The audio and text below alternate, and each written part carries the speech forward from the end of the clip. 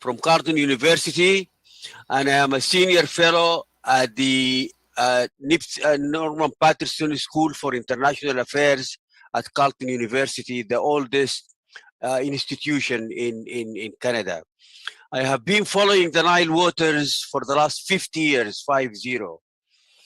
And I did several presentations before 2013, 2014, that was my last visit to South Sudan. And the issue of Nile waters is a science, it's not politics. Politics plays a very small role in the issue of the Nile waters. So I have a presentation for you. It may take some time, but I always talk about the spider and the web. Hey, Ambassador. The spider, and without about Jonglei Canal. So we are going to widen agreements of other valleys. I will take you through why do we have a set or the torch. I will take you through the losses for South Sudan if anybody tampers with Bahr al-Ghazal Basin or the Sobat Basin. So this will be the crux. I will be talking probably for about 50 minutes or 55 minutes. And then we have got plenty of time for questions and answers. The presentation goes for about 50 slides, and I will go through them one by one.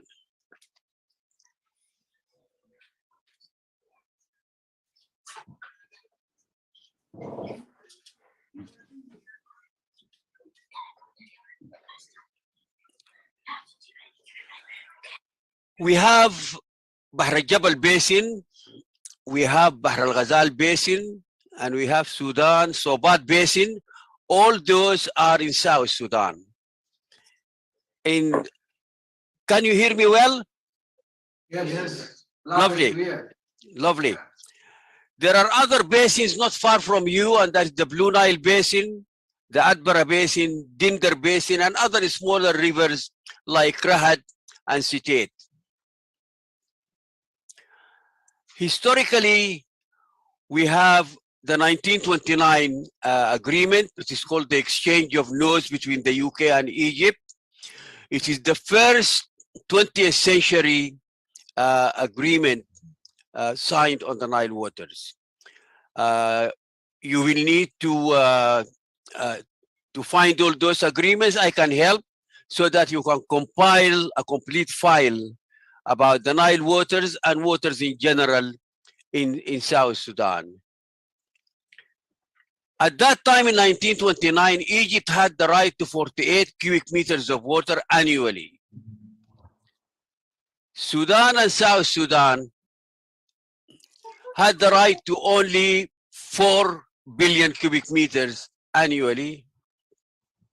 And that was after building Sinnar Dam. Sinnar Dam was completed in 1925, but the Egyptians refused for Sudan to store the water until 1929.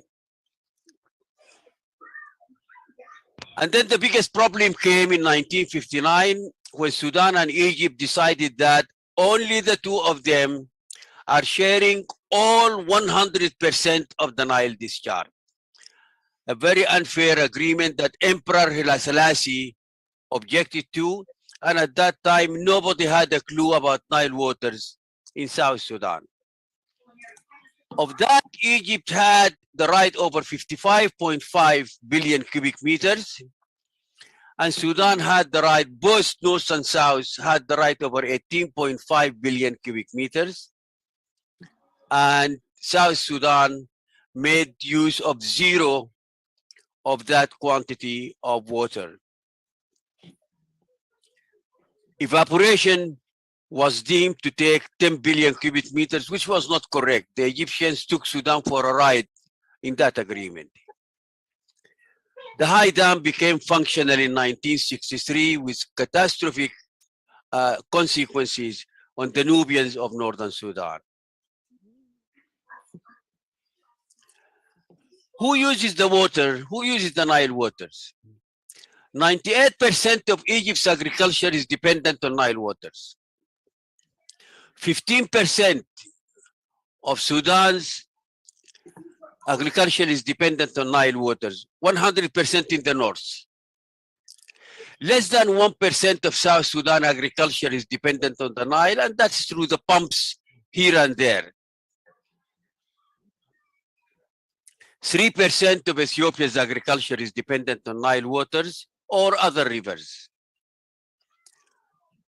Why was Ethiopia so much disadvantaged? The World Bank in those days and other institutions blocked any funding unless Egypt gave its no objection. And Egypt was not willing to give a no objection on any project on the Nile. There was no regional backing for Ethiopia, especially from Sudan. Their hands were tied by the 1959 agreement. When we are talking about water, we are talking about two different sciences, exclusive two different sciences. There is nothing else. The first one is hydrology. And hydrology is the Q, the discharge, the quantity of water. That's a completely different science. And then we are talking about hydraulics. Hydraulics is the energy in the water, the head, the drop, the megawatt that we can produce as electricity, like from the Fula Rapids, and we will come to that later on. And even the Sobat, to everybody's surprise. Jonglei Canal is not a standalone issue. We have got to understand, because when we are all together fighting for the rights of the people of South Sudan, we should not just concentrate on Jonglei Canal. From where does this water come? Ethiopia produces between 80 and 86% of the Nile water, of which Sobat delivers 12 to 15 billion cubic meters of water. People have been underestimating Sobat River and its potential uses for South Sudan. It is time for all of us to wake up. So Ethiopia is not producing only the Blue Nile, it is also contributing to the Sobat, which produces about 15 billion cubic meters of water. The lakes region in South Sudan, the lakes region in Central Africa produces between 14 to 16% of the Nile discharge, in spite of the large discharge from Lake Victoria, but we'll come to that. We will analyze why Lake Victoria has got a lot of water, but only 15% is discharging into the Nile. Other sources here and there are contributing about 4%. Where does this missing water go? The large discharge from Lake Victoria, and once you leave South Sudan, the contribution is only about 14%. It goes to the Sud. And in the Sud, we have the Touch, and those of us who are pastoralists, we very well know the Touch, and we very well know what will happen if the Touch is no longer available. And now our fun starts. When you see the word Sudan, there is like a square. This is where the Sud is. Look at that. This is your water. All that is the water from South Sudan. This is a wealth overground, the same way you have oil underground, with one big difference. Oil is a non-renewable asset. The barrel of oil that you take out, that's it, it is gone. With water, the rain brings more water every year. So it is a renewable resource for South Sudan. Look at that. These are the permanent. This is permanent water all the year round. This is seasonal. When there are drains, all this area becomes the Sud. Even in May, these are still full of water.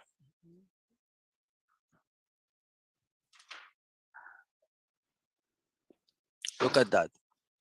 Satellite imagery. All that is your water. All that. And look at what is inside the square. This is permanent.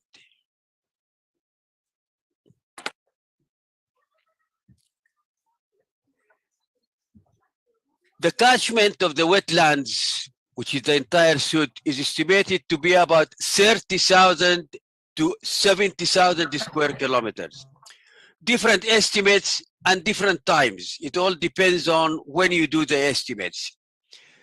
The actual flood reservoir is estimated as 30,000 square kilometers. This is permanently wet, permanently having water all the year round. And then there is another 40,000 square kilometers that are full of water during the rainy season. 14,000 square kilometers of that is seasonal with peak discharge around August. 16,000 of that is permanently flooded with water from Lake Victoria and other sources. The estimated quantity of water in the Sud is 30 billion cubic meters. That's 1/3 of the total discharge at the high dam, which is 85 billion cubic meters of water. So the same way you have oil underground, you have that water which is yours. Nobody can contest it. Nobody can claim to it, but we will come to the legal implications later on.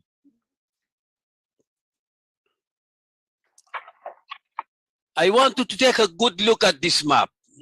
We don't have data here in Western Bahr al-Ghazal.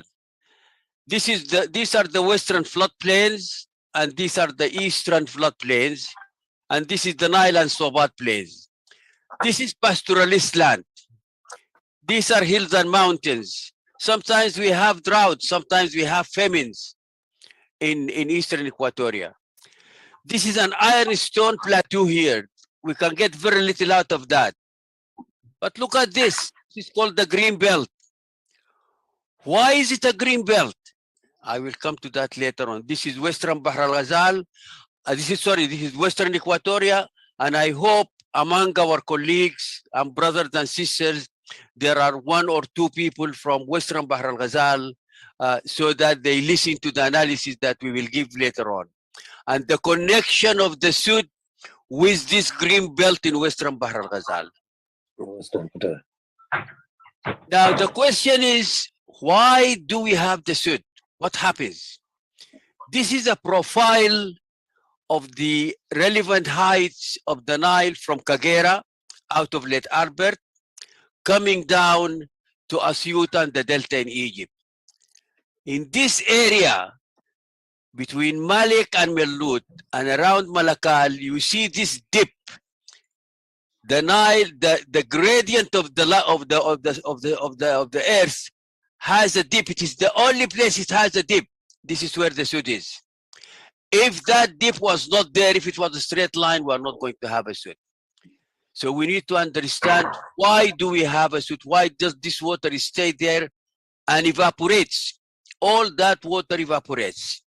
In 1904, a British engineer concluded that about 10 billion cubic meters of water can be discharged from the Sud.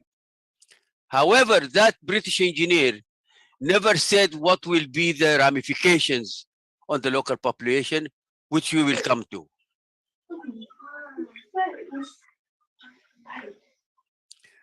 This is another representation. This is the the dry season, and this is the wet season when the square kilometers inundated with water were accurately measured, mostly by satellite imagery and hydrology calculations. So we have quite a bit of very solid scientific data on the Nile in South Sudan.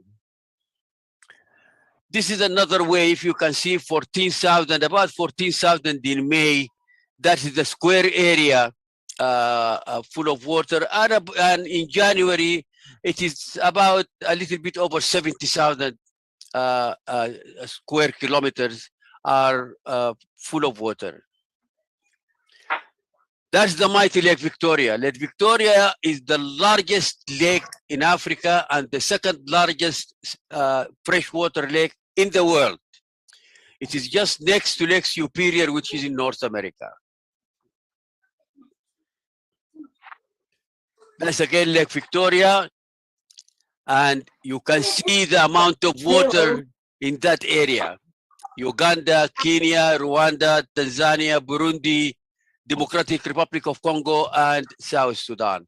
So South Sudan is a source country. We contribute to the source and to the water of the Nile. Lake Victoria does not discharge directly in the Nile. It discharges in Lake Albert, and then from Lake Albert, we start the Nile around there. Look at that again. This is South Sudan. All that is the water, and all Bahr al-Ghazal Basin generates and discharges in South Sudan.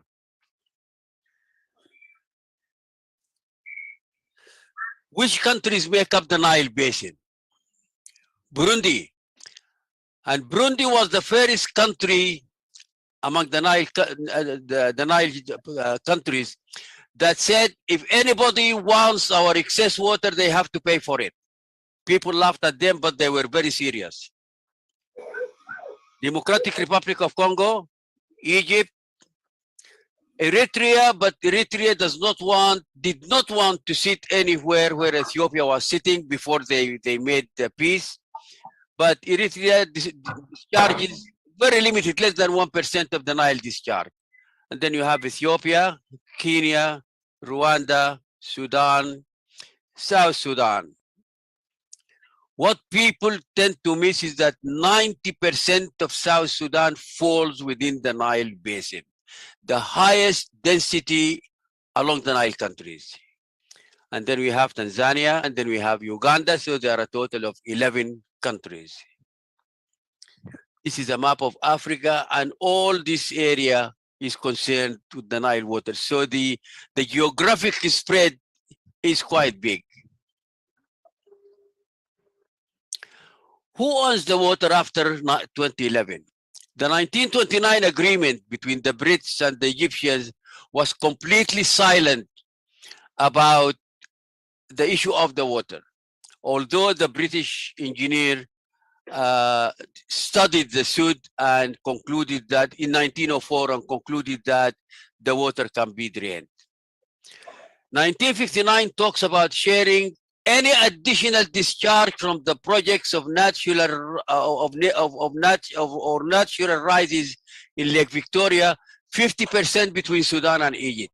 So Sudan and Egypt did not assume that they owned the entire discharge in 1959, but they said, even in the future, if the discharge increases, that additional discharge, regardless where it is, goes only to Sudan and Egypt.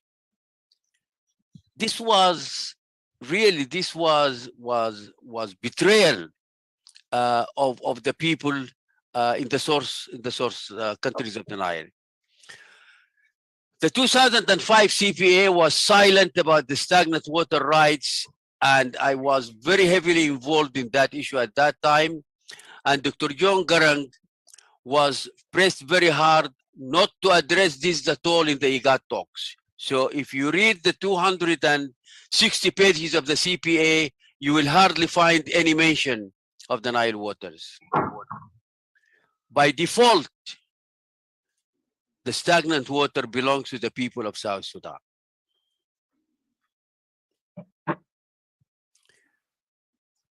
The Nile Basin Initiative. Canada is the father and mother of the Nile Basin Initiative. And it was built on the rights and benefits. The source countries have the rights, and they have got to be traded with benefits from the downstream. This is not happening now. All the rights lie in Ethiopia and the Lakes region, 100%. 100% of the rights, that's the discharge, the contributing rivers to the Nile, they lie within the Lakes region, of which Sudan is part, South Sudan is part, and Ethiopia. All the benefits are reaped by Egypt and North Sudan without compensation, 98%. Possible conflict, Yes, of course. People will wake up, people will be educated, people will talk to experts like myself, and they will know that, hey, the status quo is not an option, definitely.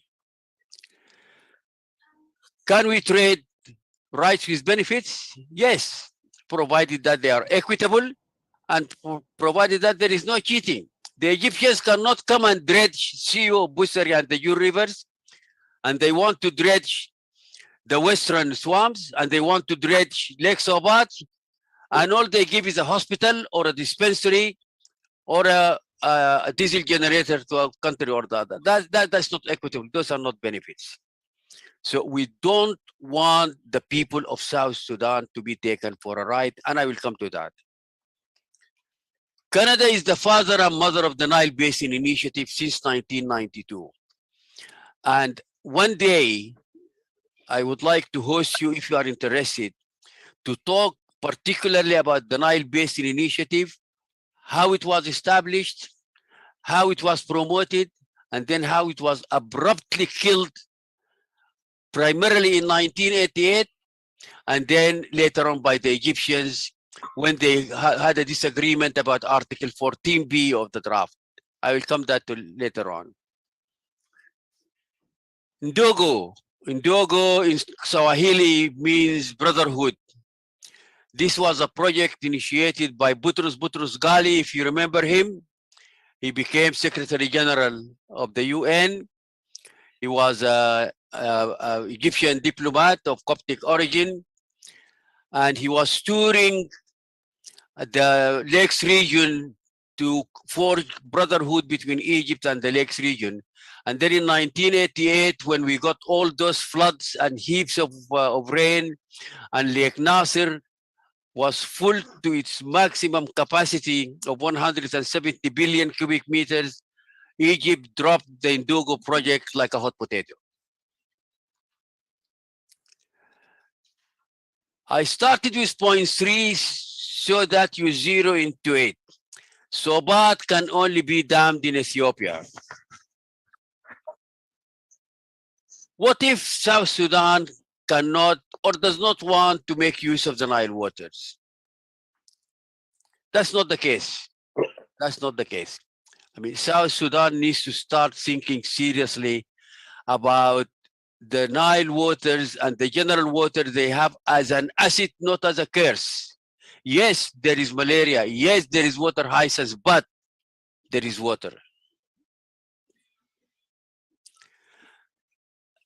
The Sobat is made up of the Baro River, which originates in Ethiopia, and the Pibor River.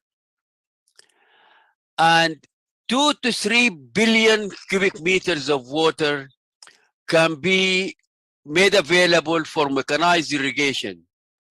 This is the only granary, possible granary of South Sudan. We can cultivate half the size of the Jazeera scheme. Half the size of the Jazeera scheme. And Sudan is 40 million people and South Sudan is 12 million people. And the only location in South Sudan for such a thing is the Sobat Valley. And I will come to that and I will tell you why. There is a very strange phenomena in that area. Sobat River can be dammed, or a dam can be put on it, and we can store 12 billion cubic meters of water. And we can generate about 250 megawatt hydro at a manageable cost within the absorption capacity of South Sudan. I am talking about the Eastern Bank. This electricity is enough to light the entire South Sudan on the Eastern Bank of the Nile. The problem is, Sobat can only have a dam in Ethiopia because you cannot build a dam in cotton soil, black soil. And all the Jonglei plains are black soil. There are no mountains. There are no rocks. Even if you go deeper, there are no rocks. So this will have to be a joint project between South Sudan and Ethiopia. Let me tell you my own impression without any offense. Anyone messing with Bahr al-Ghazal or Sobat basins will be committing high treason for South Sudan, unequivocally. This should be taboo as the people's representatives. You need to rally all the forces so that hands off. Hands off. This is not an issue for one or two or people, regardless where their position is, to mess around with these two basins. They are the property of the people of South Sudan. Bahr al-Jabal itself can generate between 240 to 705 megawatts of hydro at full rapids, as you know, around Nimule. And there was a German study. I have a copy. It is in German, but somehow it did not go forward. There is a brief summary of it in English language. Maybe sometime in the future I can share a copy with Ambassador Gordon Boy, and he can share it with you. But it is interesting to look into that, to see that there is possibility for generating hydro along Bahr al-Jabal. This is a Sobat. And this is what the Egyptians want, because look at the zigzag and the loss in evaporation from that. And if you can just put a canal there and drain all that water, you will have more discharge from the Sobat. Look at the lush green. Wherever you go around the Sobat, there is greenery.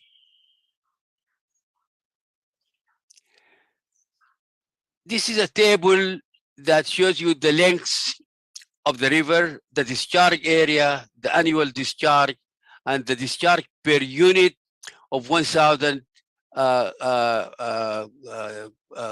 kilometers. And if you look at the Nile, the annual discharge is very small compared to other major rivers, only 84 billion cubic meters. Look at the Amazon. Look at the Congo. Look at the Zambezi. So from a discharge point of view, the Nile is really very miserable in total discharge. And one of the reasons, of course, is the total length of 6,850 from Kagera up to the Delta. It is close to 7,000 kilometers.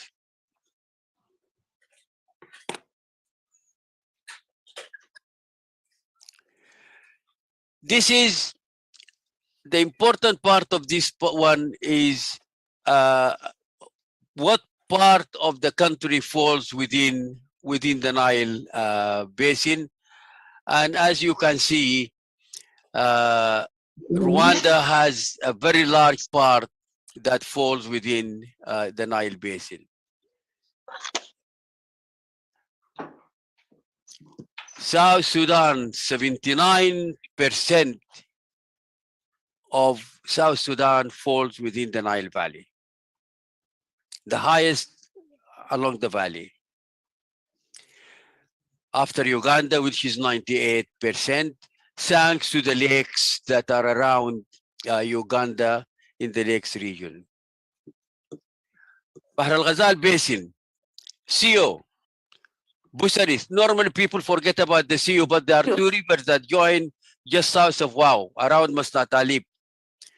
So you have the CO, the Busari, which make the Jur. Then you have River Lul, Tonj, Ragab Zarga, Pongo, Geti, Get, Woko, Bahar Naam, and Kir. All that is 100% South Sudan. They originate in South Sudan, so nobody can have claim to them. There is a huge spillover from Bahr al-Jabal just north of Shambi. Those of you who went to Shambi before, I mean, Shambi gets inundated with water during the rainy season and then it subsides. But there is a huge spill from Bahr al-Jabal, and this is where they meet, and this is the target of Jonglei 1. This is what the Egyptians want, because there is a linkage between the two swamps, and there is 6 billion cubic meters of water there that can be discharged in Jonglei 1. So as you can see, Jonglei is not a canal. Jonglei is a project that can be damaging for the entire ecosystem in South Sudan. The estimated area of the basin, as we said, is about 17,000 square kilometers. And the total discharge from Bahr al-Ghazal is about 15.7 billion cubic meter, the same as Sobat. So between the two basins, we have 30 billion cubic meters of water that are completely owned and are discharged within South Sudan, or you're originating and discharging within South Sudan. East of the Jur, there are edges of wetlands here and there. Warap and lakes are pastoralist lands, as we all know.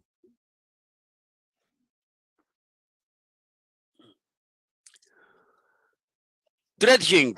The Egyptians, through a very mischievous agreement with two of the politicians, started dredging the Siyo and Busari and the Jur. So what does dredging do? What is positive and what is negative? What is positive is that it discharges more water into the main run of the river. What is negative is when that discharged water is not for the benefit of the people, not for the benefit of the nation, but for the benefit of another nation. That's what is negative. And it's a crime if the government of South Sudan allows dredging of the tributaries so that the discharge goes into the Nile and it goes up to the Delta. That's a crime in the rights of the people of South Sudan.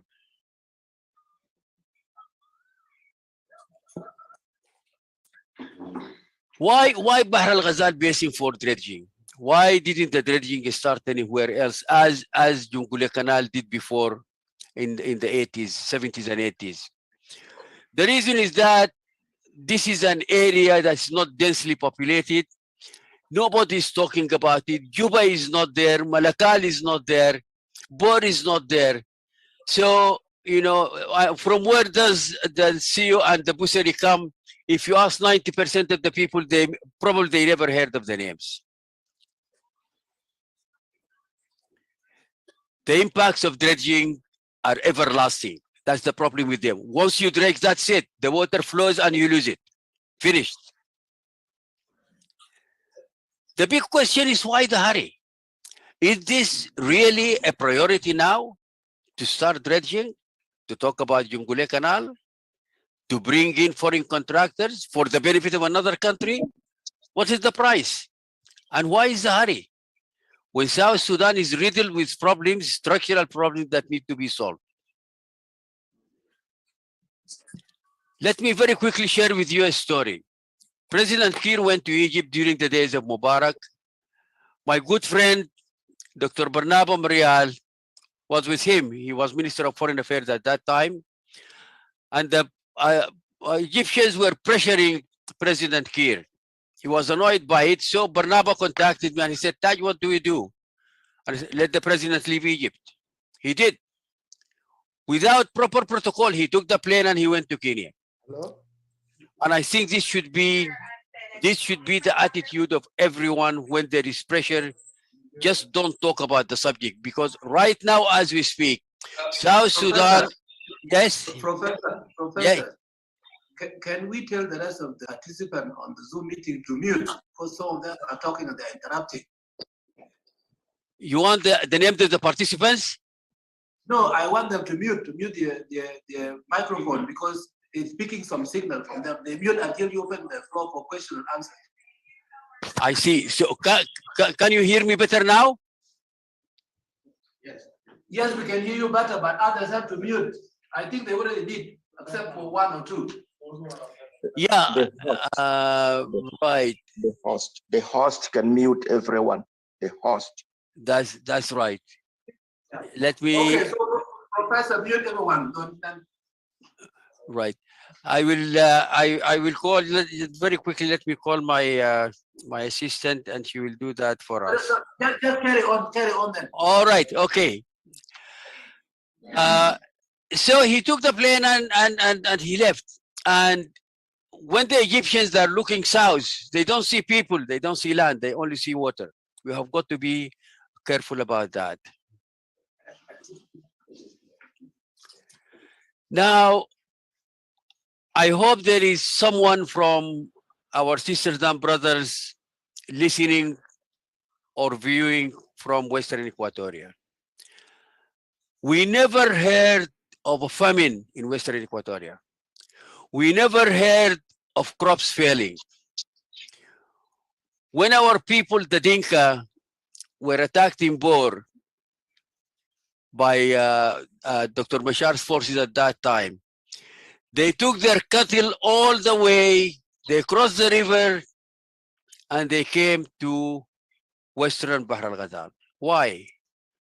Because there was pasture and there was water. The water and the rain and the prosperity in Western Equatoria is 100% attributed to the Sud.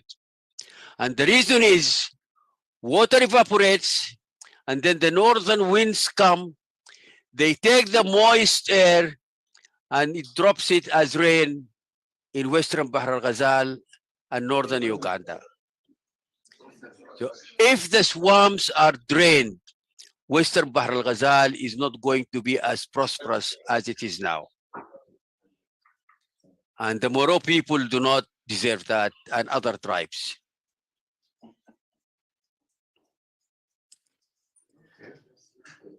Now I am going to go very quickly about all the agreements that were signed on the Nile Basin. You need to get those. You can get them from the British Archives, which is close to the British Parliament in London. I have got those agreements. And when Brother Michael McQuay was Minister of Legal Affairs, and he and his Undersecretary didn't have a single copy, I did presentations for them on the Nile waters, and I gave Brother McQuay a copy of all these 11 agreements. So you need to know the legal framework, because these colonial agreements are still valid if you go to the Hague, if you go for international tribunals, you will need them, and I will come to that. So in 1891, there was an agreement Anglo-Italian, 1901, 1902, Anglo-Ethiopian, 1906, 1925, 1925, also Ethiopia with Lake Tana, and then 1929, Anglo-Egyptian on Sinnar Dam, 1933, Kenya, Italia, Somalia, 1959, all those are agreements that the Parliament needs to obtain, the Ministry of Water Resources and Agriculture needs to obtain and study very well, just in case you need them. And in 1949, there was the Oil Falls Agreement as well. What are the currently non-Nile agreements that may or may not affect South Sudan? This is one, 1906. The agreements I'm talking about are not part of those 11. These are additional. 1952, Oil Falls, another one. Egypt and Ethiopia in 1993, a very strange agreement. There was nothing to share in the agreement, but they signed an agreement, really. They got together and they said, you know, we have to sign something. 1994, Victoria Fisheries. So I want you to, I will give you this later on, because I am recording this session and I am willing to share the recording with you later on. Once we polish it and so on, I can send it to Paul and you can put it in your archives. There are 20 something, I think 23 agreements that you will definitely need to get hold of and find the way to study it. Helsinki Rules on International Rivers. This was the starting legal, semi-legal framework. Then there is Angola, Botswana on the Okavango River in 1994. Central Africa, Chad Basin. I want you to take a lesson from Lake Chad. The size of Lake Chad today, the quantity of water in Lake Chad, is only 5% of what it was in 1964. 95% of Lake Chad disappeared and forever. So the fact that there is abundant water now, it is a safety valve against droughts. It is a safety valve against climate change. So the fact that there is water, it does not mean that we squander it. The Gambia, the Great Britain, and they go on. The last one is the Zambia. 23 agreements that I would strongly advise you through the Ministry of Water Resources or through Legal Affairs or through the Ministry of Foreign Affairs to make sure that you are in South Sudan, not necessarily the parliament, is in possession of those agreements. Not the Zambezi because it is working very well. Not Chad Basin because Lake Chad has dried up, 95% of its water is gone. Niger Basin because it connects a number of countries and it is working very well. South Sudan is really blessed with the water.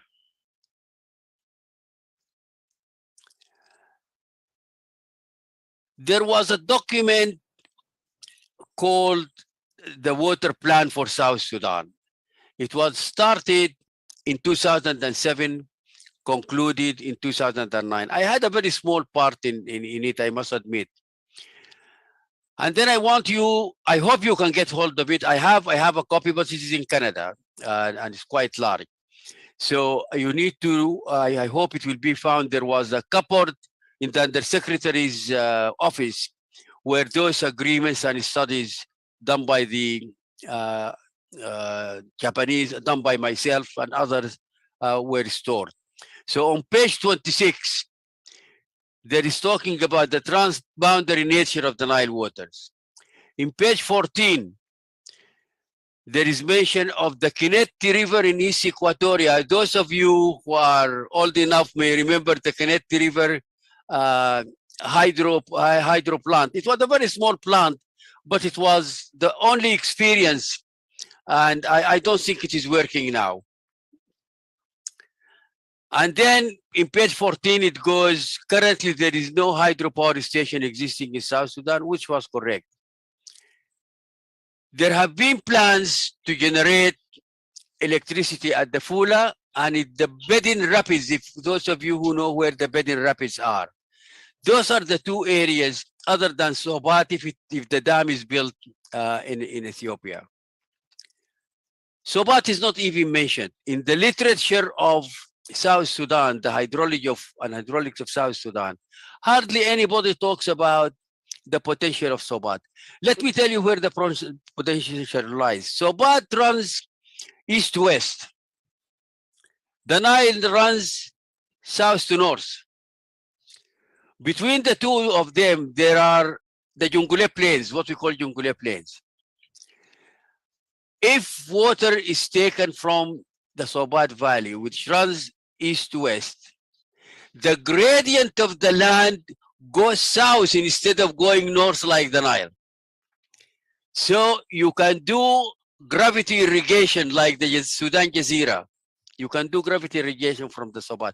That's the beauty of the Sobat, but this calls for a study in the future. The document is called Water Policy of South Sudan. Page 16.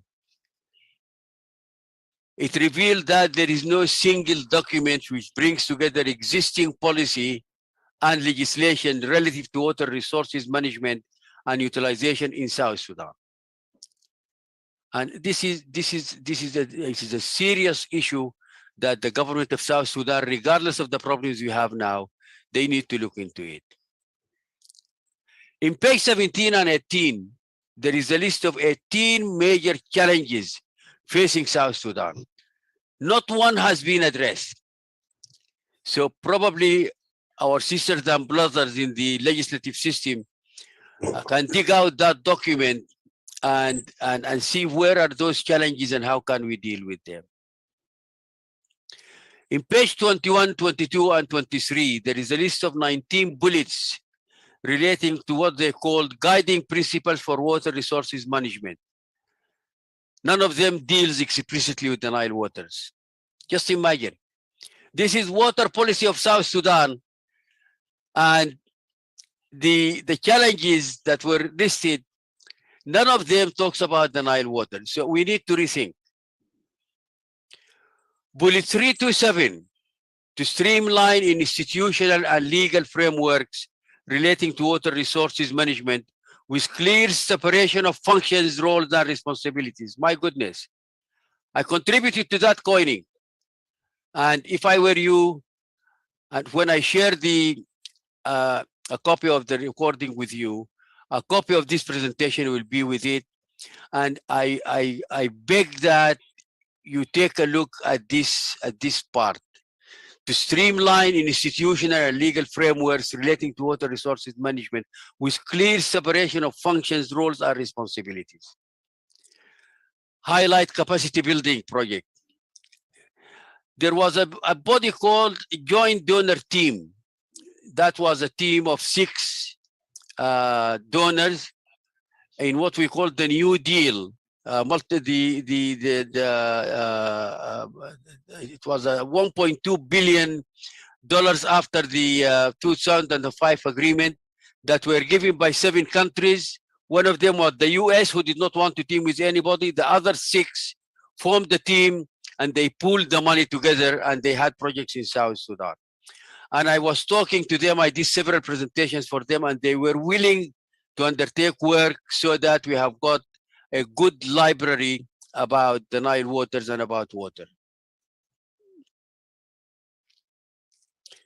Page 26 of the same document.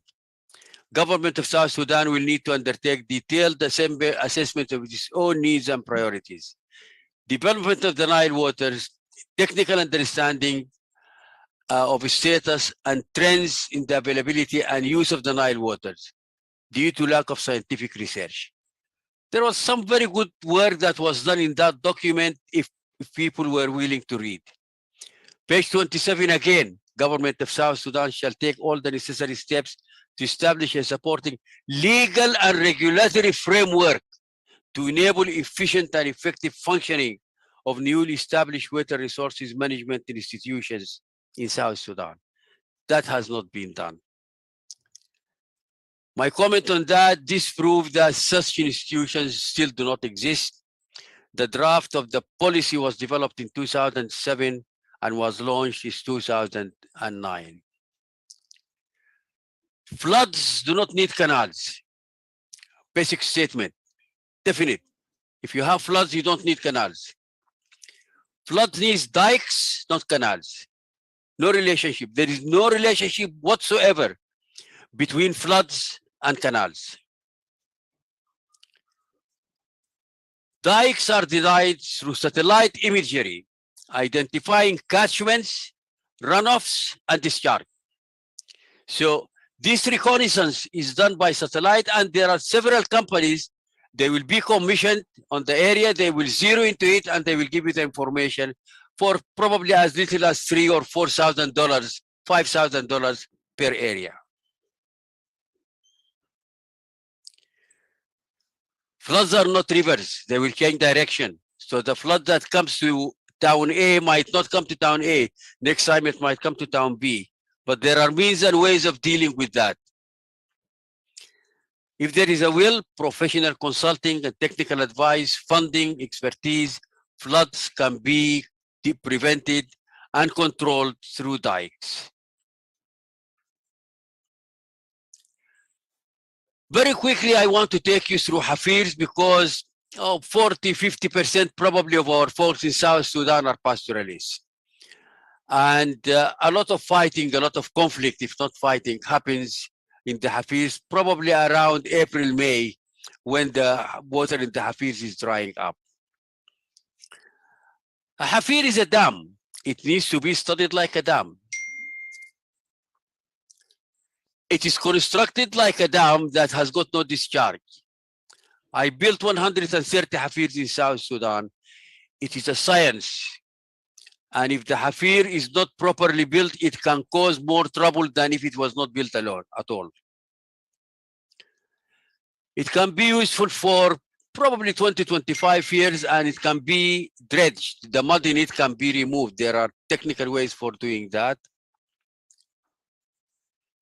We need a drag line to dredge the Hafirs, so the normal caterpillar D7, D8, D9 cannot do the job because this is wet, it is wet soil. The capacity. South Sudan has been taken for a ride after independence and even during the transitional period.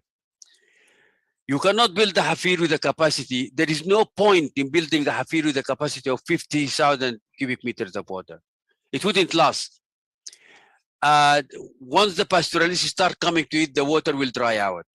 So you need to talk about 200,000, 250,000 to 500,000 cubic meters of water capacity in the Hafir and a depth of at least 2 meters to reduce evaporation.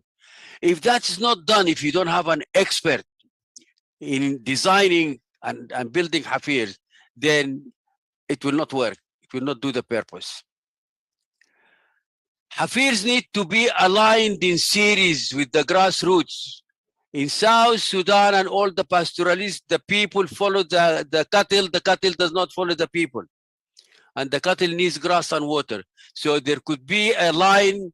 If people move from A to B, you might need 4 or 5 or 6 Hafirs because every day the cattle need to drink. So they go about 20 kilometers, 25 kilometers per day, and then they need to stop. All that needs to be taken into considerations. And we can build Hafirs for conflict mitigation. And Hafirs need to be managed by locals because once the Hafir is built, there is no way the Ministry of Water Resources can put a team to manage it. We need to know what our rights are. Must participate in deciding what the benefits are. I mean, the benefits cannot be decided by another party. Egypt or Sudan cannot say, well, if you give us an extra 1 billion cubic meters, we are going to put a generation station or a hospital. No. The benefits, the same way that the water is everlasting, the benefits have got to be everlasting. Where does South Sudan lie in the clear division of Eastern Nile and Lakes Nile? I would advise you to revive the Nile Basin Initiative. It is the only body that we have now. It is very weak right now, but it's the only thing that we have. If anybody is serious about funding the huge dams in billions, we need to compensate the countries of rights with benefits, equitably with their rights and needs or new needs. 1959 does not give that. And nobody in South Sudan talked about the 18.5 billion cubic meters of water, which is the share of Sudan in 1959. What about South Sudan? Not a drop, not 1 cubic meter. What is the compensation for that? South Sudan went and Northern Sudan stayed and they took all the water. Dredging the major rivers of Bahar Naam, Siu, and Busari, and so on. To what effect? You don't want to drain them. What does the 1959 agreement say about that?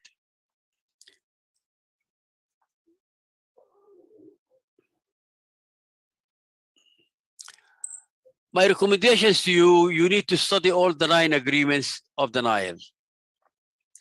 Study all the African Basins agreements, all 27 of them. That's what I have. There may be more, but those are what I have in my records. Beware of how and why colonial agreements are important for studying the International Joint Commission ruling on Badme. The International Court of Justice, ruled on Badme between Eritrea and Ethiopia based on colonial maps. So the colonial agreements are extremely important, and you can get all those from the archives of the British government. You need to start full research and study of international law on water, which is very weak right now, and it started with the Helsinki rules. You need to build a library, embark on serious capacity building for the legal and water cadre of South Sudan, and engage universities. Forge professional alliances with bodies that are governing St. Lawrence, the Danube, the Right, and Zambezi. I can give you some guidance, some addresses, and some websites to do that. You need to build scenarios. As there has been separation, how to share the 18.5 cubic meters? What are your rights and benefits? You have got to identify that in a paper. What of Bahr al-Ghazal Basin? What of Subat Basin? And the prospects for agriculture and hydro. Who are the partners and who are the allies? This is only to get ready. My recommendations, South Sudan needs to start the debate. Where will South Sudan fit in the Nile Basin Initiative? Before that, you need to educate ourselves about what is the Nile Basin Initiative. Prepare to have policy on how to deal with the Sud waters. Sell it, keep the rights, trade rights for benefits, do nothing for now. That's up to the legislator and the government of South Sudan, but they should not betray the people. Stop dredging, definitely. Stop dredging now. This is not the time. Nature and ecosystem never give anything for free. You take something, you lose something.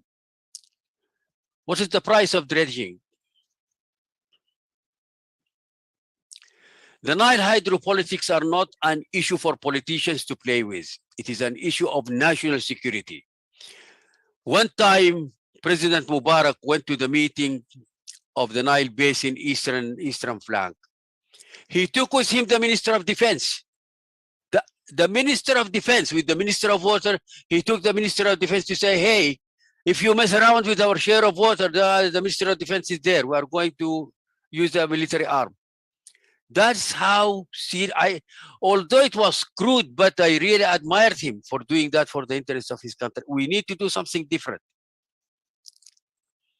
The Nile waters are not an issue for the Ministry of Water Resources and Irrigation alone. It is part of the natural resources of South Sudan, may be the biggest and most durable. Friendly nations looking for the long-term welfare of South Sudan need to help out. Contact the British Embassy, contact the Canadian Embassy, contact the Dutch Embassy because they were aware of the problem at that time. Contact the Danish Embassy, and we go forward. But for heaven's sake, nobody should touch Bahr al-Ghazal Basin or Sudan Basin, and certainly not Jonglei Canal at this time.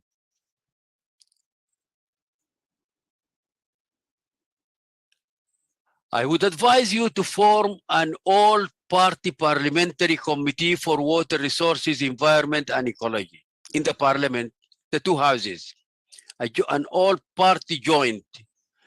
If there is a committee of that nature, I would like to get in touch with them and help them. But this is just a suggestion. You can call it all-party parliamentary, means Senate and House of Commons, Parliamentary Committee on Water Resources, Environment, and Ecology, because they are all linked together. Appoint a knowledgeable legal advisor to the Ministry of Water Resources and Irrigation. But he needs to be accountable to the Minister of Local Affairs, not the Minister of Water Resources. So he's a supervisor. He's there for checks and balances. Bring in Minister Michael McQuay, because I dealt with him before and I gave him all the Nile agreements. I don't know if he's still keeping them or not. You need to study well the UN Convention on the Law of the Non-Navigational Uses of International Waters. This is called the 1997 Agreement. It's very important for you. Cross-boundary rivers. Most importantly for you is the Vienna Convention on Succession of States in respect of treaties. This was signed on the 23rd of August, 78. It entered into effect in 1996. This is a must for all of you. The reason is It deals with the cases of countries like South Sudan who were part of one political entity, and then they succeed. They became independent. So what happens to the treaties that were signed? This is what agreement is all about, and this is typical for your case. So you need to dig out this convention and study it well. You need to seek funding, probably $100,000, not much, to do both resource evaluation and update and modernize and complete a water policy document for 10, 15, 20 years. Look forward. So you need a professional setup. You need a team of experts in various expertise, and you need good funding so that they have a full study plan and trajectory for you for the future. This will take a professional team probably about 2 years.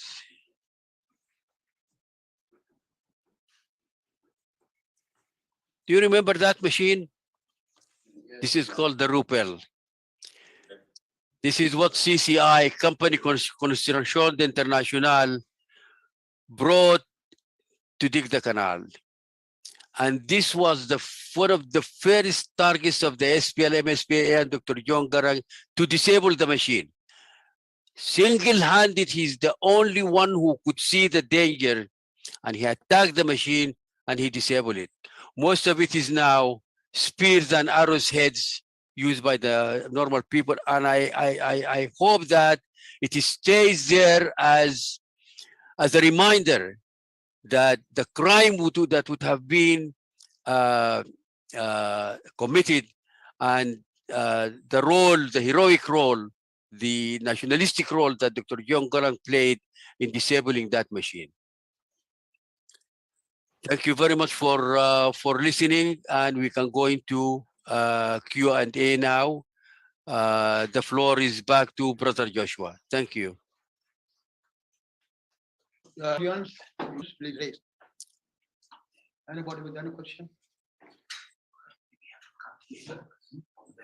Oh, anybody with question may come in front so that he can hear him well.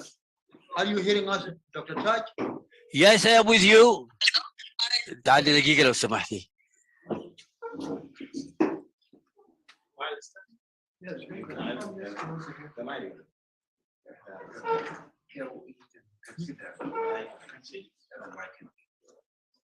Thank you very much, Engineer Taj.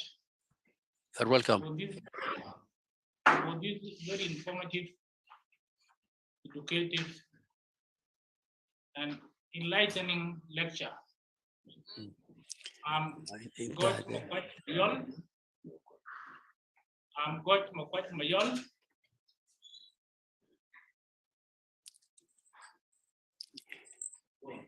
Yes, I am with you. I'm God Makwat Mayol, former Deputy Minister of Finance and Planning, National Government, and currently member of the revitalized Transitional National Assembly.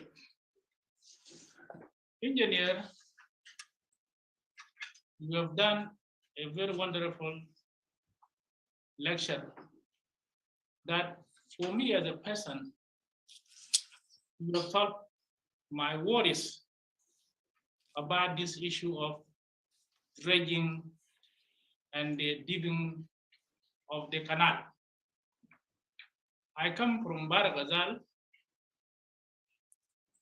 Gogreal district, Tweed area in particular. River Lol runs through my area.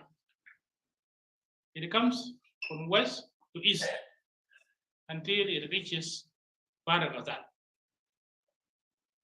We have been yearning all along for something that we didn't know that it was going to harm us.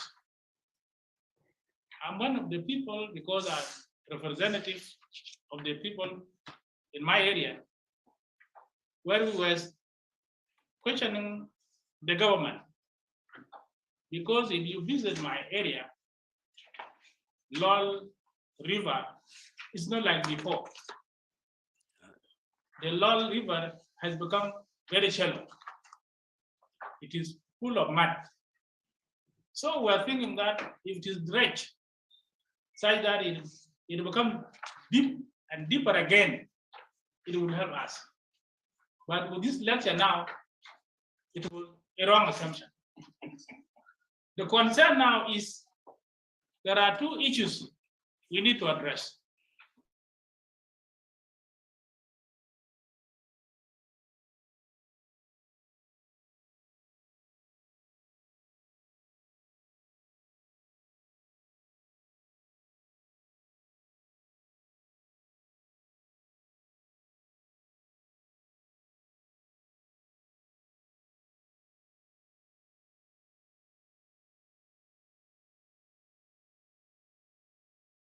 Whereby South Sudan, by then, were part of Sudan.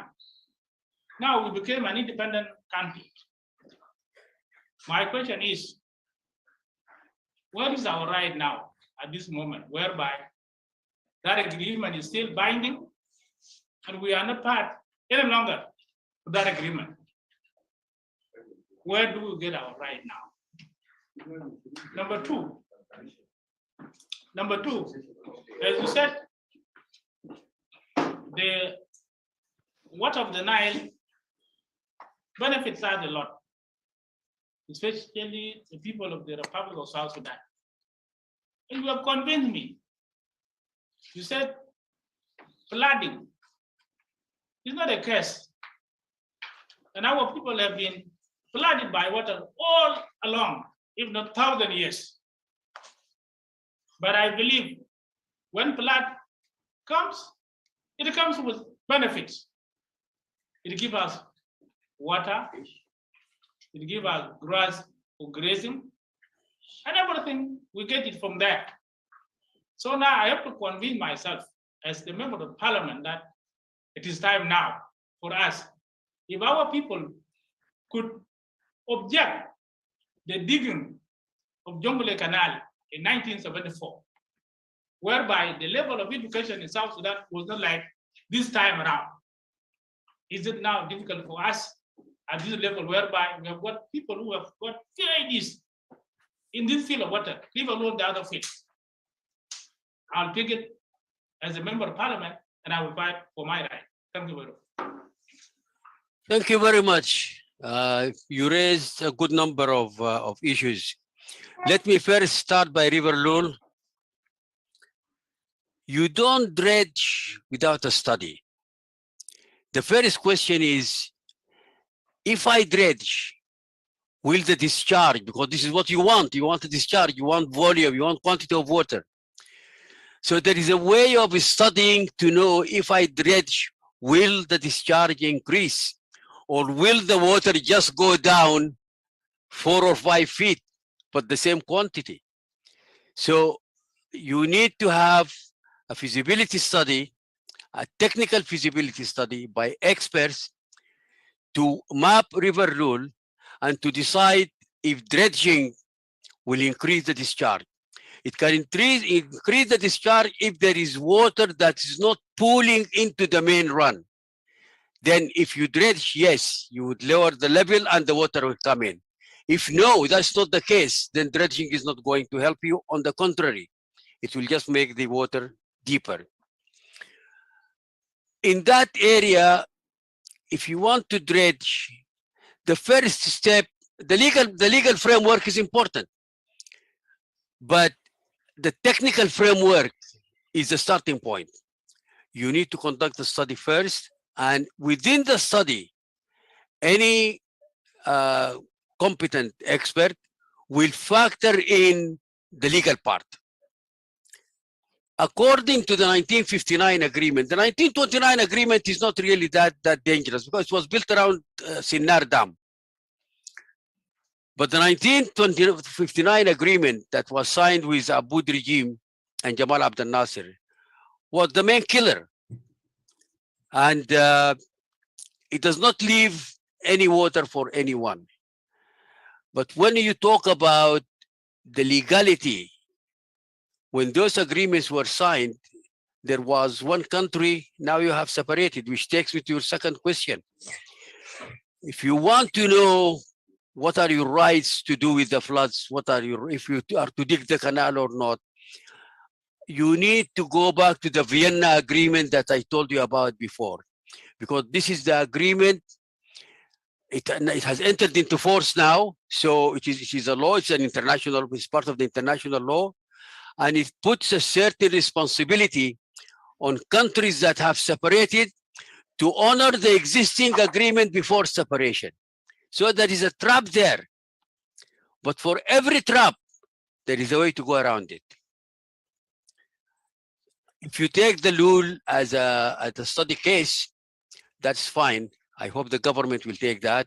If you want to have a general rule, where do we, all South Sudan, or 11, 12 million people, and all our, where do we stand vis-a-vis international law? That's a study. That's a comprehensive study on its own. Probably, I don't know, $15,000, $20,000, $25,000. A couple of consultants, one on the legal part, one on the hydrology part, and you can have a document. You need to go by documents. Wherever you go, the Egyptians will challenge you. If you try to dig, dredge, use any water, the Egyptians will come at you with the 1959 agreement and the 1978 Vienna agreement.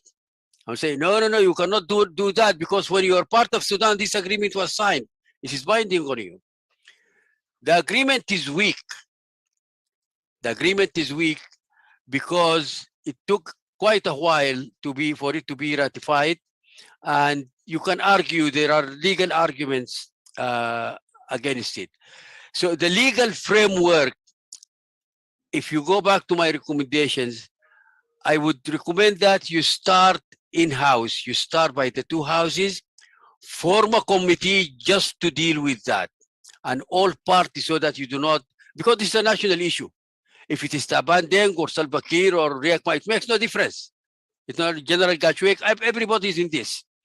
So make establish an all-party committee, and we can take it from there. Thank you very much. I hope that this was helpful. Next question, please.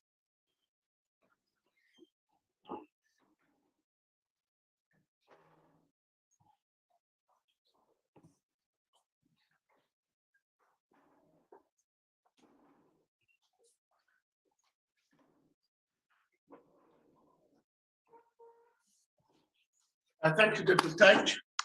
You're welcome. My name is Gadwich Lampoch. I'm a member of parliament representing Mercer County, which is also along the Sobat River. So sorry that I came late. I did not catch up with the beginning of the presentation, but I can say that this presentation is actually timely for us as a member of the parliament. In the past, I was a chairperson of energy and mining in the parliament, and also I come across these issues of construction of dams. The two dams was proposed by Sudan before, when we were a subnational, that is the full embedded, but they were supposed to be constructed, and there were some other international bodies who were ready to contribute, but South Sudan did not manage to pay its own share. So, and then now the crisis is started. So now I'm also a sitting member in the Standing and Specialized Committee of Environments and Forestry. So I said it is timely because some time back or last week, we received a letter from the Ministry of Environment and Forestry, responding to a letter sent to them by the Minister of Water Resource and Irrigation, informing that now the ministry has received machines, dredging machines from Egypt. And now they are now embarking on dredging the Bar Ghazal's rivers who are there, and also construction of the land or resumption of the Jonglei Canal's constructions. So as a committee, when upon receiving that, we respond to it as part of our oversight roles in the parliament, and we summoned the Minister of Water, Resource and Environment and Irrigation. So he's going to come to the parliament tomorrow at 10 to answer some of the questions that we have put forward to him as a ministry from the environmental perspective. So, and the impact of dredging and also the excavations of Jonglei Canals on the peoples and the livestock and all the ecosystems in the area.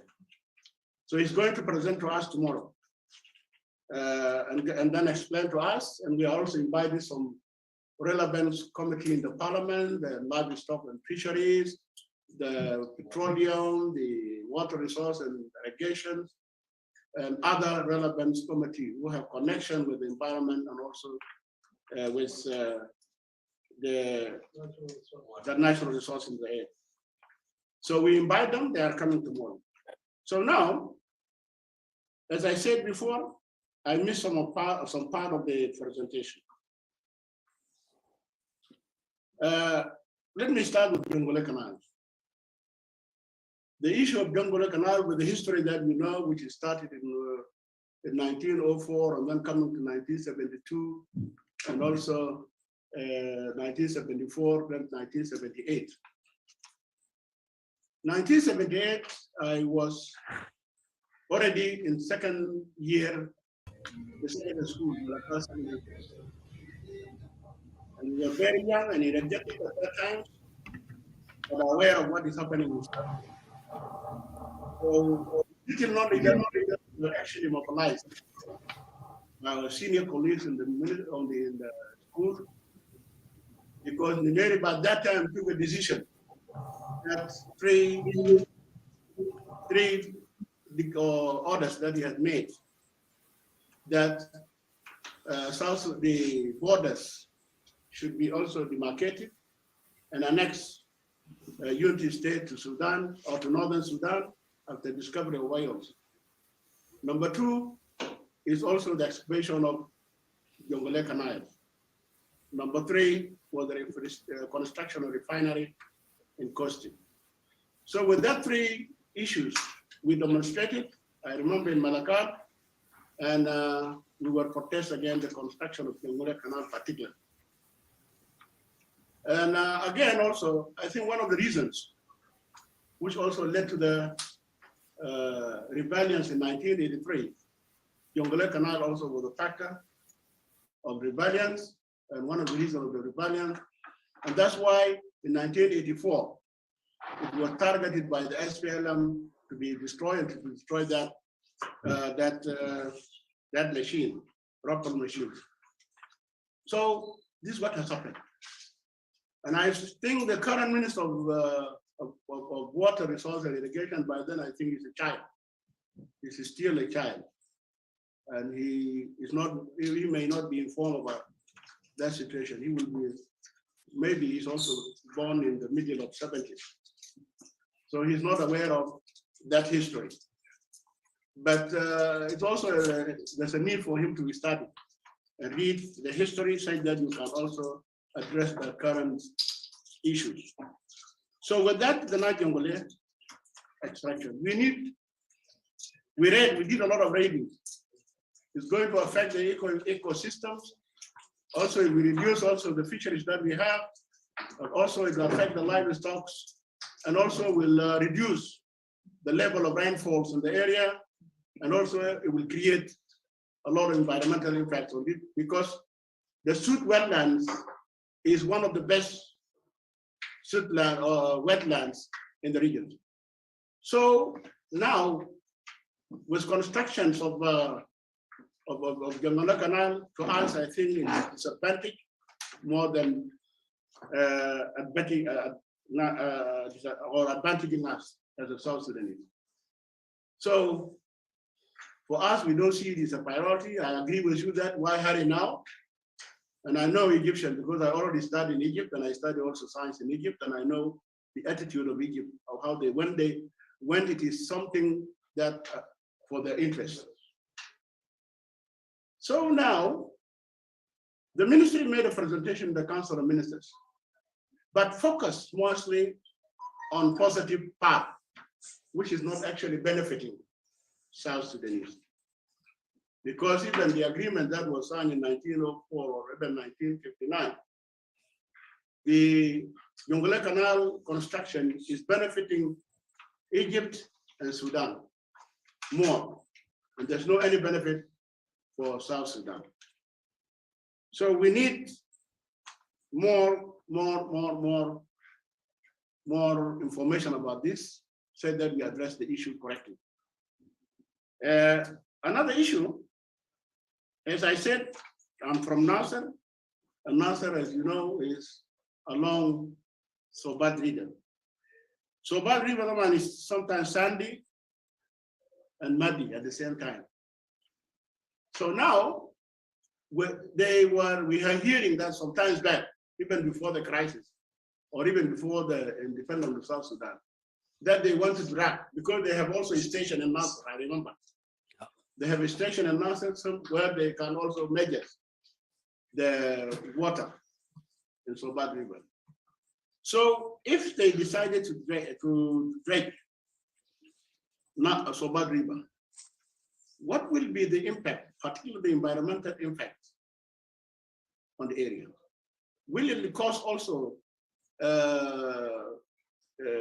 shortage of water, because we have a lot of tributes, but we have also during the dry season at this time as we speak, if you go to surrounding or periphery of Nasser, you will find that there's a lot of areas that completely dry.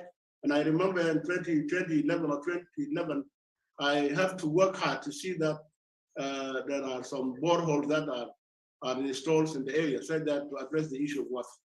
So now, with dredging of this water, I know it will increase the flow of water, but we need you also to shed light on that, to say that it was not included, but we need one you to shed light on this. So these are the issues that I want to bring to your attention, and also we need more clarification on it. Sure. Thank Thank you very much.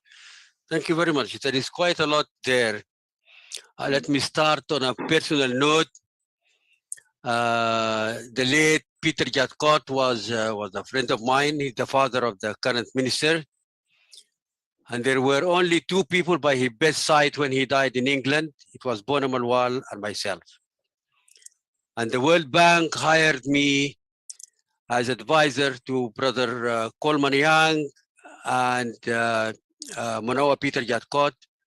I was in Bor as senior consultant on water and irrigation issues, people demands issues, on and off for about 18 months, quite a long period. So I am aware of the background. As you know, the Egyptians had like a small colony in Malakal, Ray al-Masri. They had a gauge and a station in Mangala. The traces of it were there until probably 2010. I am not sure if it is still there. And then, as you said, it is in Nasir as well.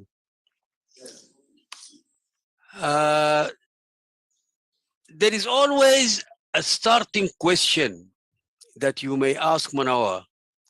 Why do you want to dredge? Why do you want to dredge?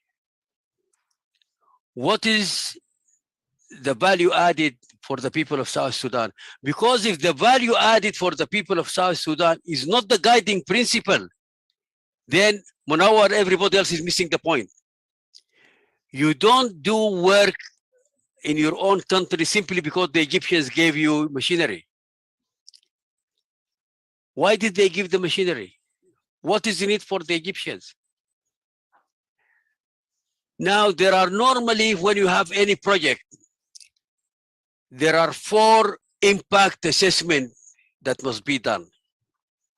Without them, it is just introductions like this one. The first one is the environmental impact assessment. This is a study, it has a structure, it is a solid structure, the template. Any junior consultant can actually go through the template.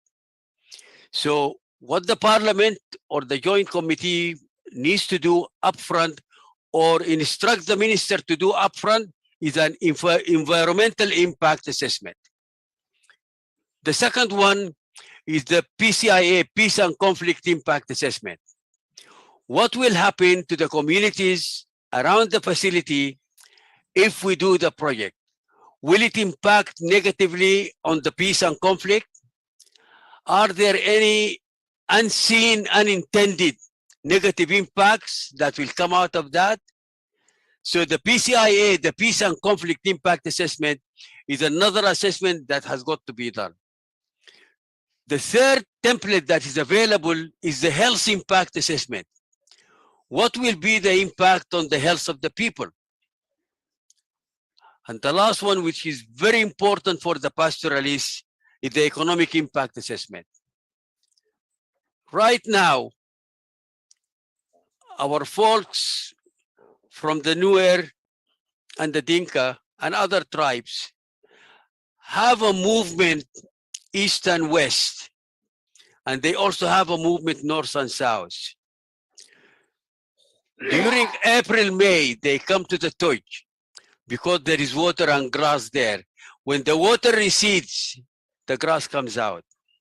That will be gone. That will definitely be gone. So the interest of those people, what will happen to the people all around the said area, all the peripheries, there is a Toj. What is going to happen for the pastoralists when the water is drained? Also, if I were sitting with you, I will ask Manoa and probably his undersecretary who should come with him. A lot of the good people have left. The capacity, the institutional capacity, and the knowledge capacity in the ministry right now is extremely low because a lot of people have left, and I know them all. Besides advising Manoa when he was in Bor with Coleman Young and Hussein Mar, I was actually advising Isaac Liabwell when he was undersecretary for a full year, paid by the World Bank. We did a lot of good work. There were lots of mistakes from the ministry side, from the politicians, but at least we managed to create awareness about the need for research. So for the honorable brother, I think we will, if I were sitting with you, I will ask Manoa to do for us an environmental impact assessment, not to give us a verbal account. No. No.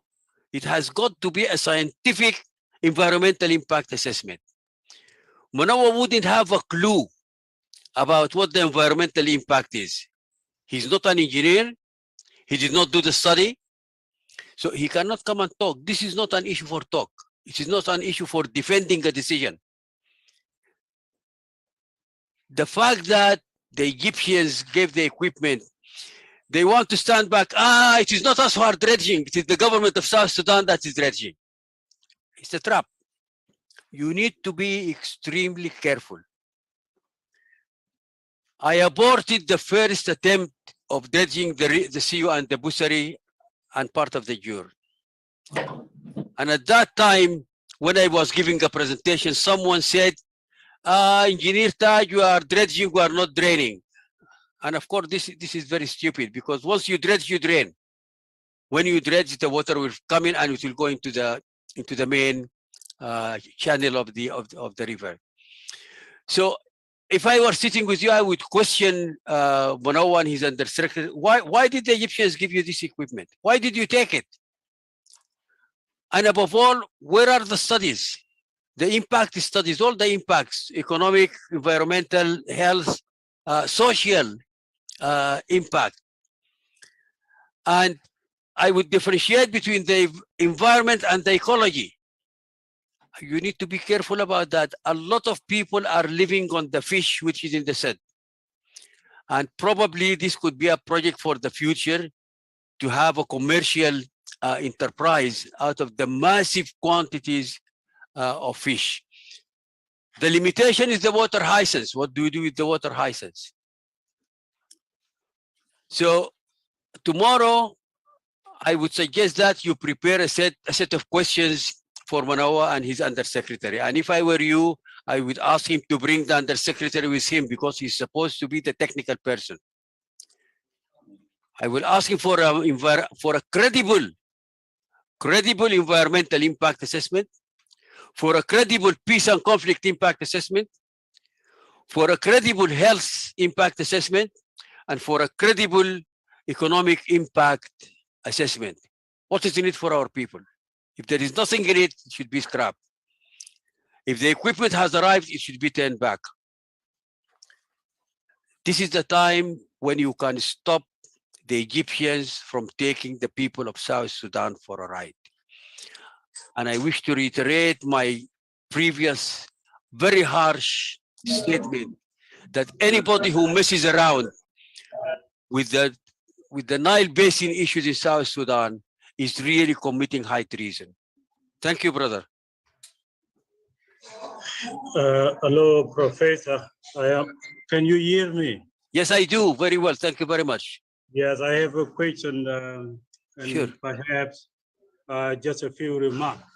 My name is Deng Majuk Cho. I am a DPhil candidate at the University of Oxford, and my research study is on the Sud wetland of South Sudan, and especially the role of climate change and variability. I'm working with a group from University of Oxford, Harvard University, MIT, and University of Colorado. And what we are working on is hydrological modeling of the Sud, as well as the entire Upper Nile Basin. We are using, because currently there's a lack of flat scale hydrometeorological model, and we are adapting that to use. This will provide insight for infrastructure planning if need be, and government to develop climate resilience development plans. I want to echo some of your recommendations. First of all, I appreciate you recognizing that South Sudan is absolutely blessed in terms of water. It's better that we seem to have more water than no water at this point, because we, as you mentioned earlier, that flooding is not the river. And it might be flooding today in Upper Nile, but it could be drought tomorrow. And I think we cannot overstate the impact of climate change and variability. And because of all of these uncertainties, I am part of the study, both for my DPhil as well as for this group that is looking at long range from today to the next 50 years and to the next 100 years to the end of century modeling. Because until we know exactly how the Sud Basin is going to behave in terms of hydrological changes, will we continue to have the amount of water we have today or not? Until we know this, otherwise it will be very, very, very difficult to try to intervene using large scale infrastructure without knowing such impact. It will also create what you called earlier unintended consequences and what some of the hydrologists call maladaptation. When you come up with such a major solution and you have not used a simulation, there's no hydrological simulation or temperature simulation, no studies that have been done, be it environmental, hydrological, or what have you. And then you come up with a major infrastructure. Then you risk creating an environment that will lead to maladaptation, something you cannot fix down the road, because such intended consequences cannot be reversed and they can be regretted forever. And so I just want to echo that your call for more studies and your call for any scientific study related to any infrastructure, be it dredging or be it dam or be it any kinds of infrastructure is in place. And I am sure all the people who are listening to you online, as well as those in the have been brought together by Honorable Joshua Dow, are listening to you very well. You are an expert who have worked in this area for many years, and you have also academic background. You are also from the Sudan and have known the Sudan and Egypt for quite a long time. I think the debate that you are calling has already started. This debate has been ongoing for a while, but it has been at marginal level. It has been within South Sudanese diaspora and within South Sudanese in South Sudan who have interest in environment and hydrology, but it has not yet gotten into the grassroots, this debate of what needs to be done. It has not yet included the affected population to be the voices of such debate. It has not also gotten into official of government of South Sudan, relevant official, so that this debate need to include every aspect of our society if we are to come up with any solution to the future. Perhaps I would end with a couple of questions for you. I had initially proposed a number of solutions with a letter. It's not quite a letter, but more of a response and a memo to Honorable Manawa. And it was written not long ago, a few weeks ago. And in that response to both Honorable Taban Dengai, the Vice President on Infrastructure Cluster, and to Peter Manawa, I had in that response cautioned them and for them to prioritize research before solution. And I had proposed a number of solutions, and some of those solutions tend to be in line with what you have recommended, but some of them are slightly different. You have talked about the soil, the kind of soil we have in South Sudan, and especially around the Sobat, as being black clay soil, and that such kind of soil may not support the digging of, say, of a dam. And if South Sudan want to have a dam on the Baro, Pijbor, or a Koba river subsystem, then they will have to do it with Ethiopia as a joint project. I understand the characteristic of the soil and the technical difficulties it could impose. But there, in my proposal, I'm proposing a artificial lake. Artificial lake on the eastern side. This is between Pijbor and those between Pijbor in the Murule, and also the Nuer in Ayud, let's say, and then the Dinkas on the Jonglei side, an artificial lake.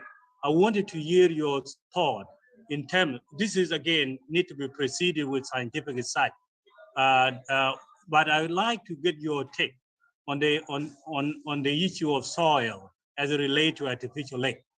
And the same thing with another proposal I have on the Bahar Kazal River, shortly before the Bahar Kazal wetland, where the Pango River and the Jur and the other rivers come together to form confluent. And there is, especially around rainy season, there is a tremendous flow of water there. So I'm also proposing theoretically, and again pending research, that there could also be perhaps artificial lake to regulate the flow of water during the wet season, and to also provide water, as you said before, cattle full of water. They don't follow people. So I am designing this in this theoretical framework that such artificial lake can serve a number of purposes. It can also provide water and modulate the flow of the river and control flooding during the height of the river. So I wanted your take on those two artificial lakes between the, on the triangular area of the Murule to the east, the Nuer to the north, and Samdinga to the north, and then Samdingas to the west, to sort of create water for agriculture, as well as, and these artificial lakes not taking water from the River Nile system. It is capturing water from the Buma Highland runoff, very much from the runoff. It's like harvesting water from the rain. It's not connecting to the Nile, and it's not taking away any water. There's no legal implication that I see with that. So anyway, I wanted your input on that. But on the whole, I really appreciate your generosity in sharing this, and also your conviction in maintaining that South Sudan as a sovereign nation need to have a priority, its own priority, and need to identify its rights and its benefits. And it also need to involve its population. South Sudan peoples have not participated in all of this all along. And it is time for them to begin that dialogue that is inclusive and that would allow all the segment of the population, including the affected population, in any study. And this is what my study intends to do. So thank you so much. Thank you, brother. You made a complimentary or a presentation that complements what I said. You laid it out very well. You are taking a scientific approach to the issue, which we should all do. There is in the UNESCO designates national heritage sites around the world, and they have a section where they have a channel where they designate wetlands as heritage. I would strongly advise the parliament and the government of South Sudan to apply to the UNESCO to designate the Sud as a national heritage. That way, you get quite a bit of protection under international law. That's the first one. The second one, which you alluded to, and that's climate change. And I gave the example of Lake Chad. If you look at an aerial view of Lake Chad in 1964, you will get the size of the lake as taken from above. And then in 2015 or 16, Lake Chad reduced to 5% of that size. 95% was swallowed. Nobody took water out. No dams were built. It is the climate change. The desert creep 7 kilometers every year for about 10 or 15 years. The desert was creeping at the rate of 7 kilometers every year. So you are quite right. You never know. You need to build a trajectory. You need to build a forecast. The modules that you are talking about are, of course, a very good way for that. And then you talked about the unintended negative impact. This is what we call the PCIA. This was developed by a colleague of mine. That the template of how to do peace and conflict impact assessment, it is meant for the positive or negative impacts that are unintended. So both of them. And this is a template. I teach that template. And it is very easy to follow. All you need is, someone who is guiding a team of 4 or 5 people. So a peace and conflict impact assessment is definitely important. Citizens' involvement, because at the end of the day, a member of the parliament, the president, the vice president, they are all sitting in Juba and they're not sitting in the swamps.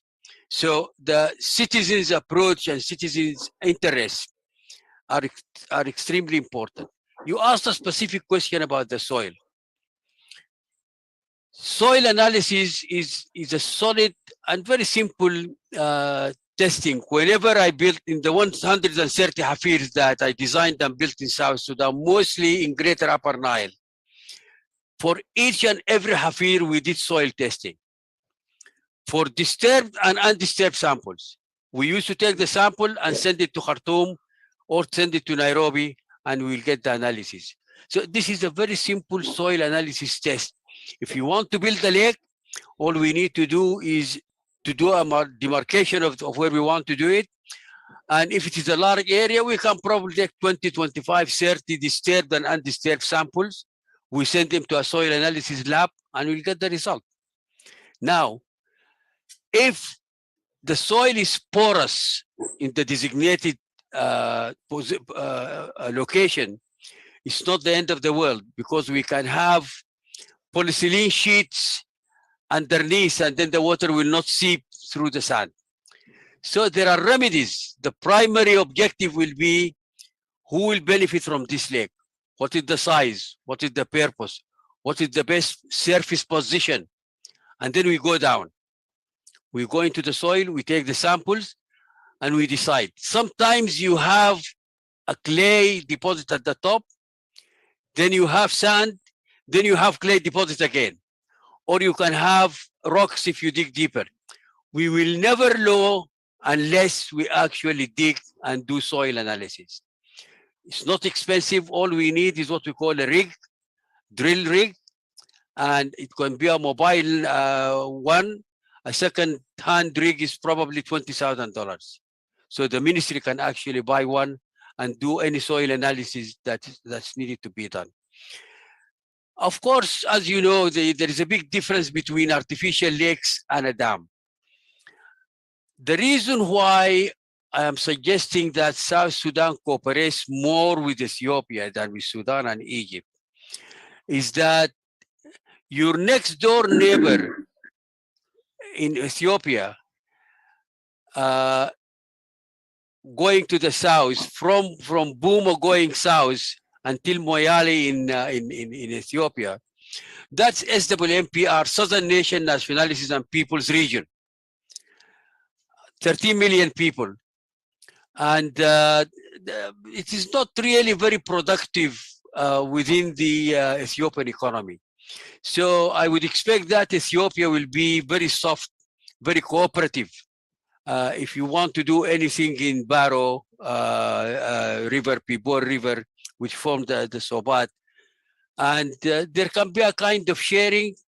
That area, SWMPR, is not heavily populated. I lived there for 4 months under the USAID program. So the population is not large. The central government in Ethiopia does not really care that much. And there are hardly any development projects there. So a sharing agreement of the 12 billion cubic meters, if you build a dam properly, you can actually have the use of 12 billion cubic meters of water. So your idea of building artificial lakes is good. However, with artificial lakes, you want to be careful about evaporation, especially during the dry months. The way you counter excessive evaporation is by going deep, because evaporation is a direct function of the surface area. If you have a small surface area, the evaporation is small. If you have a large, only 1 meter deep, you will have a lot of evaporation and you lose the water. So, as you said rightly, it needs a study.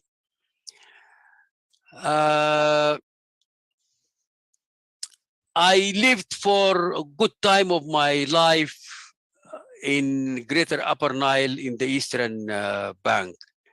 And I consider myself a citizen of UI in Urur County. I was there for 3 months, uninterrupted, working on Hafirs and analyzing the mistakes that were done in other. I must have surveyed 30 Hafirs in that vicinity, between Nakrumai North and then going down. There is a lot of work that needs to be done in that area. I recommended to the World Bank years back the issue of research. Research without funding is meaningless. If you want to do research, you need to have funding. Research with funding, without expertise, you're not going to go very far. So if you want to do research, you need to have funds. You need to have experts who will do the research. you need to have a listening government, because sometimes people think that you are just putting out wild theories. Nobody cares. So the receiving side, which is the executive part of the government in South Sudan, if we're talking about legislative and executive, they need to understand that there is value in research, and that when there is a research done and there are recommendations, they have got to take them seriously. What I will do, together with brother Joshua and our son Paul, I will send you my emails. I will send you the consulting one, and I will send you the university one. Let us communicate. We may be able to help. There may be some little funding, $25,000, $30,000, $40,000 from the Canada Fund for Local Initiatives. This is a program by the Canadian government. We can talk about that, and we can see if they have got the fund this year, and if you are eligible to apply and get some funding to carry your research forward. I hope that was useful. Thank you very much. It was. Thank you so much. Really appreciate it. Sure. Professor, Yes, sir. the moderator is suggesting that why don't we give the chances first to the attendants, the MPs first, and once they finish their question, we move to the other participants who are joining you from elsewhere. Yeah, that's fine. I mean, the moderator, Brother Joshua, will decide that. I have no problem. So that's what he has already decided. That's what we are suggesting, and also we are requesting our members to shorten their questions and their comments. I want to say something before you go to people. Yeah. And if the people are willing, I have allowed for an extra half an hour. So I timed the meeting and I put half an hour at the end. So if we go over 10, 15 minutes, I am fine with that, as long as the people are fine with it. Okay. What I'm saying is to ourselves, the time that was allocated for this thing is up.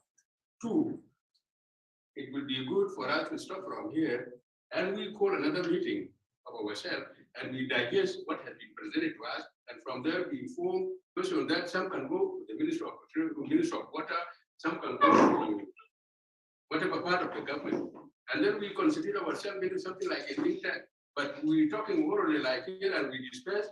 We cannot hear those in the room. If someone is talking, they should come forward closer to the microphone so that professor can hear them well.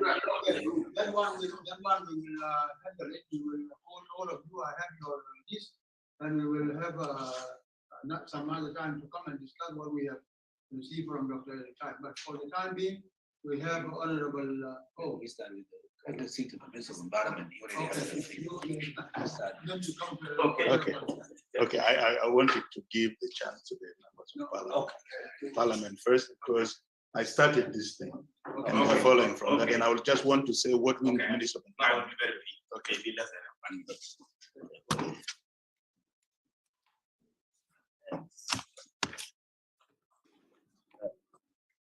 Yeah, I'm Kola Temgarang. I'm a member of Parliament and a member of the Environmental Committee in the National Assembly. I would like to thank you, Dr. Taj, for sharing with us this rich knowledge of yours. And I'm happy that what I was thinking in my mind, you have actually expressed it more than what I could have said.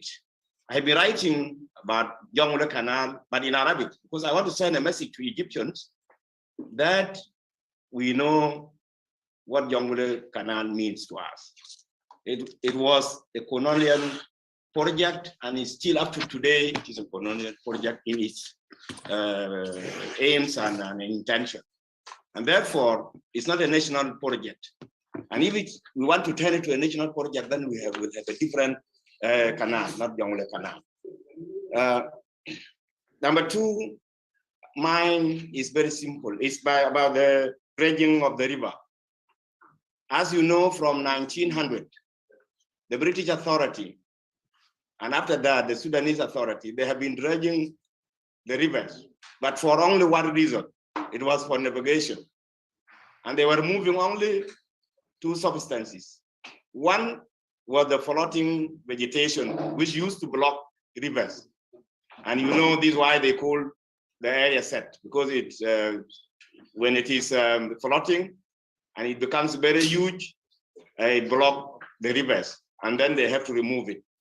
Number two was the sandy parts of the river, because every year when there is flood like this year, there will be areas which were deep, now they will become shallow, and then the boats, which was coming from Kosi to Juba, will not be able to.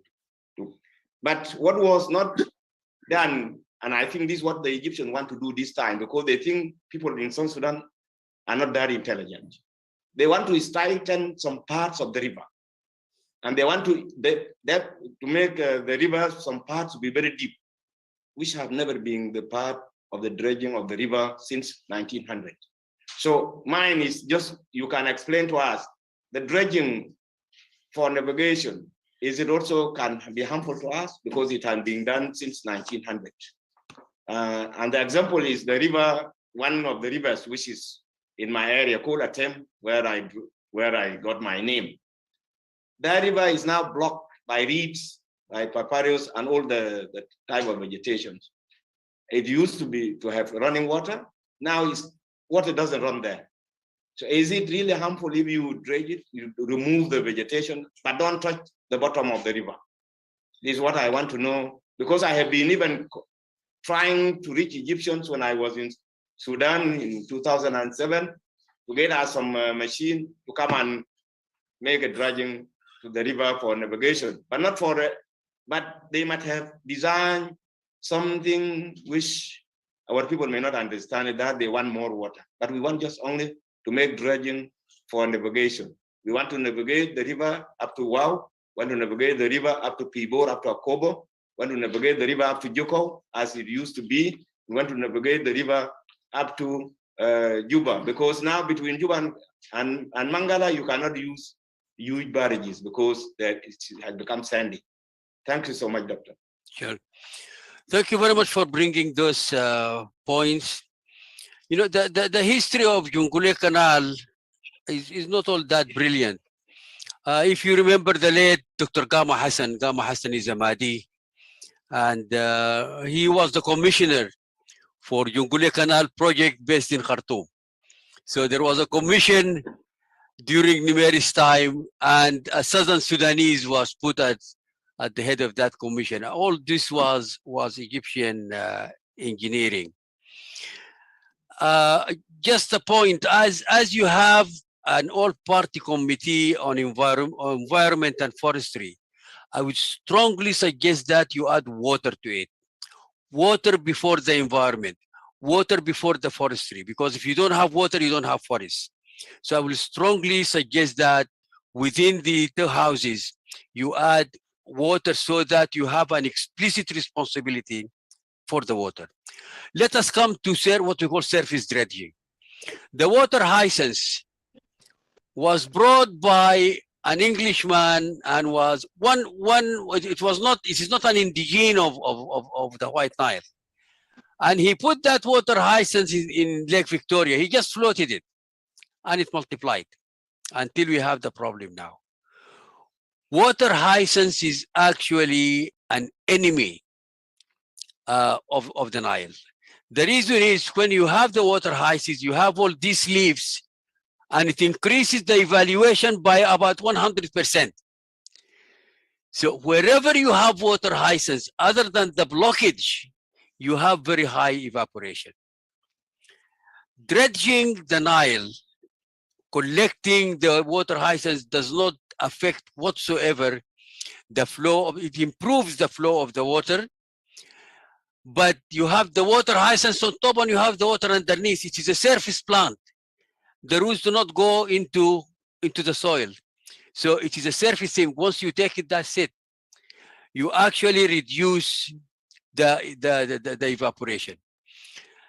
Dredging, if you remember the slide that I showed you, where I showed the levels above sea level of the Nile, and then around Malakal, before and around Malakal, there is that dip, and this is where we have the Sud. If you are dredging there, there is no harm whatsoever. If you are dredging short distances, even if it improves the flow, it is not that much. But don't go very deep so that you do not disturb the natural flow. This will need a study from Nimuli to Malut. What is the profile of the Nile now? Where are these areas? And any brilliant engineer can tell you, if you dredge in that area, the consequences on the discharge is going to be this much in such a location. We can predict that. So what we need is, if you want to do any dredging for navigational purposes, for fishing purposes, because now if you talk to your folks, the boats can actually, the fishermen can do limited work because of the water hyacinth, because there is sand and mud somewhere. If you remove that, you need to remove it based on a study, knowing exactly what you are doing. Where are you putting the dredged soil that you are going to take out? Thank you.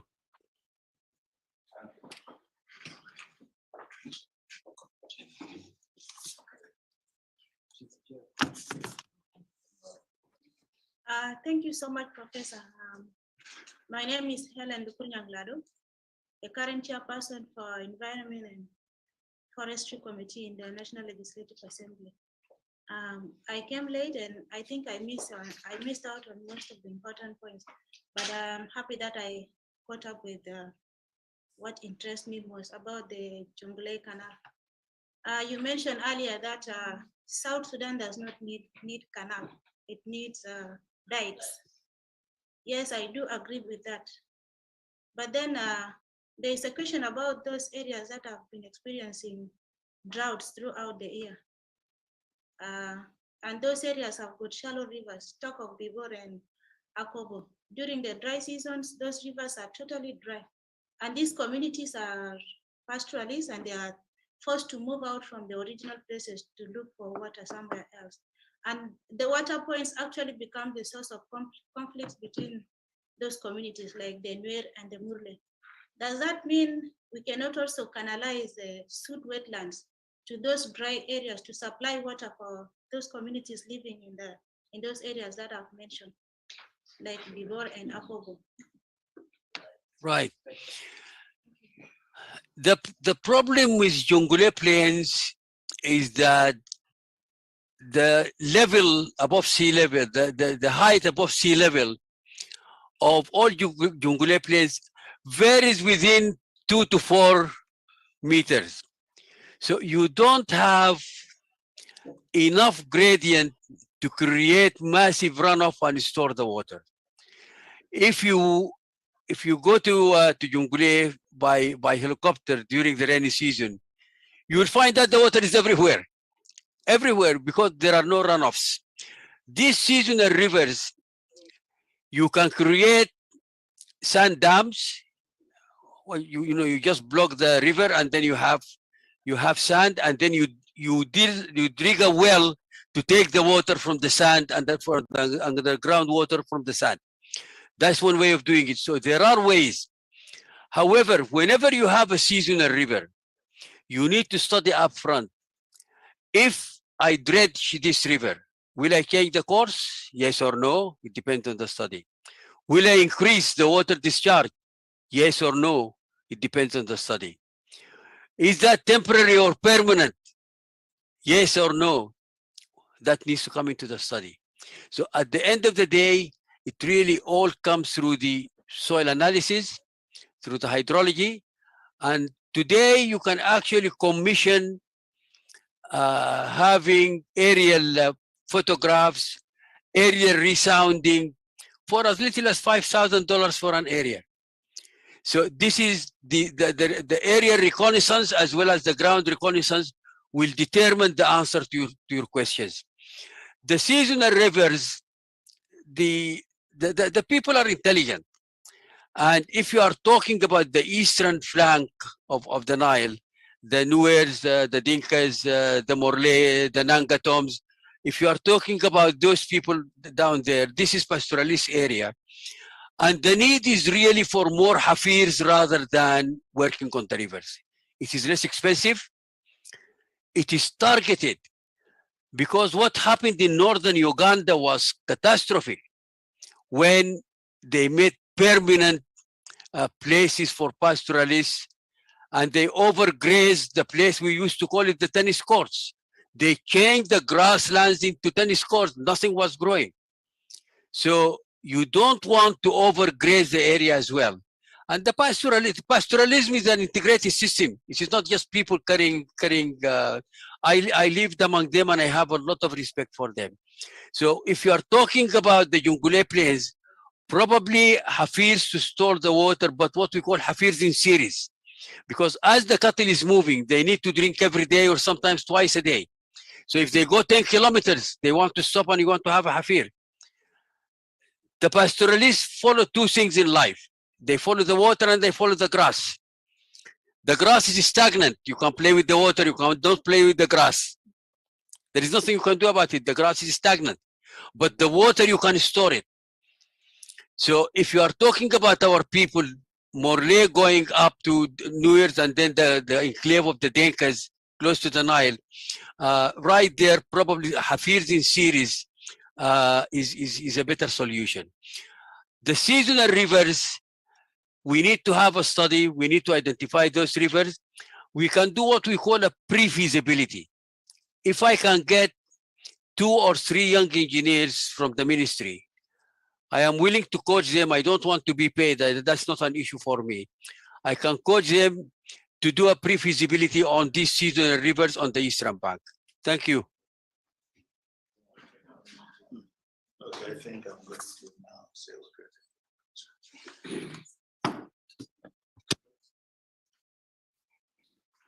okay, thank you.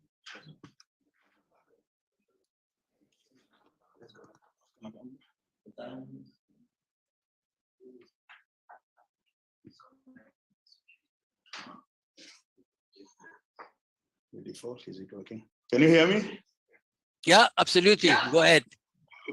My name is Joseph Africano Batel, and I'm the Undersecretary, the Minister of Environment and Forestry.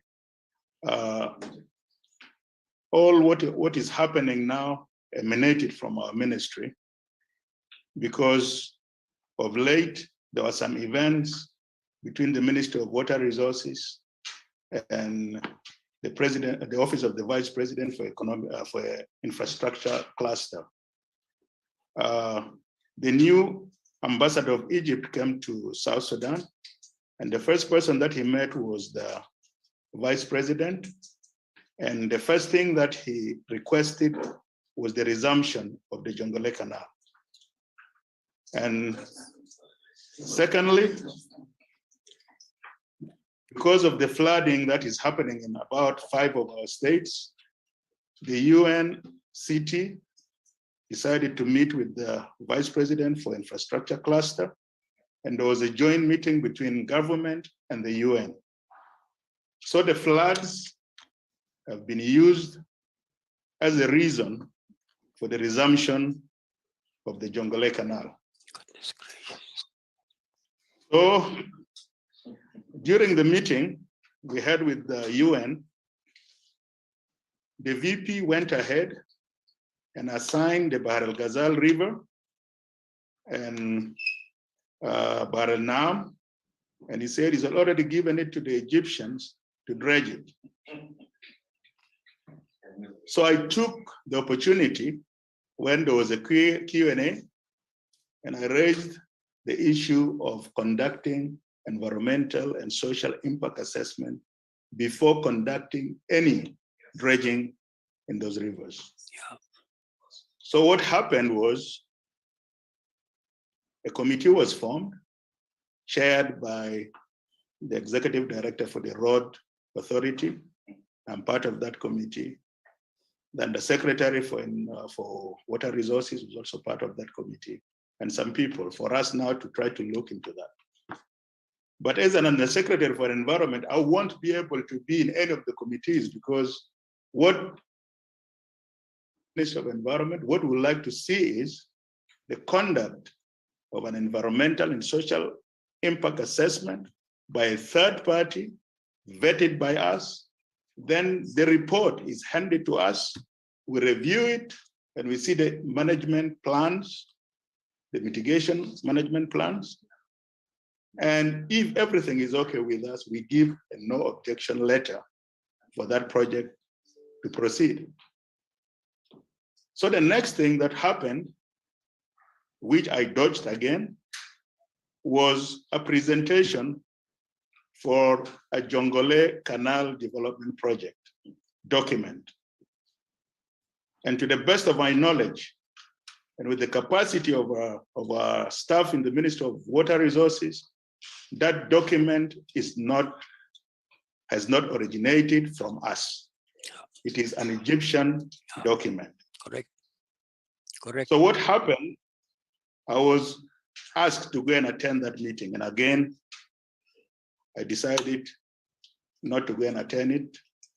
And automatically, the rest of the people endorsed that project and wanted it to be submitted, to be tabled to the Council of Ministers, where it has to be given a go-ahead. So when you see that document, you will see nice roads and nice bridges, lights here and all that kind of stuff. Yeah. So it is not something that we as a government have a priority on the Jonglei Canal. And as you said, why hurry? And why now? So from the standpoint of the Minister of Environment, I have to write to the Undersecretary of Water Resources and brought all those issues up.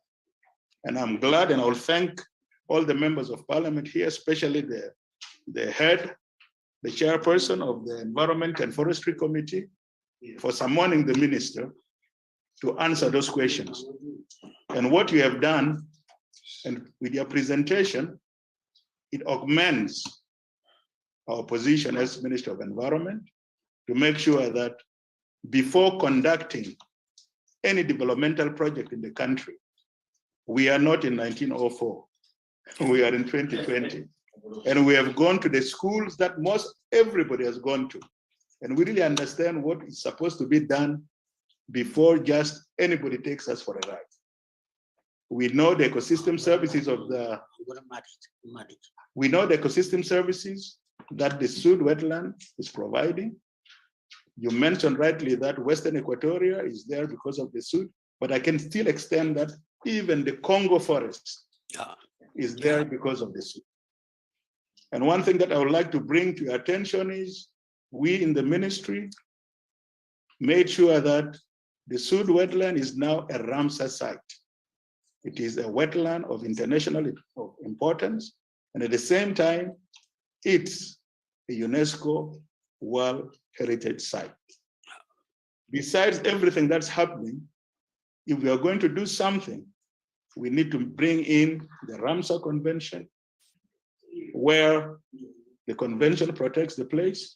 Yeah. So what I'm going to conclude now is, it's now in the hands of the legislators. And tomorrow, I think the questions that they will ask will determine, and the positions that they take will determine the future of the Sud and the future of South Sudan. Thank you. Number one, let me raise my hat for you for your courage, and raise my hat for you for your patriotic approach to issues and having the interest of South Sudan at heart and standing up for what is right. My hats off. I didn't know that you were aware of a number of things. I was not aware that the wetlands of the Sud are part of the UNESCO International Heritage. Those are very comforting revelations. Sure. And I would suggest that you write to UNESCO. Someone should write to UNESCO. You can write as an individual. You can write as the parliament and alert UNESCO of what is going on, what is being planned at night when the people are asleep. That's your right.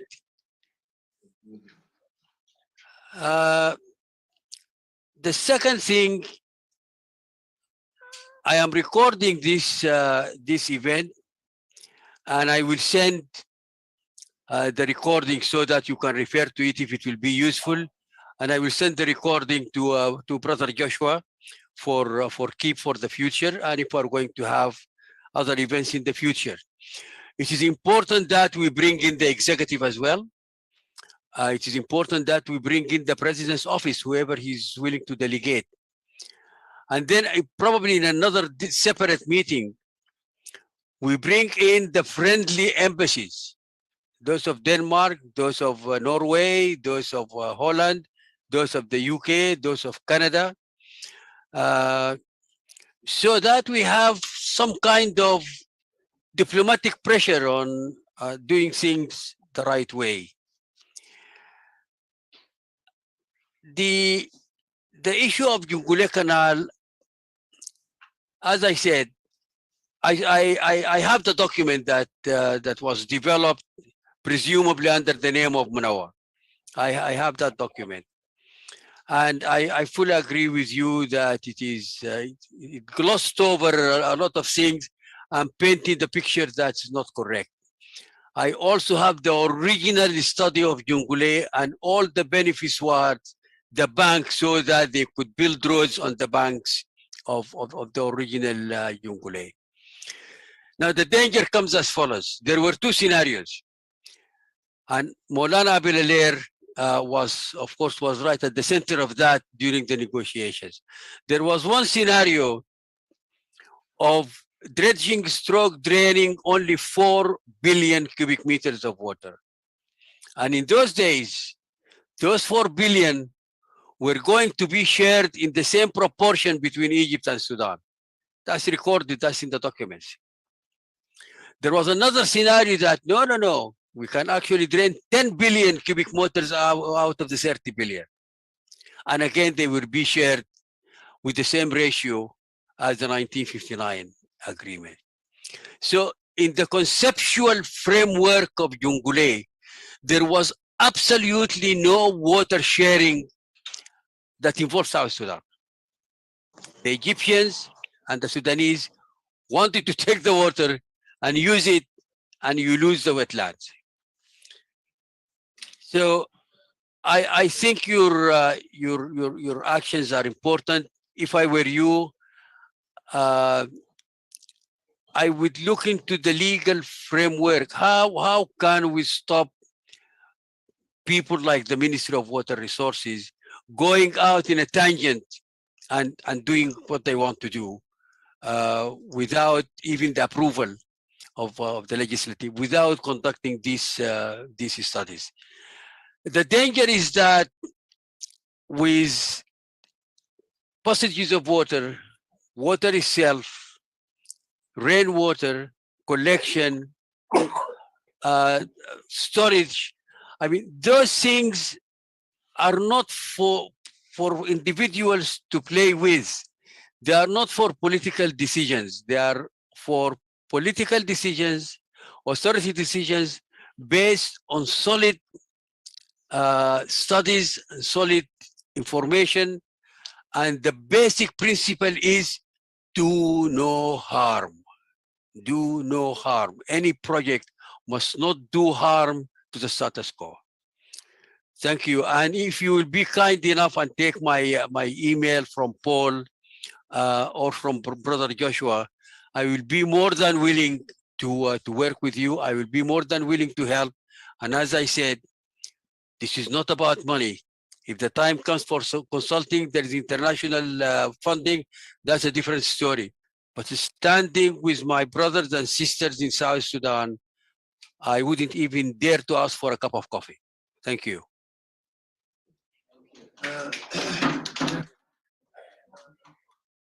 Yes, let me thank our Dr. Taj.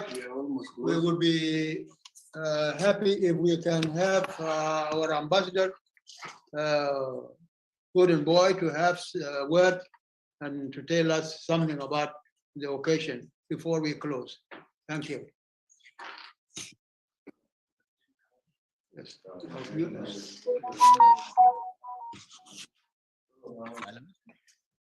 Are you hearing me? Yes. I thank you very much, Uncle. I think Uncle Taj, we call him Uncle Taj because me and him we live together in Canada in Ottawa for a long time. Even we did a lot of things when we were communities before even the CPA was signed. He helped us a lot, and he developed us in how to approach things. So when this issue, I was the one who alerted him, as he will testify later on, because when I read the document of Manao Peter, I was so mad. I was so mad, and because Uncle Taj, for the last 5 years, we have been in contact and then discussing these issues of Nile, Basin, and then the politics of water and all these things. So, and also I know that he's in contact with some experts in Canada. I alerted him, and when I alerted him, he said, what are the parliamentarians saying? And then luckily at that time, Uncle Joshua wrote an article. I told him, I think you know Uncle Joshua. He said, yes, I know Uncle Joshua. I told him, yeah, I sent him the article that you wrote, and then he read it. And he told me, okay, can you connect us so that I can share my expertise with them? I said, yes, that is the body. They are members of parliament, then they are the right people for you to be in contact with. And this is how Uncle Joshua, I connected you with him. And this led to this presentation. Because when I read the document from our Minister of Waters, I see it like a propaganda document. It's not scientific, because they even put some buildings there along the Nile. They are not addressing the scientific issues that should be raised. And this issue of Jonglei killed a lot of people. We know that. Me, I grew up in the bush. So for us to address and to approach national issues without scientific studies are very dangerous. So what I can say, I'm a diplomat, and my job is to connect you with the right people like Uncle Taj, and that's what I did. And the rest, you, the members of parliament, is your job. Thank you very much.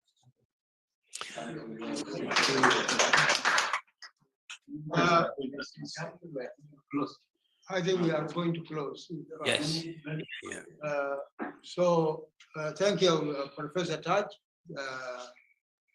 I think you will have your last remarks, but we are grateful for the presentation, and we will continue to discuss it among ourselves, and we will involve others.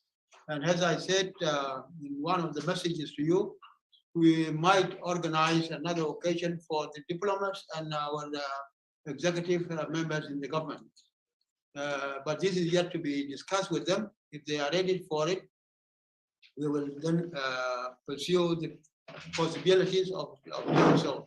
So you can give us your last remarks, and we will close the presentation. And we are really grateful for the occasion and your presentation, your deep knowledge of the situation in our country, and your closeness with our people and concern for the welfare of our country. Thank you very much. Thank you very much. Gordon is my son.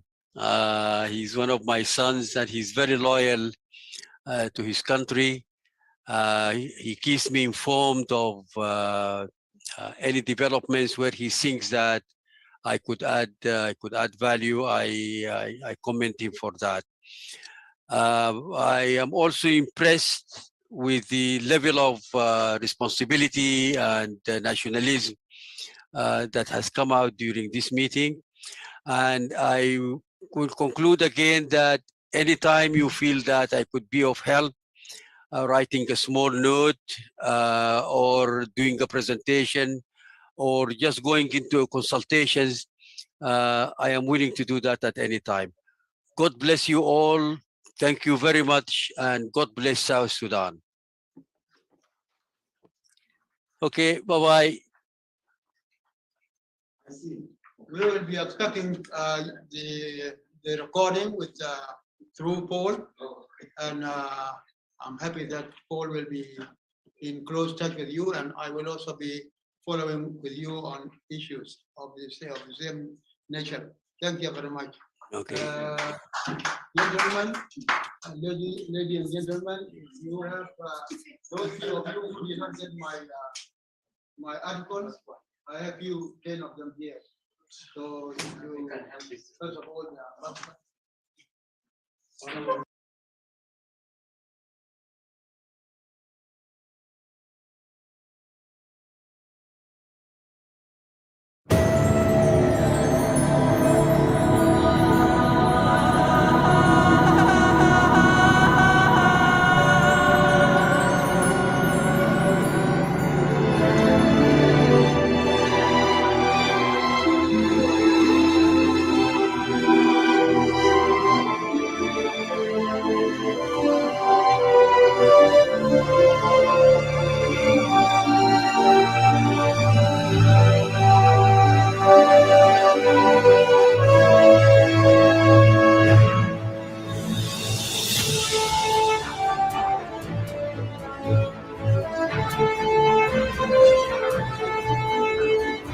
Can you guys hear me?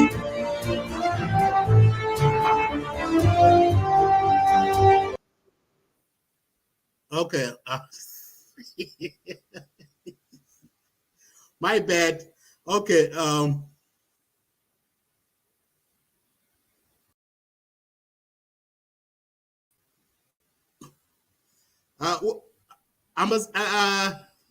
Pastor Stanley, can you hear me? Yes, I can hear you.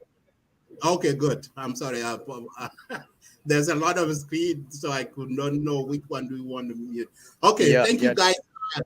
Pastor Stanley and Peter Ken, and the rest of viewers who are watching in on Facebook, YouTube, and Clubhouse so much. So this is the one. What do you guys think? And also, there's for me, this is very, very good. Yeah, announcement. And if we can do it next time, will be good too. Just let me know ahead of time, because I am at work here, but it is flexible. I can talk, no problem. But this is very, very professional, and especially with the members of the parliament and the environmental committee. That is very, very important. That is the key people. We need to do something like that again. Yeah, thank you. We will bring. So I'm waiting. I'm waiting for your call. Yeah, we will bring Professor Taj on this weekend, this Saturday or Sunday. Lake State Media Bureau. So he will be here. Yeah, we need to press on this issue. We need to push more and more and more. Absolutely, absolutely. Yeah, because it's very dangerous. It is. It is. Yeah, because if the project is done, we are not going to have Lake State anymore. Shambe will go, and all this will go. You know. Right. Even all those lakes, they will dry off. Even Lake Kiru will dry off. Everything will be dry off.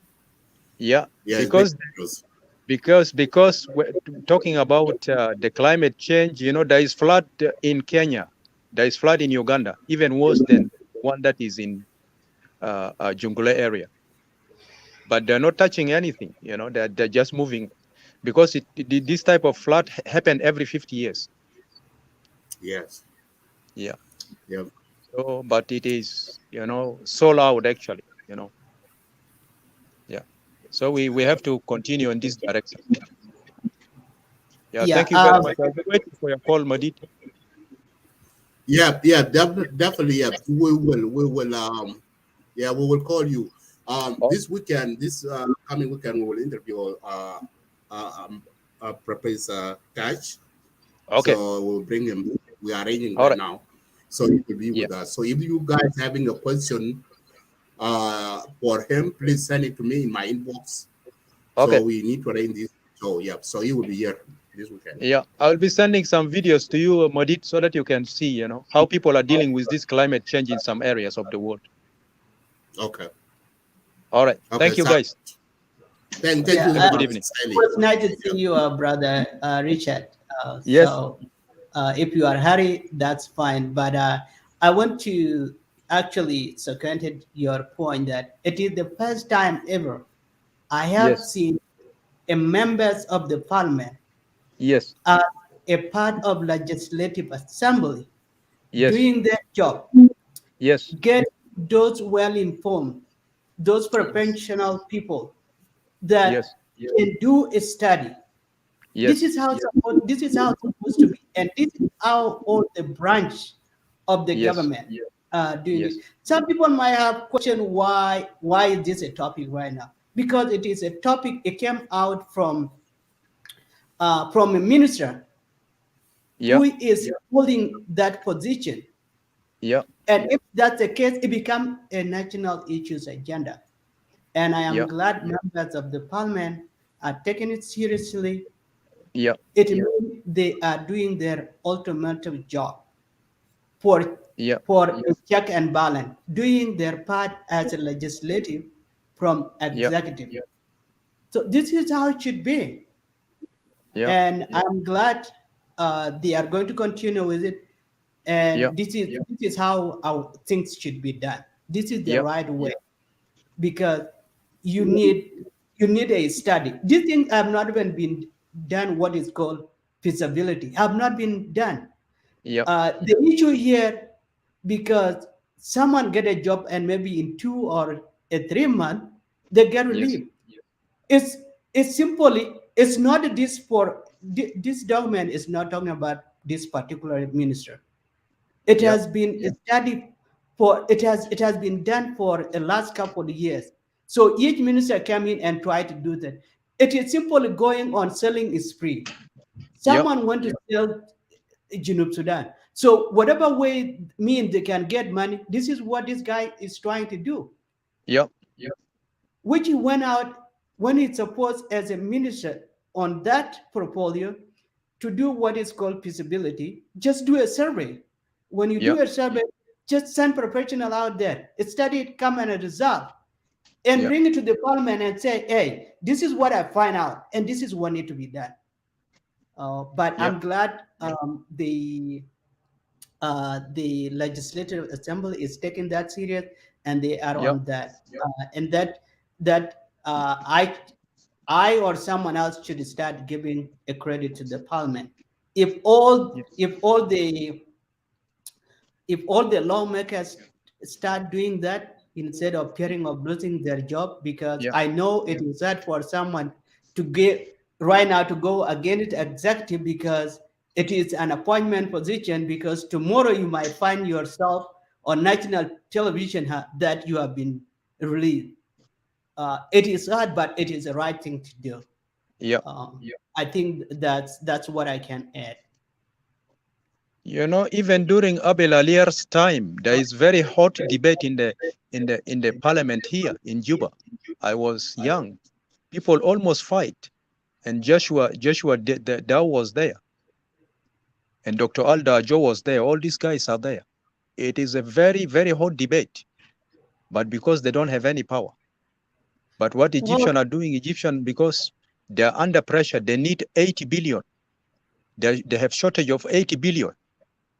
And they want to take 18 billion from Jonglei Canal, and then they will dry Shambe Canal, and then they will dry Bahar Zaraf, and they have according to water agreement of 1959. If you go to Google, if you just check out that water agreement of 1999, you will find in chapter 3 of the agreement between Sudan and Egypt, they want to take the water from Jonglei Canal, which is 18 billion. They will divide between them.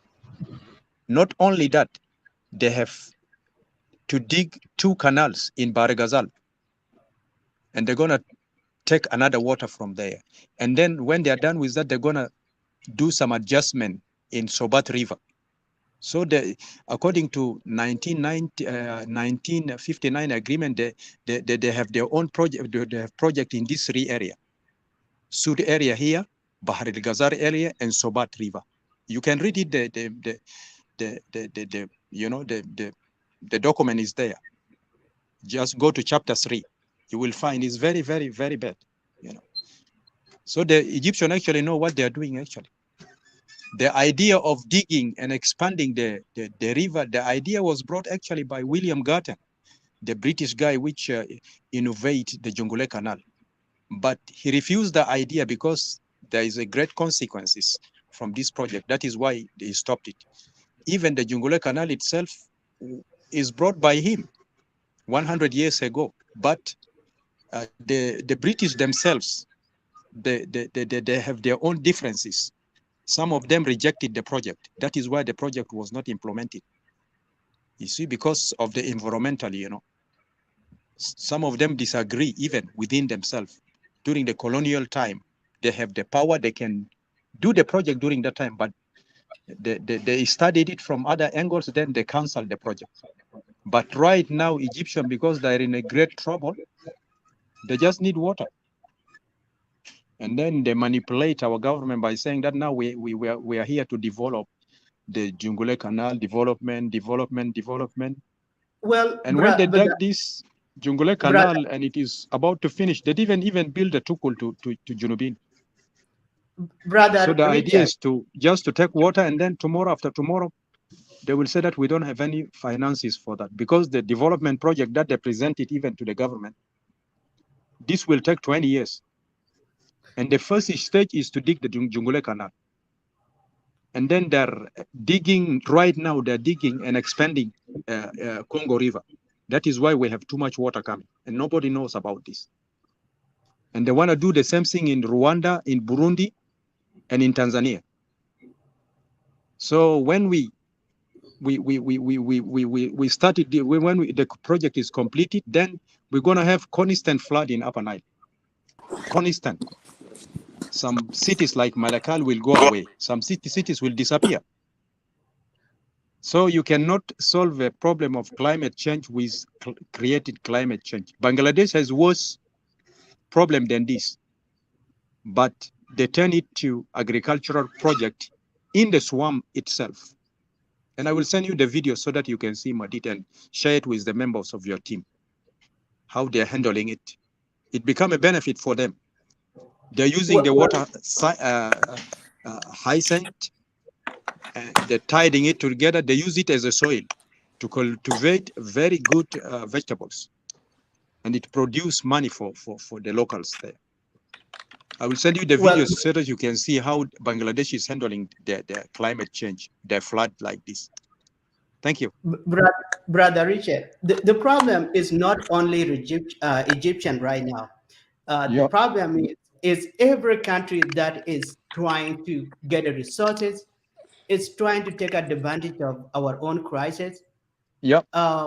So it just South Sudan it just now become a country that anyone went to rob just at the broad daylight, and this is what Egyptian is doing. They are trying to take this advantage wherever they can throw money in, and someone say yes, they will do it at all costs. So I just want to add that. Yeah, you're right. You know, Brother Peter, before Egyptian doesn't have water problem, but they have a water problem now because of their population, because their population is increasing by 2.5 million every year. 2.5 million every year.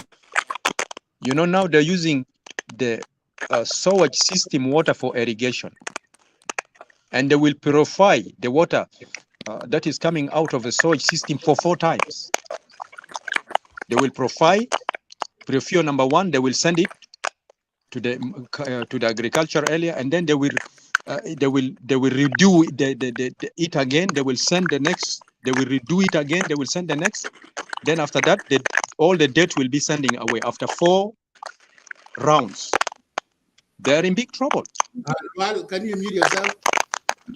Yes.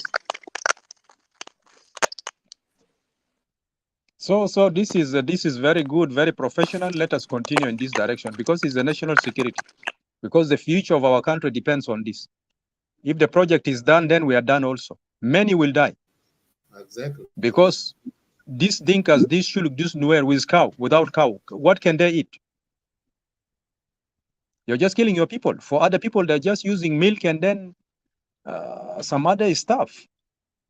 When these cows die, automatically people will die, because some of these people they're not agriculturists. And the bad thing is that if the project is implemented, then the rain will be cut off by half. And then people will start fighting themselves. Yeah. So thank you guys very much. And it is very interesting that you guys are bringing the right people and people that have passion for that and people that has studied the project and it is good. It is good for us to bring awareness even to our people.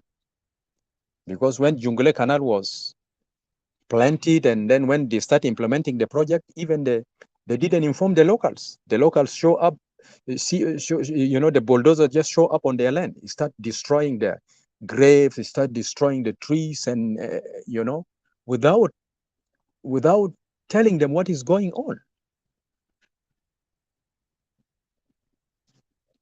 Absolutely. So the future of our country depends on this, because in future the number of the cow is gonna grow if we have very good veterinary services, and then the number of our people is gonna increase. So if the number of people increase, we need more food. From where we're gonna get more food if our land turn into desert? As last time I did talk to us about what happened with Lake Turkana Yes. area there. Yeah. And that is the one. That was an interesting, because when we were in Kakuma, we see all these stream, this river, they all dry off. Like I remember Peter Ken and Deng Kamis and Rual, we were in Kakuma together. We know very well. I remember when there is a rain coming and there is a lot of flooding coming from some problem, but they would bring the feed. We were wondering where this feed come from, you see. And I don't know if you guys can correct me, Luan and Denkamis.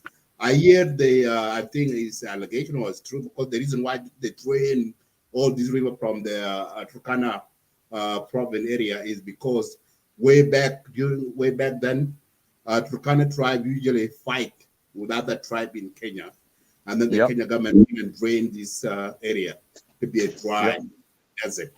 So that's what I heard when I was in Kakuma.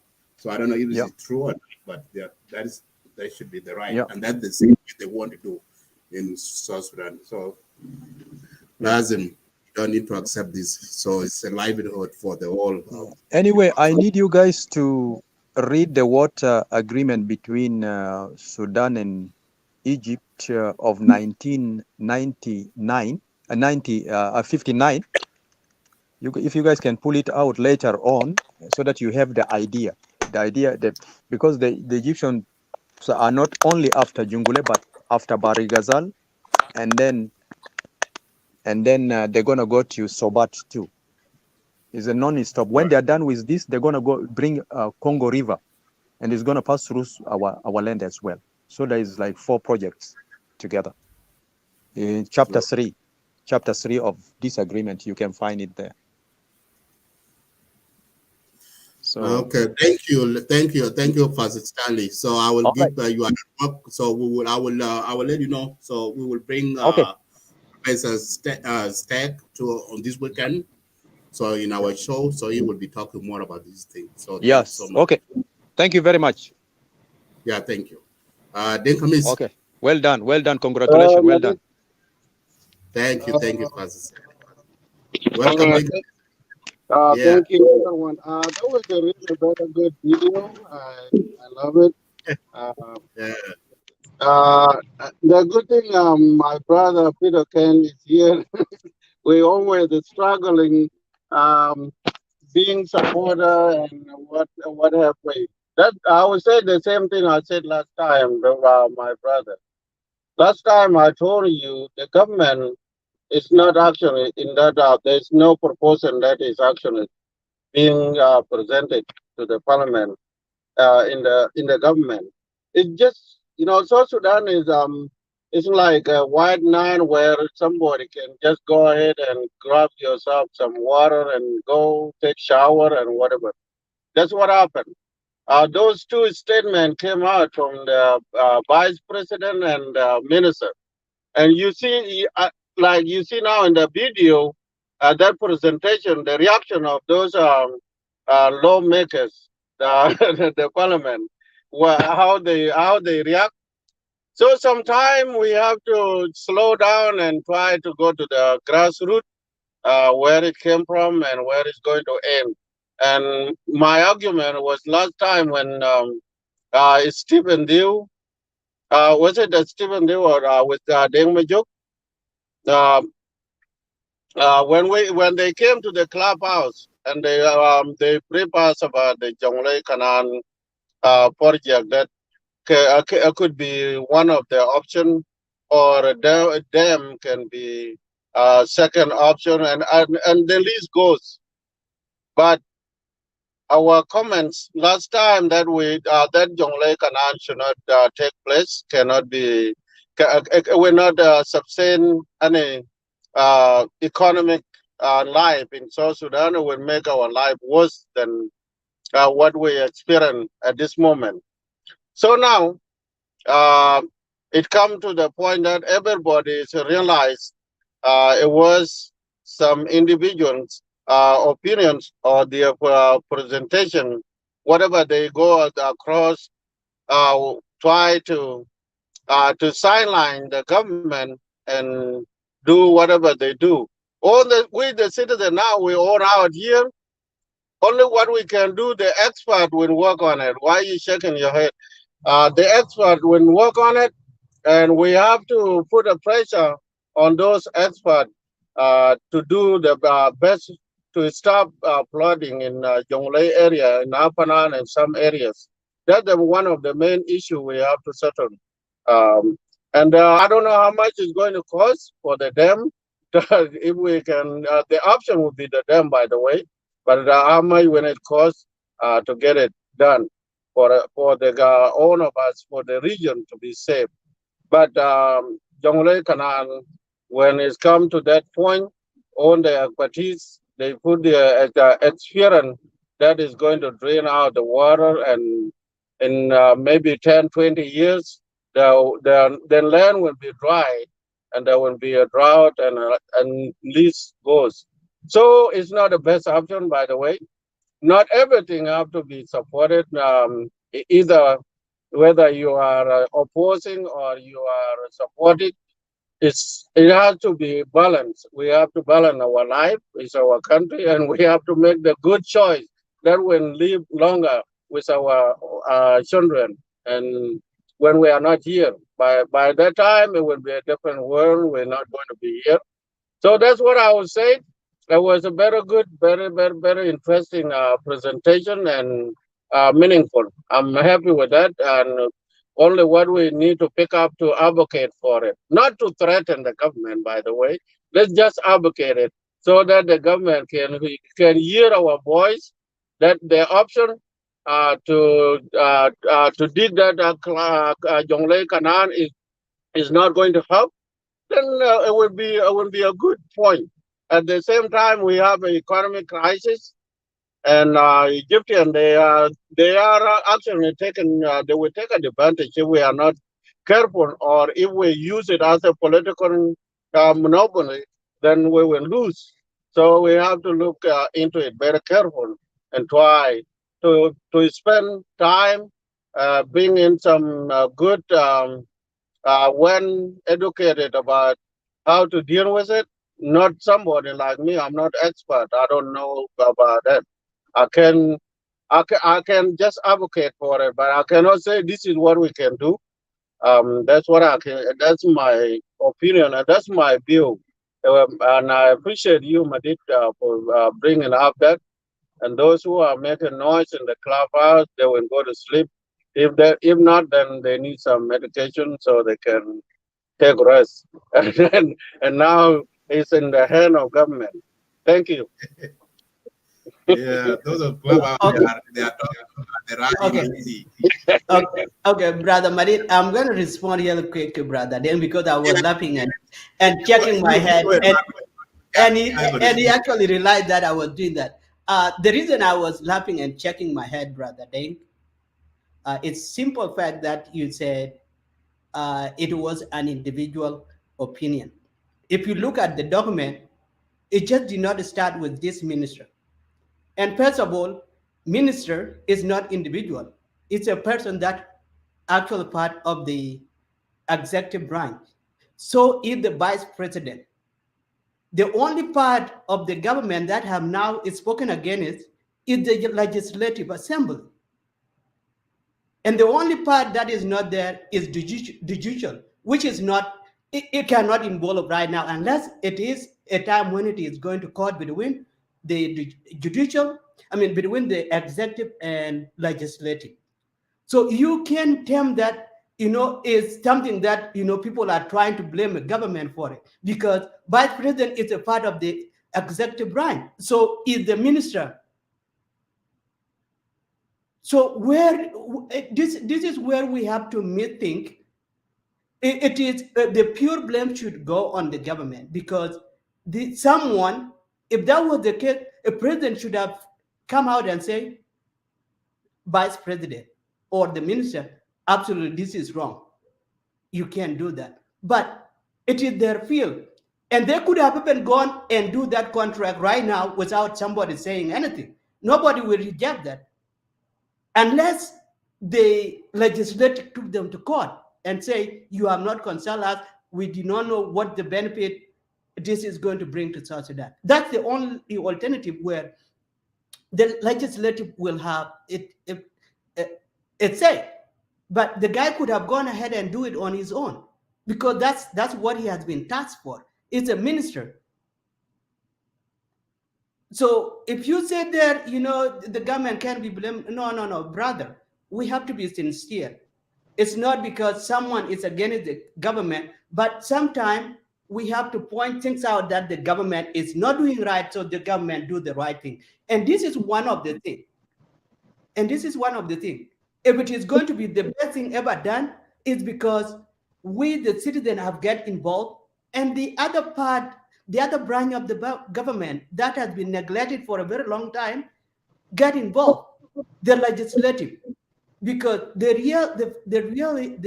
reality is those are the people that write the law. And there should be, because one of the great things that came out in this conversation too, is the study. The expert has to be given a priority to study and come out with it. But this thing has not even gone to the stage of feasibility where you do a simple survey and then go out and study it. That has not gone there. But the reality is, because we agree, we have to agree, our situation is making anybody that want resources want to take advantage of it. This is the whole thing. It's the fact that we have to come to terms and say, it is time for all of us as Europeans to settle down about, fighting each other and find a common ground. Because after all, we are being taken advantage. This is taking advantage. Let me give you this good example, brother. Then the 15 million that were paid is taking advantage of situation of South Sudan, because someone said that, if I do this, things will go right. That it just make a headline for only one day or 2 weeks, and 17 million have gone for nothing. Because after all, president said, I have forgiven this guy, it's not going to do this. It did not do a good thing to us at all. It's taking advantage of situation. So in those case scenarios, there are situations that where, anybody will take advantage of our situation. And this is one of those. And not because government is being blamed, someone is opposing the government. It's trying to say, there are right channels to do things, regardless whether you don't like the current government or not. There should be a right channel. And this is one of those right channels. And I think the issue of Jonglei Canal is not going to be a problem for Sudan, because the more we talk about it, the more awareness our population and our government will have. And I am glad the members of the parliament are on it, and it should be an example to other branches as well. So that's the reason I was laughing and shaking my head, because there is no way you could say a minister and a vice president are not the government. They are actually the government, because they are one part of the branch of the government out of the three parts: the judicial, legislative and executive branch. And it was the executive branch that's doing their own job. That's their job, of course. Thank you. Okay, yeah. I'm Let going us to give disagree with you. Pielo a chance to weigh in. Okay, yeah, I'm going to make it very quick. I'm about to leave. I'm still at work. Here is what I said, my brother Peter. Last time I said, because there's a lot of accusation that have been mixed with. Last time when it came up, people would rise up and said, "Oh, the Egyptian military are now in Duke County. There's a military base in Duke County that are actually Egyptian military." And I told them, no, that's not true. I'm from there. And there are people that are in the government. They know what is going on.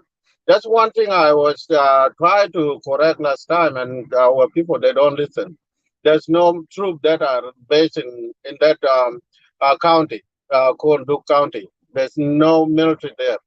Number two, if you don't forget, ours is the government of today, that government of national unity. It has a lot of packages. It comes with a lot of package. So what they have there, somebody can walk away with a part of the package and use whatever they use. And my position was that it is not been discussed. It was just a proposal from. It was a proposal from those two people. We do not know what prompted them, what agitated them, what brought them up to make that decision that they have to propose something about Jonglei State. Number one, the survey had to be done. Why the flooding become a big deal in that area of Upper Nile in the region? So what have to be done with it? That the parliament and legislative have to go look into it, not actually not executive body. So, but like I said, we have the government that is a government of national unity. A lot of people were they came with their own interests. Anybody can project any project. If the government is not aware of it, the message can go out like the way we got the information from those two, the minister and the vice president.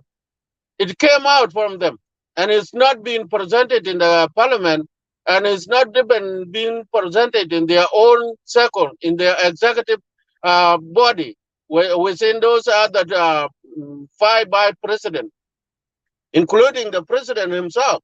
It was not presented. That's why I told you last time that it was two people opinion.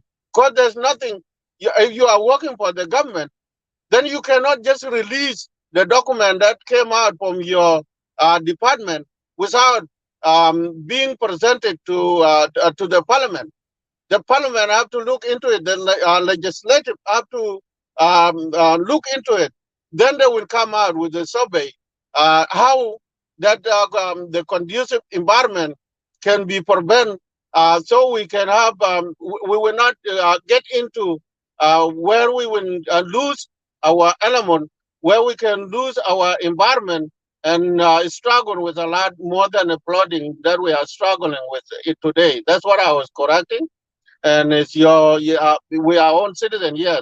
Not everything we have to oppose. Not everything we have to say yes. Like myself, I support the government, but I cannot say the government is doing right thing when if they approve it. The Jonglei Canal, I'll say no. Does not take my right away. I have to say no. That's not what it is. Like the same what that video showed today. That's their job. They have to do it. I'm going to stop from there. My phone is about to die because I'm still at work, and we will meet. We will advocate for this. We will be here on Clubhouse and here sometime, and maybe the last time I spoke with you, I spoke with Gordon Boy, Ambassador Gordon Boy, but he said that nothing like that. It was just came out from nowhere, and that's why I told you. And he will come here. Madid can bring him here, and he will explain exactly what went wrong with that document. That document is something else. And thank God it's out, and we have to fight for it to stop that Jonglei Canal project. It will not move forward. Thank you. Okay, thank you. Let's give a chance to can you hear me, Lual? Yeah, I can hear you, brother. It seems like I have Yeah. problem with my signal. If you guys don't mind. Yeah, go ahead right away. Okay. Hey, Madid and Peter Kenny, man. I just want to say thanks all of you and everybody that involved into this program. This is the best show I ever watched on your media, including the Lake State media. And this is what we expect to see as Southern Sudanese origin that might have, that will not even be part of what is going on in the country. We want to see our people, trying to stand up for what is right. I have stated this so many times that water have never been a problem because as a human being, any living thing needs water to survive. Because with water, you can actually build the shelter. With water, you can also grow foods and you cook food with it. With water, you can take bath. With water, you can drink. There's nowhere we can run away from water. If you look at the simple example would be like Great Britain. Okay, I've been in Japan and they live on water. We have seen a lot of European countries have been, all the infrastructures are built on water. And they use water too to build those. So for us there, what has invited this issue to come to become a problem now is the issue that, were used by the Denga board saying, oh, we ran away from our area because of water. But in reality, Madid and Peter Kenny, we all cross that area. If you look at actually in Jonglei State, the only areas that are affected are those along the river Nile. But if you go further, just, you leave them, you come to my day here. There's a drought. It's already along the Nile. It's not like about days away from Nile. It's a matter of like 2 hours. So there are a lot of places where you can actually create.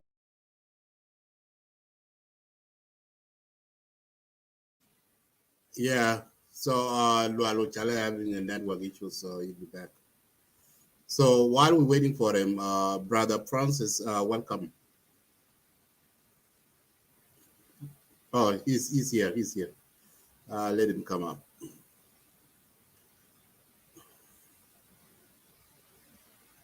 Okay, I will just wrap it up really quick. Anyway, while Dr. Tasha was representing this, I was looking at some other way, how European or the United Kingdom deal with this, with their water. There are simple things that anybody in Parliament can take. Like, you have to introduce some sort of pre-warning. Like we have seen, a state like New Orleans, people could have not been living there if water could be a problem, right? We have seen what happened to them. But Hurricane Katrina. Definitely. That is just, environmental problem. So you can modify some sort of businesses within the area. Because what happened after that hurricane gone, what they did is they have seen the area that has been impacted by that flood. And then they happen to improve the business in them. They build some sort of building that can stand the flood or wind. And then some other option that you can do is construct like, building that actually will go beyond the water level. Because I'm sure that we have seen all, if that water could be harmful, you would have not used just a simple tool. We are not talking about the modern, modern mechanical that are being used. But we have seen people controlling the water in bore with their hand. So that water is controllable.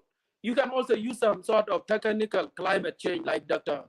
Tasha. Dr. Tasha actually touched a lot into it. Like some of the scientists believe like the Green Party, what is it, his name, Natalie Bennett in Britain, have actually talked about this. So there are a lot of things that they can take. But anyway, I just come to say to give my appreciation to say that you guys are doing great. If you can always, you know, tackle things in a way you guys did today, trust me, nobody will be calling out Denga. Okay, I don't care who rules that country, but what we need to see is that our citizens, we were promised of that.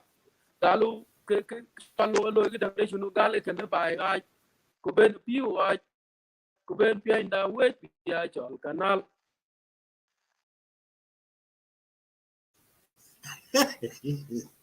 The network is not participate with them. Actually, that's back in the day, and actually, Professor, I'll touch on it. It was one of those red lines between us and Sudan before we break out, and that was the first thing. And that was the first thing Sudan attacked and ended for good. And for someone to come around, and for someone to come around today and say, you know, whether you are South Sudan, whether you are individual, it is purely we know you are actually a sellout and you just want to get yourself some cash, but it is not something that beneficial to Sudan. Thank you. Yeah, go ahead. Okay. Okay. Yeah, true, Peter Ken, because you know, Jonglei Canal is one of the root cause of civil war in 1983 that SPLA went to push to fight with the northern government. So yes, so true, it's real. And also, if you can read in chapter 5 of SPLM, you will see that it's on there in chapter 5. Yeah, okay, go ahead and I'm sorry, guys. Madid and Peter Kenny, I just want you guys to continue with the program the way you guys did today. If there is any incident, like whether anywhere in South Sudan, we are all concerned because everybody there being Denga, being Bari, being Wo. We want our people, particularly Jamana, no loan betana de Madaru Dunia de Kulo. But when we see a lot of our people pretending to be, and we are stronger than others. Look, the world community are thinking like 100 years away, but we are thinking about what we can eat today. Our people, someone even don't know what they eat tomorrow. But the world community, there's one thing, recession al jade, rayasir jadid. And if you guys have been monitoring the world crisis, you might have seen that they are talking about the worst starvation in human life that will happen. And now we are talking about giving away the war. Yajaman, yani lazim yukun fi great attention. You guys, if you have connection with people who are part of the decision making, let's not look at just a short-term interest. That will only benefit me and my family or my clan or manage my generation to come. Our generation as Jech Alamer, Jech Alaswat, Nasal Khan Chakelukulu, they are all done. We are West generation. That's what I see. But Yajamana, let's see, generation Bejida, Lazim Yukun Indum Fair. You look there, the Hajat Kid, when you look at what they are doing, you look, we are chasing ourselves. That is the truth, partner. It is mantam to be given to Meditaz, Tamun Gurdukan Batak Basit, we took a third of term the Kenya, you can't the Kenya Debisibu, Ubejak Zero Batak, because Medita Babeno. All these things need to be thrown somewhere. That has been my criticism, my Jat and my, but I'm not the day of the bill. What is the day so? But when we see things are going the right way, like today, I've been listening. I observe how the parliamentarians were actually reacting to the proposal. That's what we want to see, and that's what our people need to see. Okay, it is not. It doesn't matter who hold what position, but let them come up with things that will actually benefit the public. Thank you, Madid, and thanks the South Sudan Eagle Media. Thank you, Brother Lual. Yeah, I know you have a network issue, so thanks so much. This is wonderful. Yeah, Brother Francis Padal, welcome. And welcome, Santino. Yeah, so Francis, go ahead. It's your turn. You can go ahead. Unmute yourself. Let me mute. Okay, very good. So now you hear me clearly? Yes. Okay, thank you for Southern Sudan Eagle Media for the wonderful broadcasting, very important topic which is hit the life of the people of South Sudan. And I just came to this is my first time seeing you create this TV.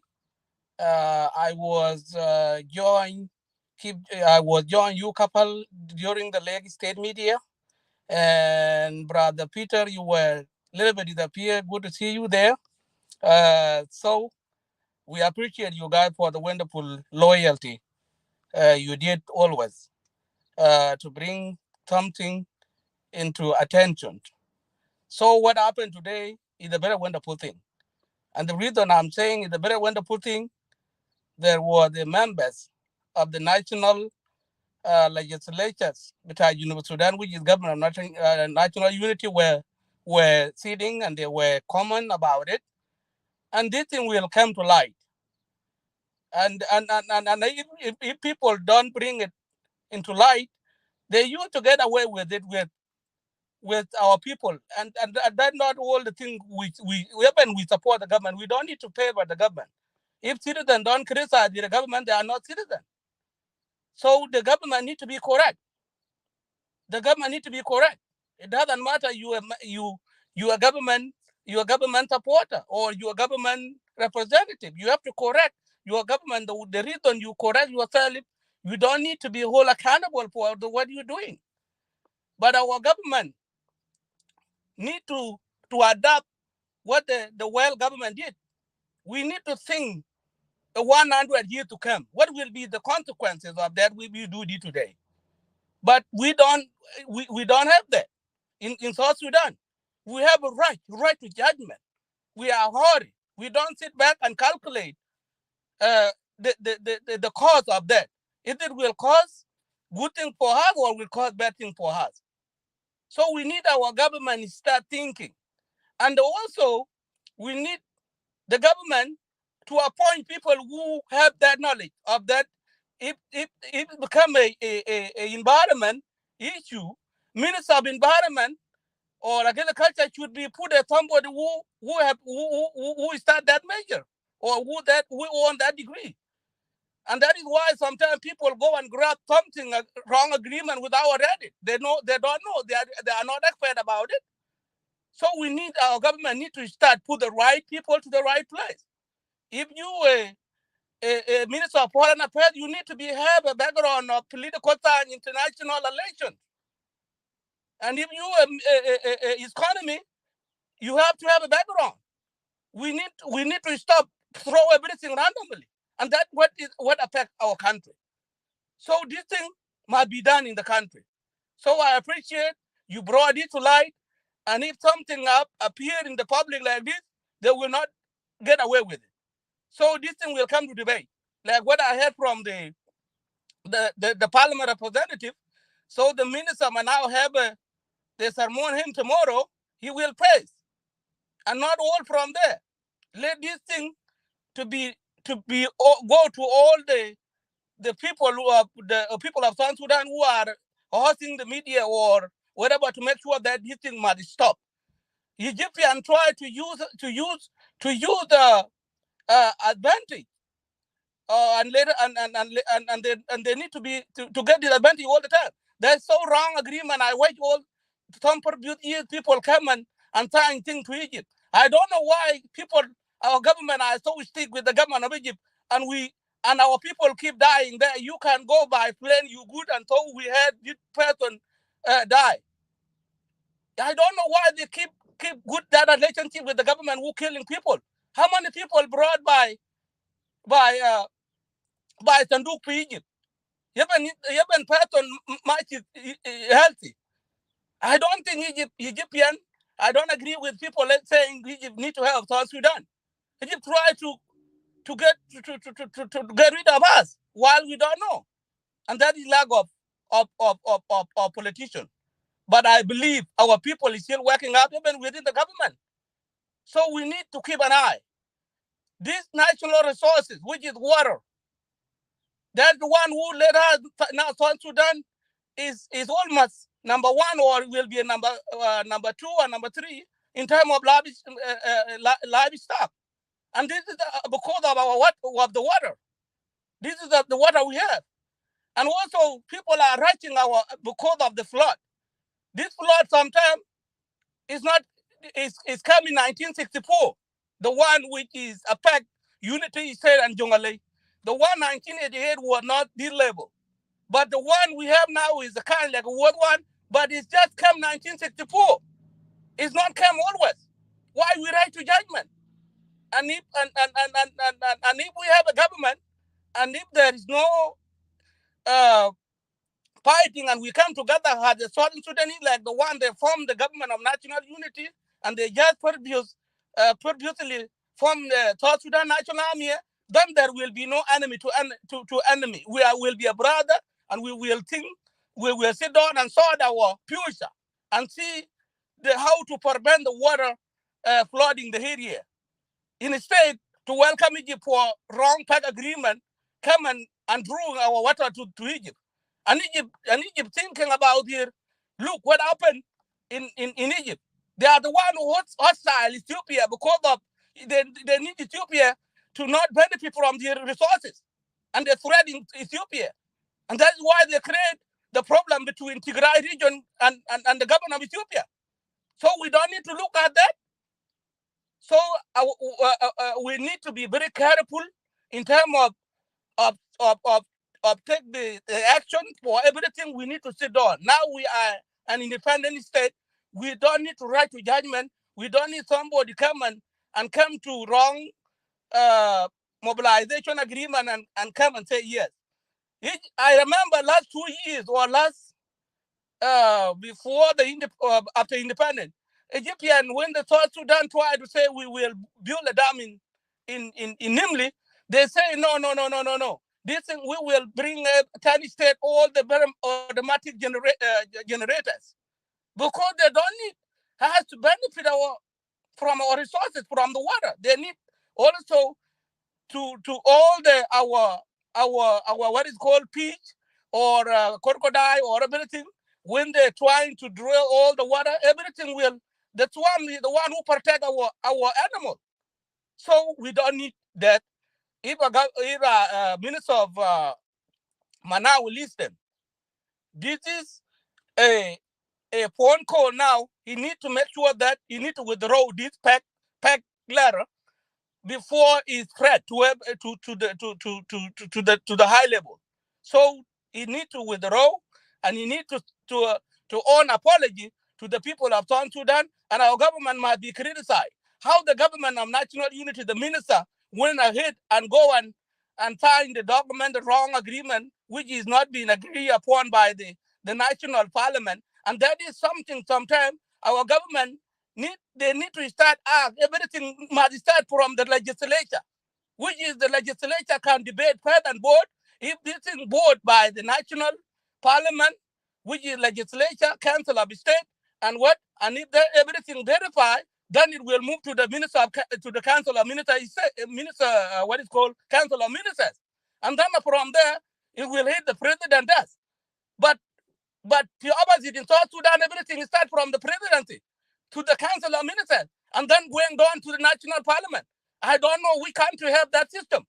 So everything needs to be start from the national parliament to the council of ministers and to the president, because the council of ministers look like a senate, If I'm not wrong, in the system in the West, and then national parliament, which is council of state and legislature, they are the Congress need to debate something first, and then if they approve it, then it will go by the council of ministers.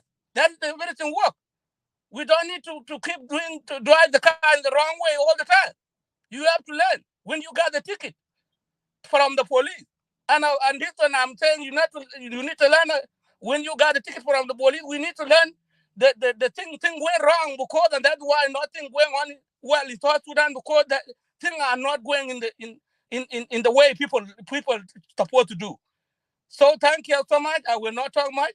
I was very happy and try to join you and come to say in front of you, thank you so much.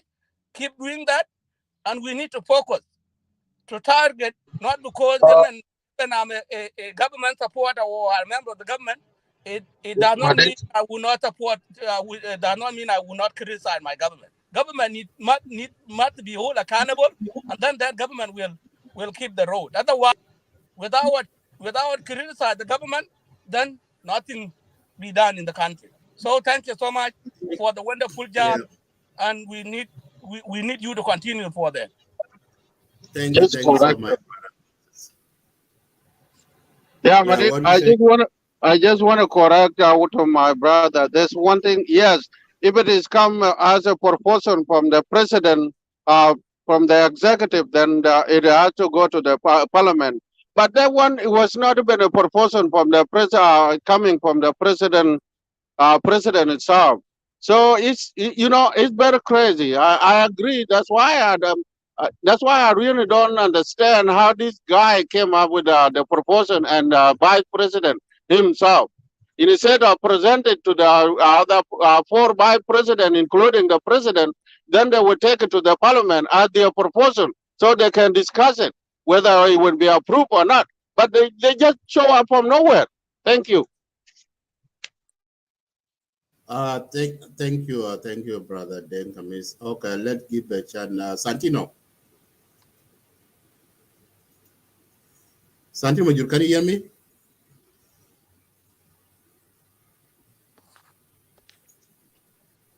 Mute yourself, Santino. Yeah, I need to question.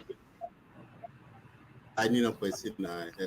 أولا أنا بحيي المتحدثين والناس البسمة في I put down the link over there. You can click it. Yeah, go ahead. يا في المنتدى بتاع أنجل ميديا. أصلا الناس الجنوبيين الشيء برجع الناس في المشكلة يوم بيشتغل فوقه وما بيشتغل في المستقبل بتاع الدولة. أنا قبل من سفوتها لكن أنا بنزور على الشيء إذا ما جاء في محله أنا بقول كلامي. أفريقيا جونجلي أو جاب المشكلة انفصال الجنوب من الشمال. أفريقيا جونجلي عنده أضرار كثير لجنوب السودان. ضرر واحد بعد مرور 10 سنوات الأرض بتاع الجنوب بيقلب للأرض صحراوية لأن الموية بمشي للمصر كله. الثروة السمكية بمشي، النباتات بموت، الحيوانات بموت، الناس بموتوا. إذا كان في الناس اللي بيقوم بالمثل زي ده بدون ما يفكر ما بيجي بوراه فأنا بنقول ده غلط. أزول النال المضاد النال المذكرة ده زول ده غلطان. هما بكتب المستقبل بتاع الأحياء بتاع الجنوب الشعب بتاع جنوب السودان بس. Ghana Jonglei whether you government supporter or not government supporter بيحدد للأحياء كل إنسان في جنوب السودان. الحكومة بتاع الجنوب ما زالت تستوب وقبل Ghana Jonglei. ونحن دايرين زيادة ذاته عشان يعني يحفر الغنا داخل الدولة. زي ما السد العالي يحفر داخل الدولة عشان يحفز الموية عشان يحارب الموية من داخل الدولة.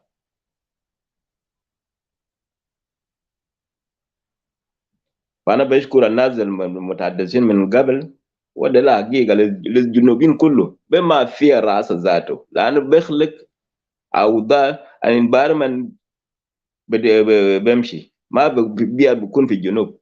البيئة بيكون داخل الجنوب إنما بيكون بيئة صحراوية زي ما شمال السودان.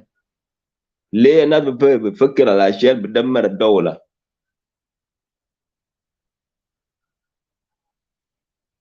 يعتبر ده ما الحقيقة.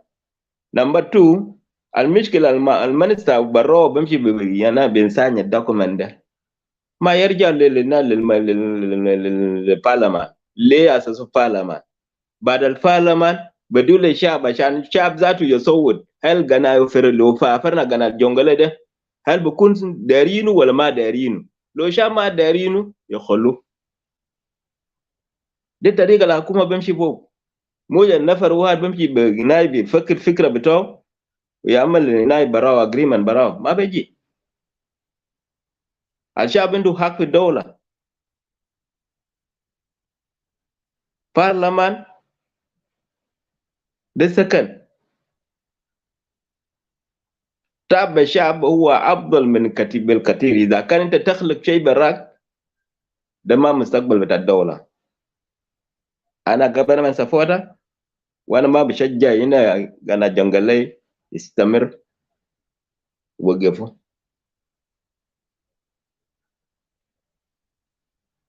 Thank you. شكرا جزيلا. Brother, let me just conclude my word, brother. Sorry. Yeah, go ahead. To see if that would be okay. Okay. Hey, again, I just want to say thanks all of you. Not that I'm critical of government or anybody in South Sudan, but it started off with the oil. That they have given up the oil. Now the oil dried up. They want to dry up water. And South Sudan is the only place country in this world with the longer freshwater river that you never find anywhere in the world. So that alone, we could be saying that they are in heaven, mush. And that's why kan bukulium dang mujadin Benjamin Chamali amchu vijana. Aljana kan win jana fi junub, right? So ya jamana junubin after yunkom. Al kalam de mafia ja bugulana government wala na zol chunu. Al nazal turudu fi kamadel. Aja there for their resources bitagum there. And I understand our brothers sisters, they become too greedy. They want to have it all for themselves. Lekin aja rubuna kalagu ma bi le naskulu ma bi zor bishino. So I will look at it. Al barleman and the shabung gobelde. I want to say thanks to them. Come together, work for the well-being of the next generation, not this generation, because we are a waste generation. Itum ago to that would seal al jaze kede shilu bara min barnami de kulu. Mugdu bita moya de zari shilu bara. Moya de yau ase itum al bugulu chunu timatum bijibu fi Uganda. Undukum moya na fi jamko. Indukum art al usum chunu al soil de. That soil, illumian soil al rubuna kana gulekum de can produce anything you want ya jamana.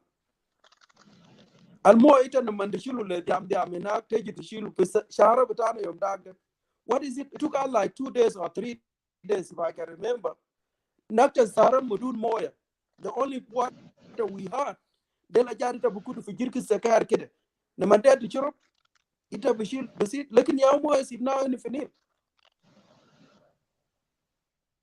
Alela de teji tukule na pi moya katiri nagdari shilu wadu fi Egypt. Itum junufin kada agodu tat low pizol ana maladel al sahara de ana kateta maraten ana kateta sahara bita nasa bita board ne ki fi bibor wuta no man go min bibor za te ki mantika buma da kulu sahara ma fi moya ita no man go min mantika buma tamchi lat ka foda da kulu sahara ma fi moya unana be jay gari no kul fi moya nas gadi ne ajire fiu de adab bita tarbiya ude adab bita inu into fum ita ta tamul chunu za le do ala bita almo ya ta bas fi dar ni leni mala del no man tichetu fi mo indukum nas al bugulu chunu zafar Allah usi chunu umar bita de gaba de amir ta gaba de ma miliyani na ko buma mal da yimkuni ku national park shilal mo de kudu jus minu ina de gaba ta nas rab na namdam ina na su kelo de gadin saget mafia ajer ate al bus bar da bi board de man wade kun ma moyo kulu banci mafia yaja tarja be tijaba ta na ko bi kun waj be jayde te bal gaw de kaman bu kun sar ba jiman al moyo ma indu mishla fi junu ana de man na seji be jay kori moyo de gadi turna yani ana asib git lena na fu waaw de man tikilim be ajere ajar bu gulu riba jur riba bitagum de anina bugulu gar so al gar de naman ikun bes al moed gar bi jambu ini naman tamchi if you go away like 2-3 hours away those people are so thirsty they are drawn mafi zaman mutari gib uman ma balga moy ginufin dari moy after minijibia and we are talking about the country that is not developed. What if you build the infrastructure in the message part in the modaris yani gul basin shirkat ma the bena of you with a matter the current modern housing you could need electric power. Will that water be enough for you to use them? You know, in the tani ta datam to sero bara min nas tani fa itum ya kwadi nas gabela na shabin na udwo bitar nas parliament itum ba shinu quest lo de outruk al unity government mamulo nanal gadin bara de belegibo makum nana ma mutachin ma fi zol der le composition no man tishuk nana gari me kori ni da uyuk al fadia litum ganti jibule na because I have like 20 years here in Western world mush 20 years betaida zoltan beji sani yakita why are your people killing themselves and I'm not there to know why you killing yourself the butur de bukura de maji beja mama ru bitum der illusion what do you guys want you have all the resources that everybody want you need to begin to reconcile and love yourself and then think how to utilize those resources to actually serve your interests and serve you. So Sudan should not be asking international community for money when you guys have already money.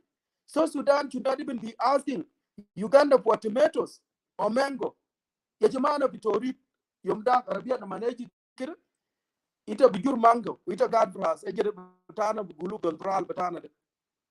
This is a blessed country, but you guys made it to be the worst ever country that everybody don't want to be in this world. Itum bade karab gal barubuna. Lo itum katetu no puskum tet ze gabela na shakum de. It will actually make sense, and you will see itum mukun al gatar batakum itum bajir fogo de Dubai. Madi de sara kulo. I went there and I'm out of this anaga. Yani de sara ma fi aya aja. But they live better life. As it is all everybody want to be in Dubai. They muk ya quest. Lekin na manazi kilim makum aja itum mushubu. The sulta una is all the kilim zere. Ude reji shil sulta bitana. Ya jamana dana de lokan mutajin ma sulta. Zaman no sabina ubele tala de mawadi ndu degree. Kanam shina namulu baya fode. Inna kadari na banarfu nas wide wa. Zol bamshi lakbat makum mu shakal. Lekin that is not our notion. Mafi zol indu kire fikira indu dari nejin shil al sulta takum de. Faitum door de siba gun chakala ana bishil sala namchi nutub zol de bagar lazim ikun fi regulation ala bagar de it is simple you regulate it and then they will have a little areas that they are confined into they will not cause a problem lekin ita na mandishil zol machi badala fadi mafi itum nas barlaman agodu tet you guys need to learn. I heard that there are a lot of people who had even get a better education in Kenya. Brother Medit have mentioned something important. Turkana district is dry, and we all experience this in Kakuma. Every time it rains, Albar Betana Sakar, backward Mudun Moya. But when it rains, it will be flooded. Did we ever evacuate Kakuma Mafi? Nas beginning now, Lakat, no man more day food, then we let dry. It's everywhere, the flood is not a problem. Parmadit and Peter Kenny, you guys keep up good work. God bless you guys, and God bless every viewer, particular Dr. Touch, Professor Touch. If you guys can at least try to have him. We will bring him to our one weekend Saturday. We will bring him Saturday. We will bring him live. Yeah. And also, if it is important for him to connect with some of the legislators there, he do deserve to be paid mafia free. There's no anything free because with his age and with his experience being there, he knows a lot about what is going on in South Sudan. South Sudanese has been taken advantage of because, you know, and South Sudan, the reason why I feel sorry is South Sudan is the only country that got. Lual, I'm not cutting you, but he actually is offering his service free. He basically told if they are interested on that, you know, he'll be happy to help them out. No, that's fine. You offer it, but people need also to give him some sort of recognition because if you look at him, he have served their volunteer on voluntary base before, and as now with his age, South Sudanese should take advantage of his life. People who knows what is happening in the world, because South Sudanese has been taken advantage of for a long time. What is it? They become independent with like about 40 or 50% of their population being intellectual. That's the only country that has ever got independent in a better shape, in a better position. But at the end of the day, all these degrees become fake. Pizolta in Laga master degree without Peace Africa country, umash view like joke palamun. Albertana can bug some majat wimpide. Al can bug some preparat women. Joke walamunokere. So this guy, I don't know if he's still alive. So these people, they need to be taken advantage of. Let them coach our people and then make consultation. Al Parliament, all the government structures. If you are a minister and you don't know what you are doing, trying to consult with some professional in other country, such that that country can be a better place. We want to go and visit, but if you guys are still killing each other, we will sit here on Facebook and then cry and give all kind of names you guys don't want to hear, and you will not be happy with it. But Brother Mudit, I will exit myself. I will continue to listen in the audience. Thank you for the we are about to come in. Thank you so much, brother. Okay. Thank you for Lual for coming in, and this wonderful info. Yeah, we all agree that this project of Jonglei Canal and other is not. We are not allowed it, and I'm glad to see parliamentarian they are taking that action. So it's good. So, Brother Peter Ken, you can put your last word in, and then we close down the show. Thank you, Brother Madit, and also to brothers and sisters who have tuned in. Some of you, it's midnight, especially in Junub Sudan, or maybe early in the morning in Australia. But this is the country we want, a country that we citizens have the voice, all the function of the government, the executive, judicial, and legislative work together for the better of Junub Sudan. It is very hard. We are polarized. If you criticize the government, automatically, even when you are saying the genuine idea, someone will automatically term you because for whatever reason you doesn't agree with the government. That's absolutely wrong. But this come to light because of public outcry, and a person of a goodwill like Professor Tuck join in and bring it to the light. And I'm glad members of the parliament have taken that bull by the horn, regardless of their circumstance. Earlier, I disagree with Brother Ding because he said it's not a government, it was two individuals, but the fact is it's a government. The guy is a minister, a part of executive branch, vice president. It's a vice president, and who is actually holding a cluster for that project. So there is no way you can navigate around here to say, it is not a government fault at all, regardless whether it is one person, because he's a government employee. But it did not start with this current minister. If you look at the document that were put out there, it started way, way, way back. So, and the reason, the fact is because we are being taken advantage of our situation. And anybody will put in its money just to make sure they take advantage of the situation.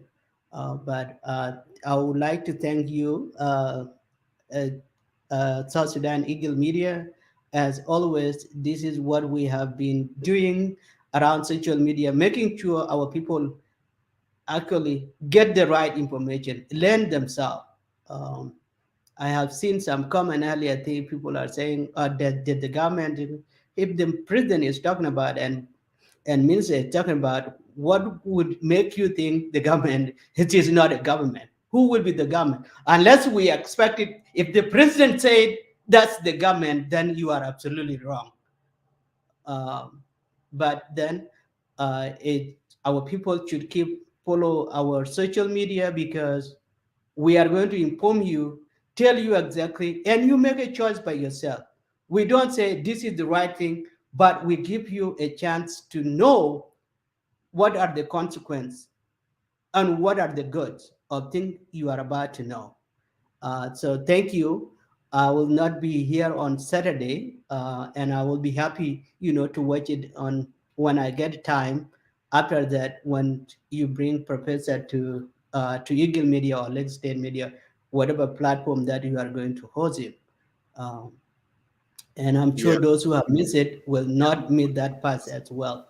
But we want to encourage the members of the parliament to stand on their feet, regardless of their job. I know people are kind, if I win again, because if I win against executive branch, I'm going to lose my job. The fact is, you are putting there on behalf of South Sudan. Losing your job, it's a personal will. It's either you choose your job, having money, having to feed your family, or you choose to help people of South Sudan. And I'm glad that legislative branch stand on their ground to always there to question executive branch. And I'm encouraging all the members of parliament to do that. They are the right people. They have to pass the law. And that's why it is called, a branch of government, because three of them has to work hand in hand, and they have to be there to have check and balance. If you don't have a check and balance, these are the countries that are going under crisis right now in the world, because a country that were executive is the only body that have a say in anything, they are the countries that are struggling right now.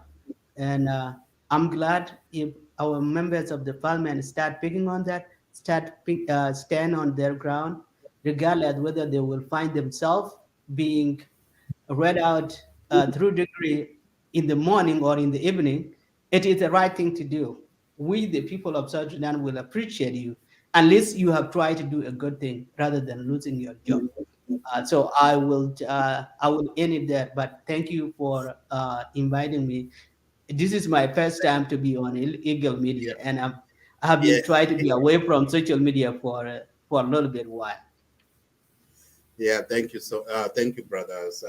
Peter, before we close down the room, the show, let me give this chance to Brother Tongjang in Clubhouse. Tongjang, if you can hear me, open your mic and waiting before I close down the show. Hello. Nasib Abraham Madik and Nasib Kenny and David Amar Bajir Mahmoud. I greet you guys all, you children of Yul Yang.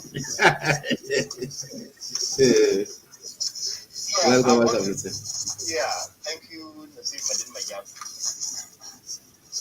I want to say this for the son and daughter of our country. People of South Sudan are very, very intelligent. They know what's up. Everything related, well-informed political information always leak out.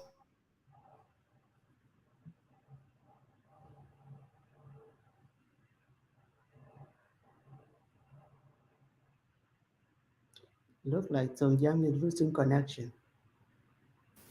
Oh, can you hear him?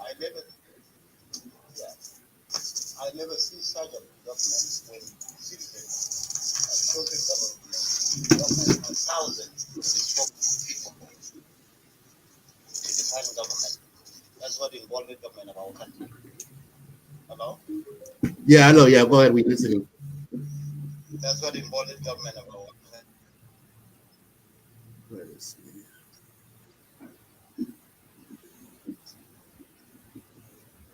Yeah, Tongjang, can you hear us?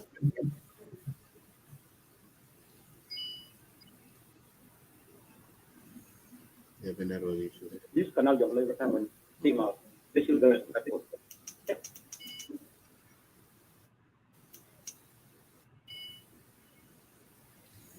Are you already hearing me? Yes, your volume is down. Your network is breaking down. Yeah, go ahead. We can hear you now. Yeah, so the problem, yeah, so what happened into this canal Jonglei is not a joke. And I want to just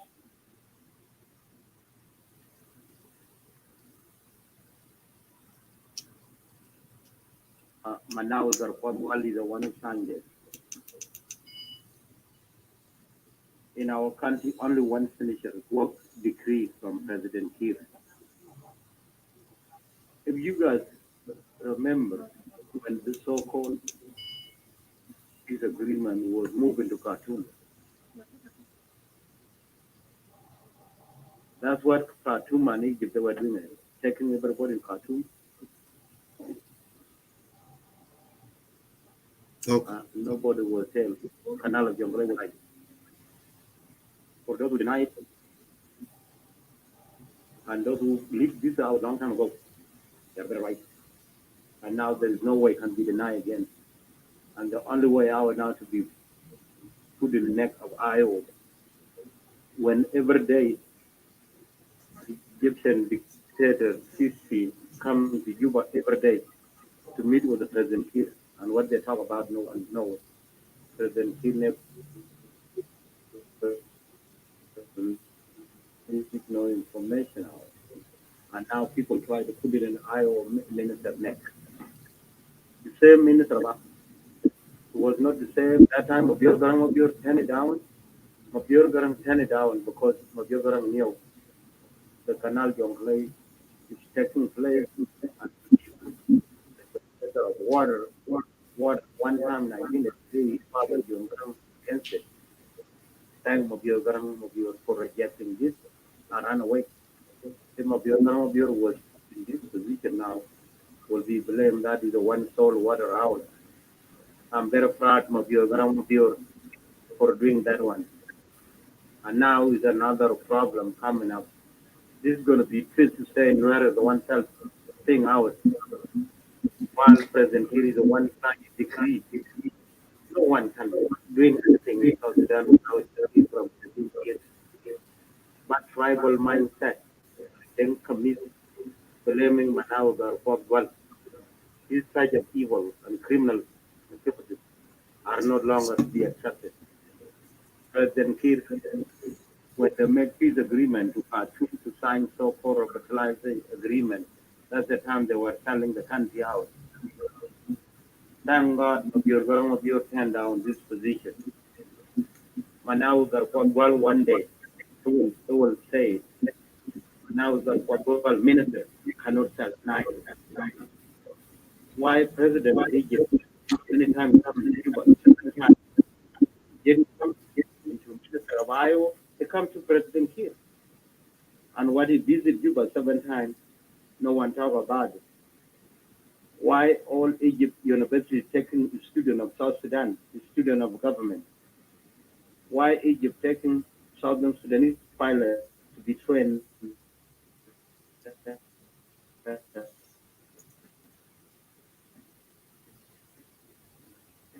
Why?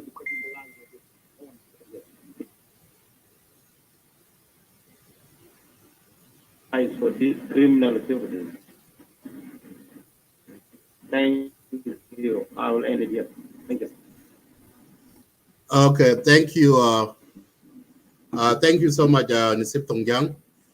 Yes, I agree. We will. Okay, thank you so much, Mr. Tongyang. Yes, I agree. Thank you so much, Mr. Tongyang. Abilkon, do you have another opening link or somewhere, because you are doing echo sound? Can you check your microphone?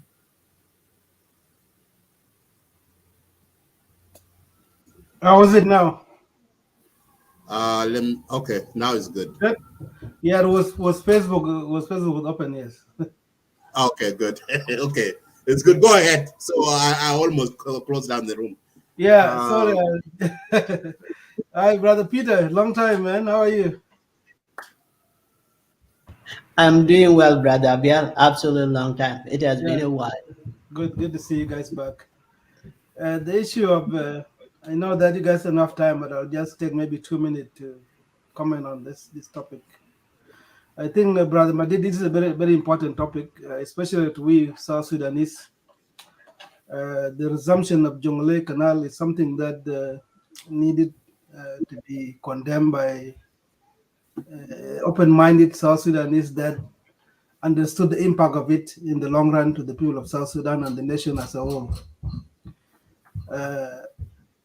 If the government of President Kiir decided to resume the digging of Jonglei Canal, I think that will fall under his responsibility, because he is actually the decision making in South Sudan. You know, if President Kiir say that this thing cannot go ahead, I don't think the minister can actually go ahead with these issues. Therefore, we, the people that stand by the government of South Sudan, need to be very, very clear in these issues, because when people took up arms in 1983, issue of Jonglei was one of the topics that actually, hungered the people of South Sudan to be able to fight for the right. I believe we need a time to study this issue of Jonglei Canal, and that can be dig only under the responsibility of South Sudan later on, if the need is be. But for now, President Kiir cannot approve this issue because it's a ticking bomb, even to those who are supporting his government. We are supporting this government not because it's doing something good for people of South Sudan, but because of the peace that has brought this government together. And those who been standing by the peace are standing with the government, because we know that the peace is the only way out to this crisis of South Sudan. If it's a matter of getting the support from the Egyptian government, that President Kiir can actually decide this issue to be dig, I think is bringing his government to his knee, because not people will stand with him, because it will cause a disaster to the people of South Sudan and to the generation to come. Because it will impact the people in not only in Upper Nile State or in Jonglei, but this will impact generation to come in 100 years to come. Because therefore, I personally condemn it. If it is this matter need to be condemned, doesn't mean that you don't stand by the government, but you have to let your opinion be known by people of South Sudan that we are not supporting the digging of Jonglei Canal, especially at this moment when people are actually, yearning for peace to come. This issue of Jonglei can unite the people of South Sudan actually to bring this government down if President Kiir is not aware about this. This is what I can say for now.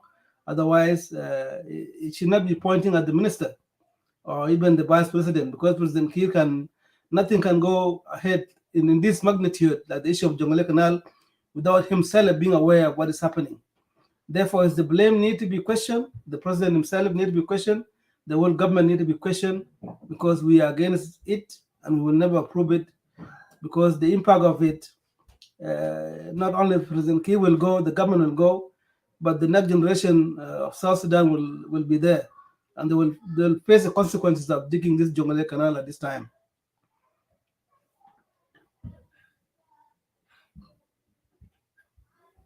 Okay, thank you, brother Belkon. And I just want to add something. The people that are organizing this DC rally, they find another loophole where they want to bring those people which were not on the board to call for the removal of the government, because the issue of Jonglei now, it came at the time when they're organizing this rally, but we cannot succumb to it. You know, if there's a rally that need to be done separately, I will speak at the rally here in Canada, because we can demonstrate against Jonglei Canal here in Canada without calling for the removal of the government. You know, the voice needs to be heard. This is what I just want to add. Thank you very much. Well, brother Biel, why did the issue of the DC rally become an issue at all? As a government supporter, let's say those who are supporting the government, if they don't like idea, it should not be the issue that we're fighting over. What you would do afterward is organize your own rally. If it is a simple of telling American, this is what happened in Sudan, it is simple for the government supporters to organize their rally. We did it before when we actually campaigning for independence of South Sudan. That's what we do. We organize our own rally, and that should be what you do. And you can organize your own rally and go to DC and say, you know, look, American, this is what they are saying is not true because of Z, A to Z.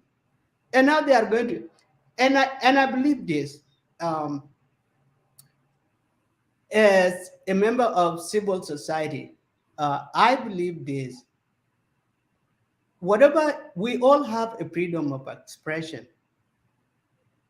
If this group decide to go to DC, it should not be something that we fight over. Because what it does is pressure the government to do the good thing. If the government see people that there is a possibility people are not happy, they will start doing the thing. It is not just, it's going to overthrow the government overnight. And this is what the civil society done in August last year. Doing this, government was able to implement some of the things.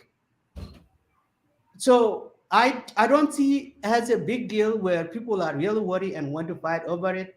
If you see it is not alternative, you can also organize your own and go to DC and say, you know, this is a distraction to the current peace agreement because of D, A, and Z. So this is how I see this. So I don't have a problem of doing a DC rally. You know, it has both way thing. It is not going to overthrow the government overnight. I haven't made that comment because I go to clubhouse and I see people fighting and I leave the room right away. And I'm even tired of going there. So, and it is something simple that doesn't need a fight, because this is what I need to see. The government supporters and the opposition supporters sometimes to have a peace among themselves.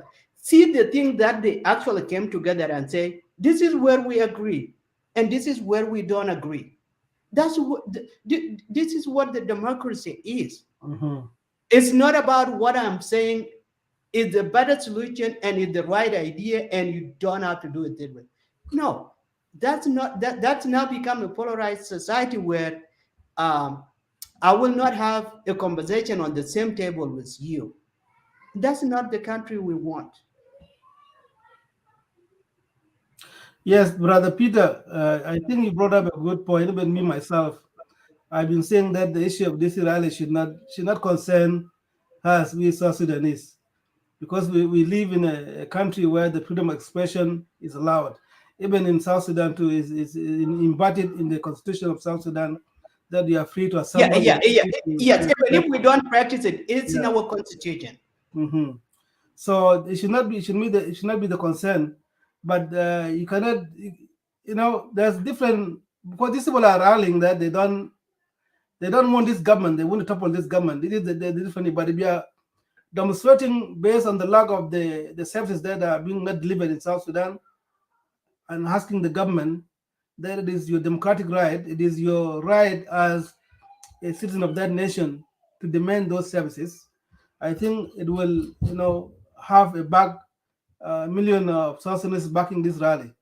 But when you connect it into, you know, bringing your own agenda, that we don't need this government, we need a total collapse of this government. That means you're also asking for the casualties in South Sudan. So for myself, I'm not worried about it. And people of South Sudan that are even supporting this government shouldn't be concerned about what demonstration they are doing. What you brought is a good thing. We can organize our rally in support of the peace implementation that we are having these two parties, especially in the last few weeks. There have been positive steps that have been taken, and that what was lacking all this time. The issue of unified command, the formation of this command, and the establishment of the commission itself. I think these are the good positive toward the full implementation of peace agreement. What I just want to say at the last comment is that I just want to thank you for I see your platform there. I think you guys are doing a remarkable job. Madid came up with the eagle, you came up with the nation, the voice of the nation. And we need, because media is a medium of communication where we can actually let the people of South Sudan understood some other issues that are facing us, whether here in diaspora or in South Sudan. So thank you very much. Well, anyway, this will be a topic of another time. And I want to let you know, as a government supporter, that the peace that we are actually calling that is dead, but we don't make noise. We want to give you a chance to say yourself and say it is dead. Look, the good example. This is what happened. When we, citizens of South Sudan, when we now make loud noise, it is because we make noise because of election. We make noise because of the crisis that were going on in the country. All this, the government was able to do a little that you have said. And look, this is where you know Kir and Riek at all no cost, they will never work as long two of them are there as the face as our leaders. It was on the 17th, right? Where they swear in the command, the unifying command. And you know, on the 18th, Riek had the complaint about that there is a violation. So how we in the world, in the first place, they have up to the point they swear in, and have you come out, this part of 5/4 is being violated. It is the fact that Riek have no voice in Juba anymore. So it is either you want to do it or you don't. And he doesn't have that choice of going back again. That's the whole thing. But the fact is, the two gentlemen, the peace that we are hoping for, the two gentlemen are not going to bring that for us.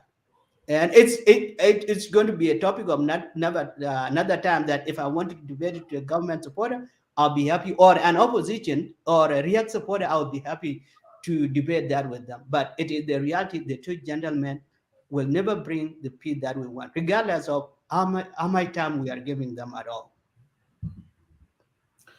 Oh yeah, thank you for add something on your debate. You know, I see something there that Simon Garrett is pulling his record, is defend team to Juba, to go back to Khartoum. So which is that's alarming. That's a red flag. So what's going on? So Tongyang, if you want to put in your last statement about what these two gentlemen just bring up, you can weigh in. Tongyang, can you hear me? Yeah. Yeah, you can go ahead if you want to comment about what these two gentlemen say. I never heard the last one. Okay. Yeah, they talk about the rally, and they talk about the unified I command. didn't hear it. You didn't hear it? I didn't hear it. What he was saying. Okay, they are talking about the Unified Forces Command.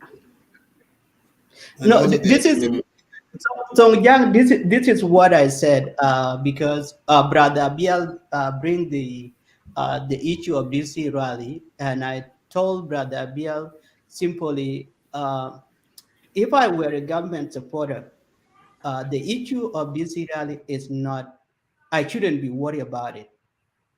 And it shouldn't be an issue that we, the regular citizen of South Sudan, fighting about it, because this is what you do. If you feel like what the other opposition group are doing is not the right thing. You want to protect the peace.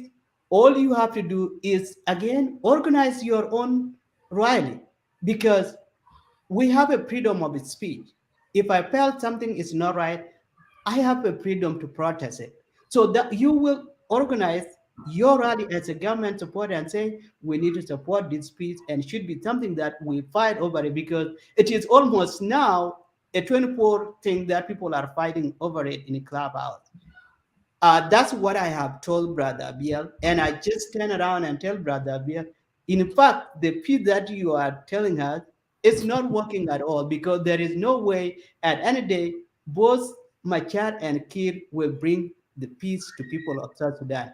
Because what happened is when we citizens make noise and the pressure from international community and on them, they will run to a TV, a national television, and hold hand and telling us that they are implementing the peace. And I give a few examples because the reason why I think Brother Biel mentioned work a little bit was that because we make noise because of election, we make noise because of insecurity going on in the country, and because the peace agreement was not implemented in letter and spirit. That was the whole reason that they agree and went to national television to de-escalate the situation. And then if you look at that, we also make noise because of that. They decided to come forward and say, finally, we are actually going to form a unified command. And that with that unified command, this is an example I gave. It was done on the 17th, the swearing in. And then on the 18th, which is yesterday, Ria come out with all these accusations saying, there are two posts that have been violated within that command post. And the question becomes, how in the world, where were you in the first place until you guys swear in, and here is your complaint? So that's when you know there is no trust between Kira and Riek. It is only when the pressure mount on them, that's when they like, okay, we have to go for the war to let the world and people of South Sudan know that. And I told Abiel it would be a topic of a different day where I would be happy to debate with the Riek and Kir supporters that their bosses are not going to bring the peace that we want as GNP. So that's what we discussed. I have a limit of time. I will wait for a little bit comment for a minute or so, but I have been here for a very long time. I think since the very beginning of this. So it's 4 hours, and that's unfortunate thing that have not been for almost a year. If I have to be here, it has to be only 1 hour. That's how long I can be. Okay, thank you, gentlemen. Tongyang? Tongyang, do you want to say something, or I can move to the next? Okay, Francis, I can give you your last word so we can leave. Thank you, and for the South Sudan Eagle media for still holding door here. And I came back because of what Brother Abiel and Madi Peter talking about the rally. Anyway, nobody can saying nobody can say society you want protest. If you are right to go and say whatever you want to say, but one thing we don't understand, Southern Sudan, even that is the reason now. I think to topple the government in DC within South Sudan, without protest in South Sudan is difficult, and that is sometimes it looks like a wasting of time. And the reason I'm saying that, without protest or Madara going on happen in South Sudan, I don't think going to DC will do nothing. And I also support if somebody going to hear out what he demands to be changed in the country, that is okay. But we see what happened in Sudan in the backyard. They protest all the time. Now in Sudan, there's nothing to be heard from that government. and also of citizens don't have real communication in the country. Even though the 82% of the country are not accessed with the network. So we are still behind. What happened in some countries? We cannot compare themselves with us. So what we need as a citizen, sometimes we need to be careful. Right to judgment, that is what set us back as the Southern Sudanese. We don't think back and wait and see that end of this. Look what happened. How Southern Sudanese come together. When things happen, people need to come together. Somebody defect. Somebody say, "Oh, I don't need this. I don't need this." I don't think we are compute ourselves. Even this country will not be a viable country. So, if they're trying to say we have to wait, if they dream, even if they sign that is agreement for the unified forces, now they come up with South Sudan National Army, we should wait a little bit and see what will be. Do they going to tackle all the known gunmen, like what I heard from President Kii's speech? Do they going to approach those who are fighting and convince them? But I don't think, even you check your head, Brother Peter, going to DC, I think will do nothing. And if we find a different way as the Southern Sudanese to deal with what happened to us, and try to make sure that we push them. We push them. Look, the case of Southern Sudanese went too far. Between now, the debate now, the reason I don't went to club hours, I listen sometimes when the Southern Sudan Eagle Media brought it. There's people are accused themselves by 64 tribes. And I don't think we have far longer to approach each other. So I don't think we need to make sure that our priority number one, we need the gun to be silent in the country. Like the hair we little bit contribute for years without even there is a proxy war going on.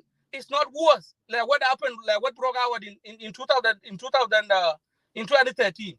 So I don't mind if you are go there, but to say peace is dead is support the criminal to make sure is the kind supporting the criminal, and they will continue to violate everything in the country, and they continue to harm our people. The more some intellectual like you saying there is no peace in the country, the peace is that means everything in chaotic, and maybe that means people should kill themselves randomly. That is not good. And I don't mind somebody criticize the government and somebody say I need to change the government. But being in Washington, D.C., without a thing happen in the government rally behind the J1 will do nothing in the country. And you look at America sometimes, they don't care about Southern Sudan situation anymore. The Mikela now is Ukraine. Is Ukraine now? That is the milking. That is the cow they're milking now. And I don't think if they were to do something about South Sudan, they were do it long time ago. Not this time. So I appreciate you. Go there, and also if you are victory, your victory is my victory. But I don't think being to Washington D.C. with this high gas price, it will let you drive for no reason. But what we need to push them. If they form a South Sudan National Army with our South Sudan Defense Force, then we need to hold them accountable for a next step, for trying a permanent constitution, to make sure that this all national institution will guide by the constitution, by the real constitution, not transitional constitution. That is supposed to be the next push. And also, we need to hold someone accountable, like the opposition who is still accusing the government right now while we were yarning again the chapter 2, the army to be unified. But what was the Dr. Rick claim is already being done by the president, and you, the citizen, should move in and hold Dr. Rick accountable. So if this thing done by his favor, now we we have South Sudan National Army, he don't need again to change his mind and go and accuse the government. And the government of national unity, like what I heard from Tongjang before, we were talking for Manaugat quote, a minister of national government. We were not talking, blaming him a IO. We were blaming him a government of South Sudan executive branch. So we are Jama. Sometimes we South Sudan, we compare ourselves for countries who've been there for 50 years or 100 years. And this is not supposed to be. Our people need to be indicated also. Like now, if you go to Legging State and talk about being I need to change SPLM, you will be getting killed by from your brother. Their mentality, they still supporting SPLM because they need to be indicated by one. Because even they don't get services delivery, they still yearning for SPLM land. And population, 82% of the country are still not civilized. And take these guys, education is not the civilization is number one than education. And that's why you see Chumalin, they don't pay each other, even they are not educated, they are civilized. But our people are not civilized.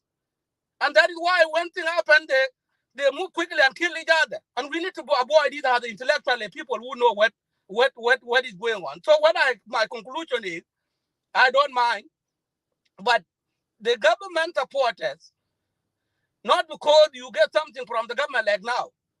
Majority, even within the wear up, where the president come, the lady said better than wear up. But what we're saying, when the people have a lack of civilization, that is thing should be avoided. Because if we keep drinking the bad, they will kill themselves by randomly, and that is why. And they believe for something like somebody all the people back home, they watch our mouth. When they come out, that's what they hold. They say, oh, this guy, he know everything, and if he say that is true, and they're right to do that. So what I can say, let us slow down a little bit and push what is going on in South Sudan by a careful way. Don't push it hard. Then it will tie the rope, and then it will harm our people back home. That's what I can say. And good luck for those who are going to DC. For me, the reason I'm associate myself, you use me to see, but this thing drive people crazy, and they let people hit each other and people are going nowhere. If you talk onward, there's nothing going to give us. But thank you. Thank you, Francis. And South Sudan Media, we will let you go. Sorry, we hold you. Yeah. No, and we apologize for that. But no, you're good. You're good. We will debate again. But what I not because I support government, but I'm concerned the life of our people back home, guys. Anything happen here, we mislead, we drop. That is randomly our people kill each other for no reason. And that is what confused South Sudan, the Mikkel Amabamchi. That is us. People call themselves, if they know ABC, we are the obstacle of that country. And if we are not land, then we are going nowhere forever. Thank you. Thank you, Francis. Good talk. Thank you. You want to weigh in? I'm going to make a quick comment here, Madid, to Brother Francis. And I'm glad Brother Biel is next to me here.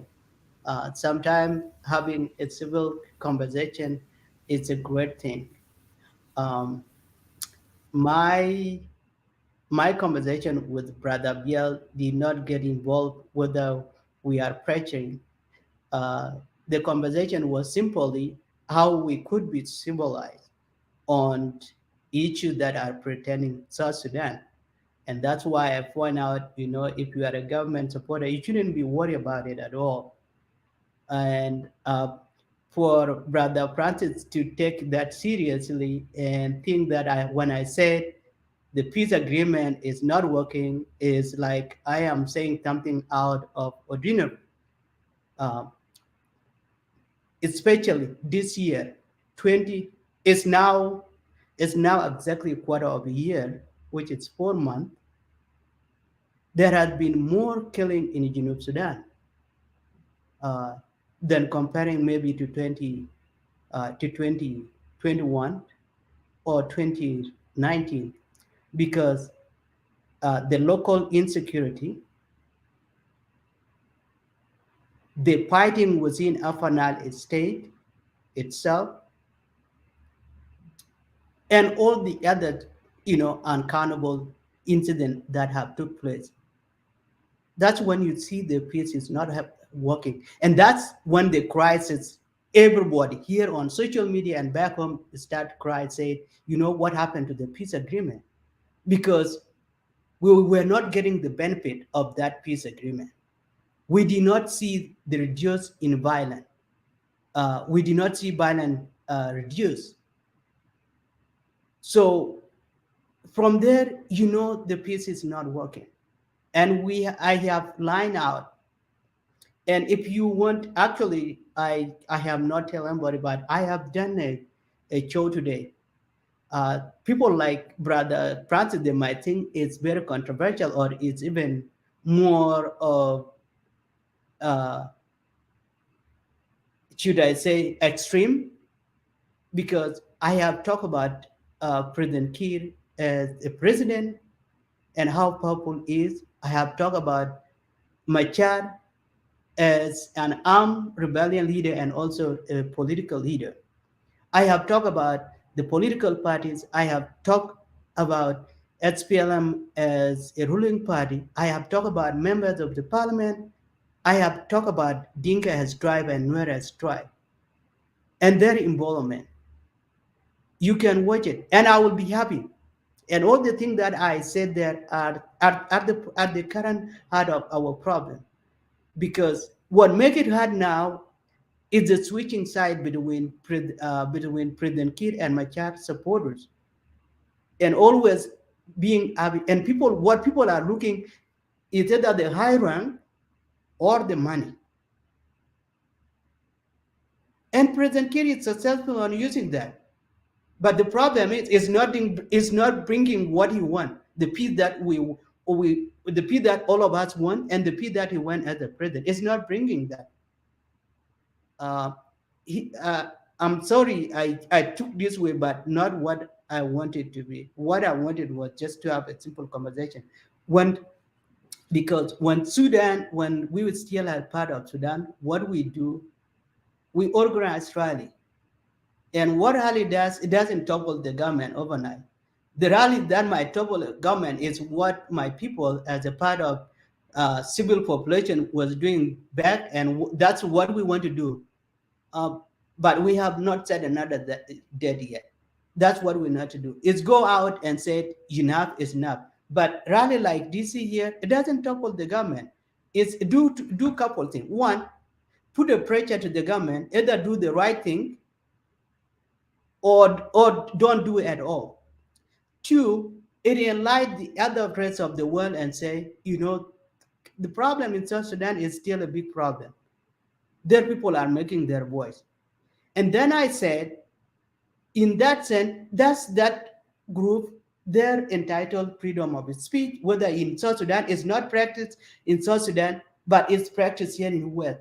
And you can do anti-rally as a government supporter and say, these people are distracting to the peace, A and Z, you lay their thing. Where is the problem here where we have to fight as Genopean about it? That's what I was trying to say. And that's what I stand on. I myself, I'm not going to DC. I have other things that I have to do. And if I had to go, I would have gone. But I don't have a time for it. People who are doing it, I don't have a problem with them. I'm not a part of them. I have my own group.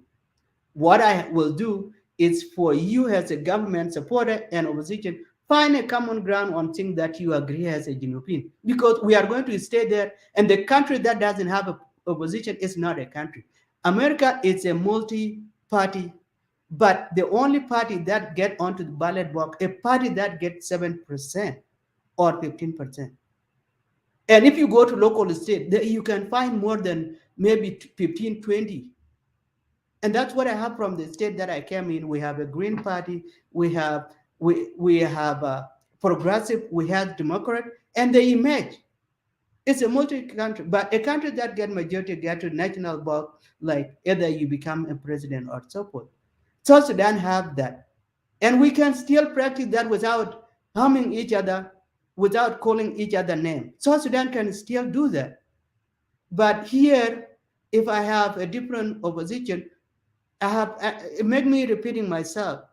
Even if even Brother Abiel said something right, because I don't support what the government is doing, I might see Brother Abiel, what he's saying is a nonsense. Right? Just because I don't support what the government is doing, I might see Brother Abiel, what he's saying. Don't mute yourself. It's causing echo. Yeah.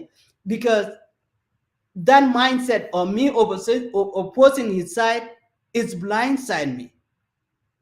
So I am not calling here for people of South Sudan to hurt themselves. That's what I'm against for.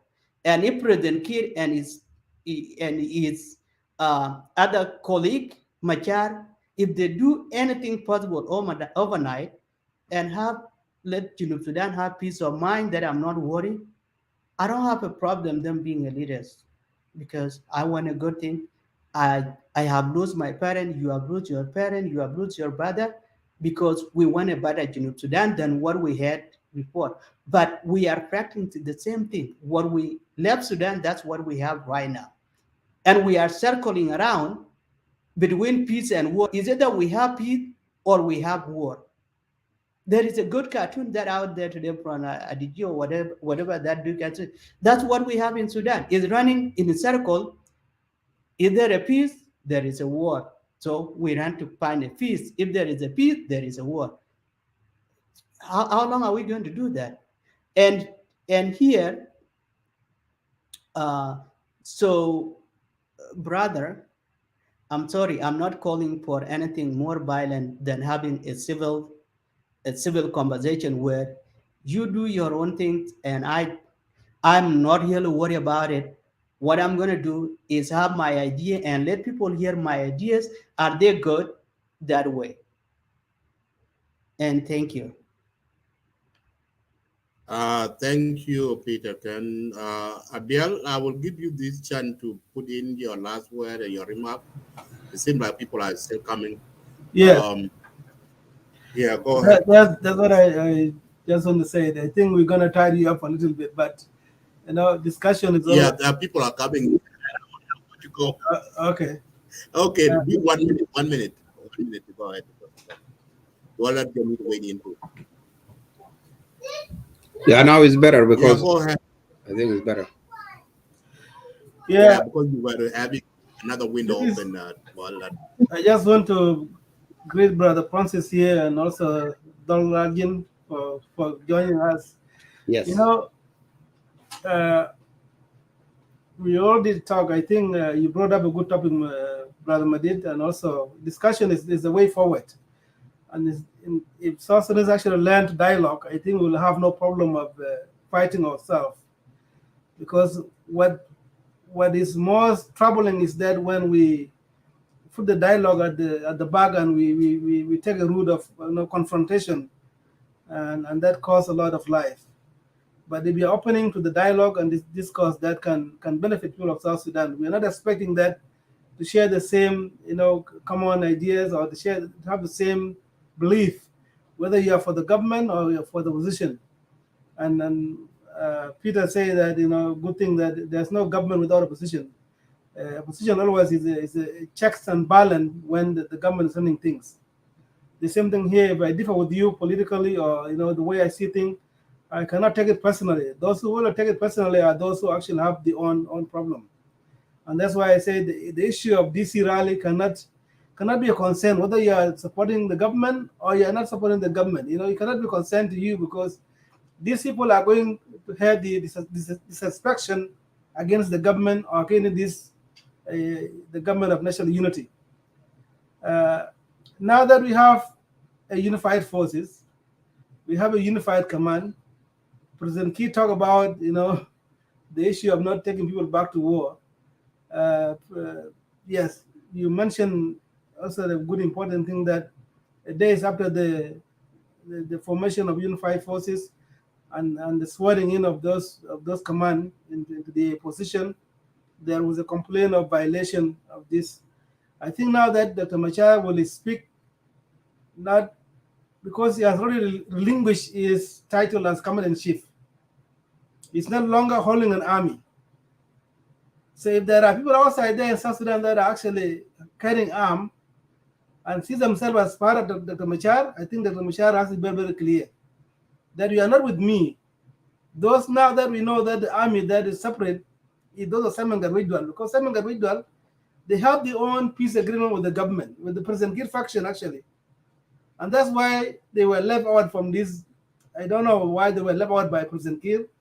And that alone now became another concern, because he has to call it, Mabdit said earlier that, and I read it also, and he also spoke on the Radio Automasi that he's calling his delegation, Adban team, back to Khartoum for consultation. That 3 months that they agreed between them and the government was not implemented. I don't know what was he promised for, whether it was promised to be part of this peace agreement, whether it was promised to be part of these unified forces. I think this is something that people of South Sudan should also worry about it. Is he going to wage a war against the government, which is the government that including President Kir and Machar himself? Unless Machar said that I'm not going to be part of this government, I walk out from the peace, then we can take him as the person that different. But anybody that will wage a war against the government will also wage a war against President Kir and Dr. Machar, because they are in one government. So this is what I can say about it, but it's good that maybe for the next discussion we can come and look at it. What went wrong, why the Kidguang faction were left out by the faction of President Kir himself. Because remember, President Kir caused this himself by accepting this folk instead of negotiating as a part of SPLM-IO. So any problem that will come from Kidguang will not be pointed to Dr. Machar anymore. It will be pointed to President Kir, because he's now a commander-in-chief of South Sudan Defense Force, is the president of the nation, and taking that responsibility, any war that will come from Kidguang will be the one answering, not Machar, because Machar also said that I'm not longer a commander-in-chief of that. There's no more SPLM-IO, I mean SPLM-IA, which is army faction. The faction has been relinquished. The border has been formed together. So this is what I can say about it. But our concern is this: we understood that a lot of things went wrong in South Sudan. I myself am a member of SPLM party, but I'm not happy the way SPLM is running the thing in the government. It's something that will be very clear, because in South Sudan there's a lack of so many things that the government can be blamed for. And if the government, the issue, even that the general himself said, the issue is not about liberating the people of South Sudan without giving them the services. The services are what take us, to war. It's not about, being mistreated. It's about there was no development in South Sudan. You are being seen, whether you got a good grade, you are not being accepted in national universities, for example. There's so many things that went wrong when SPLM took arm, you see. And this thing, if President Kiir is not careful about delivering service to people of South Sudan, it's going to unite all people walk of life, all our tribal 64 tribes, against lack of giving service to people. People should not be saying that this is the government services, giving them. These are your right. Your right to have a good clean water. You need to have a better road. You need to have a better school, better hospital. These are your rights, so that your kid can be able to benefit. But look at this government itself. Any extension of this government, any war that will break out and leave this government alone, the people of South Sudan will shoulder the responsibility of this fight by president, 500 members of parliament, 150, council of state. This is a huge government that not supposed to be there. And only that we are saying, implement the peace agreement, give people of South Sudan a chance to go to the poll and decide the fate of this gentleman, because we have had enough of them. But I'm not supporting any war or any hostile takeover of the government. I'm supporting a peaceful, democratic process where people are allowed to change the government anywhere in the world. Ladies and gentlemen, I think I can stop from here. Let us open another discussion about the fate of Kidguang faction I know that there's a lot of discussion between Kitgwang and Nas and those of Jawin, and they want to use this gentlemen of align with them military so that they can wage the war. But I'm not going to support that part of taking South Sudan back to war. Of course, to me, I see there's a little bit of tranquility, there's a little bit of calm. South Sudan, even though there's a war, there's a death, of course, there's a little bit of peace in some corner of South Sudan. But any crisis anywhere in South Sudan, they're all South Sudanese, whether in Equatoria, in Upper Nile, whether in Lair or Joko, or in Western Barkazal, anywhere in South Sudan where there's a war, there is a concern because we are concerned about the life of our people. Thank you, Brother Madit, and thank you, Peter, for giving me the opportunities and also being part of this Eagle Media Network. I will stop from here to give Brother Dolagin and take the mic back to you, Madit, if you want to say something. The Madid, but Yeah, thank you. 1 second best to apologize to Peter. Yeah, go ahead. He already, 1 minute. 1 minute. yeah. What I can say for the viewers, those who are listening and those who are in the picture with us, what I was saying about Peter Kenny, I was not saying you just I will throw that to our people, because not you alone. People are yarning on the social media, the peace is dead. And that means what I'm saying is, because what I was mean, our people are not civilized. And when the word they heard from our mouth, they took it as an advantage, and that where they're saying they can, this word can motivate them, say, oh, there's this peace, there's no peace in the country. And maybe they can move to rotate themselves and grab and raid the cattle to each other or killing themselves. That's what I was saying. But not you alone. I don't have to, we don't have any problem between you and I personally. I was trying to throw this because this word being used a lot by more people. And that is why I say we need to avoid this word, not you alone, including me. So that what it was a general word to advise our people. Because if things happen like what happened to that community, we are confident we are in the West, but we follow what is going back on. And what happened in Upper Nile, which is side with Nasser, whatever, I saw it, the government of national unity, or sorry, unified forces, they are the ones should go and tackle this problem. Who is still killing the civilian? And who is still this? I saw that will be the chance for, because they just formed the government last week, the unified forces.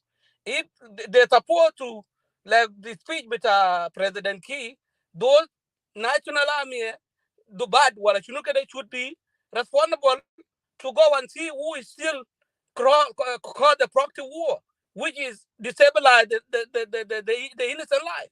Like what happened in Ler is not nobody happy. We are Southern Sudanese. We don't need our people people to be killed for no reason. And that's what I was trying to say. So between you now, even I say before, I don't have a problem about people who going to talk about if their boy need their boy to be heard. So I was saying, in Africa or something somewhere, the example of Sudan I brought up was because if the people of South Sudan within South Sudan, they are the one who, if they manage to rise and say enough is enough, they are the one who will handle this. But for now, I was thought let us hold them accountable, because chapter 2 was the obstacle. Chapter 2 was the obstacle in the country. And if they reach to chapter 2, even we see it's kind of like a pack, and they form the national army, like the title, they didn't call Southern Sudan Defense Forces anymore. Now they say Southern Sudan National Army. When they were called all the generals to look at the unified forces, and I thought we will give them a chance and hold them accountable if they form a unified forces. If this thing going on in Ler or within Bantu or within Upper Nile East or in Maban or in what is called Wuro County, is it they will still continue or not? That's what I was saying. We must hold those leaders accountable if they form national army. But for you, between you and I don't think I didn't direct word personally. It's not you alone. It's the mind of all the South Sudanese. They keep thinking the peace is dead. The peace is dead. If the peace is dead, that means the country are in war. And that's what I was trying to say, not you by yourself. Sorry for that.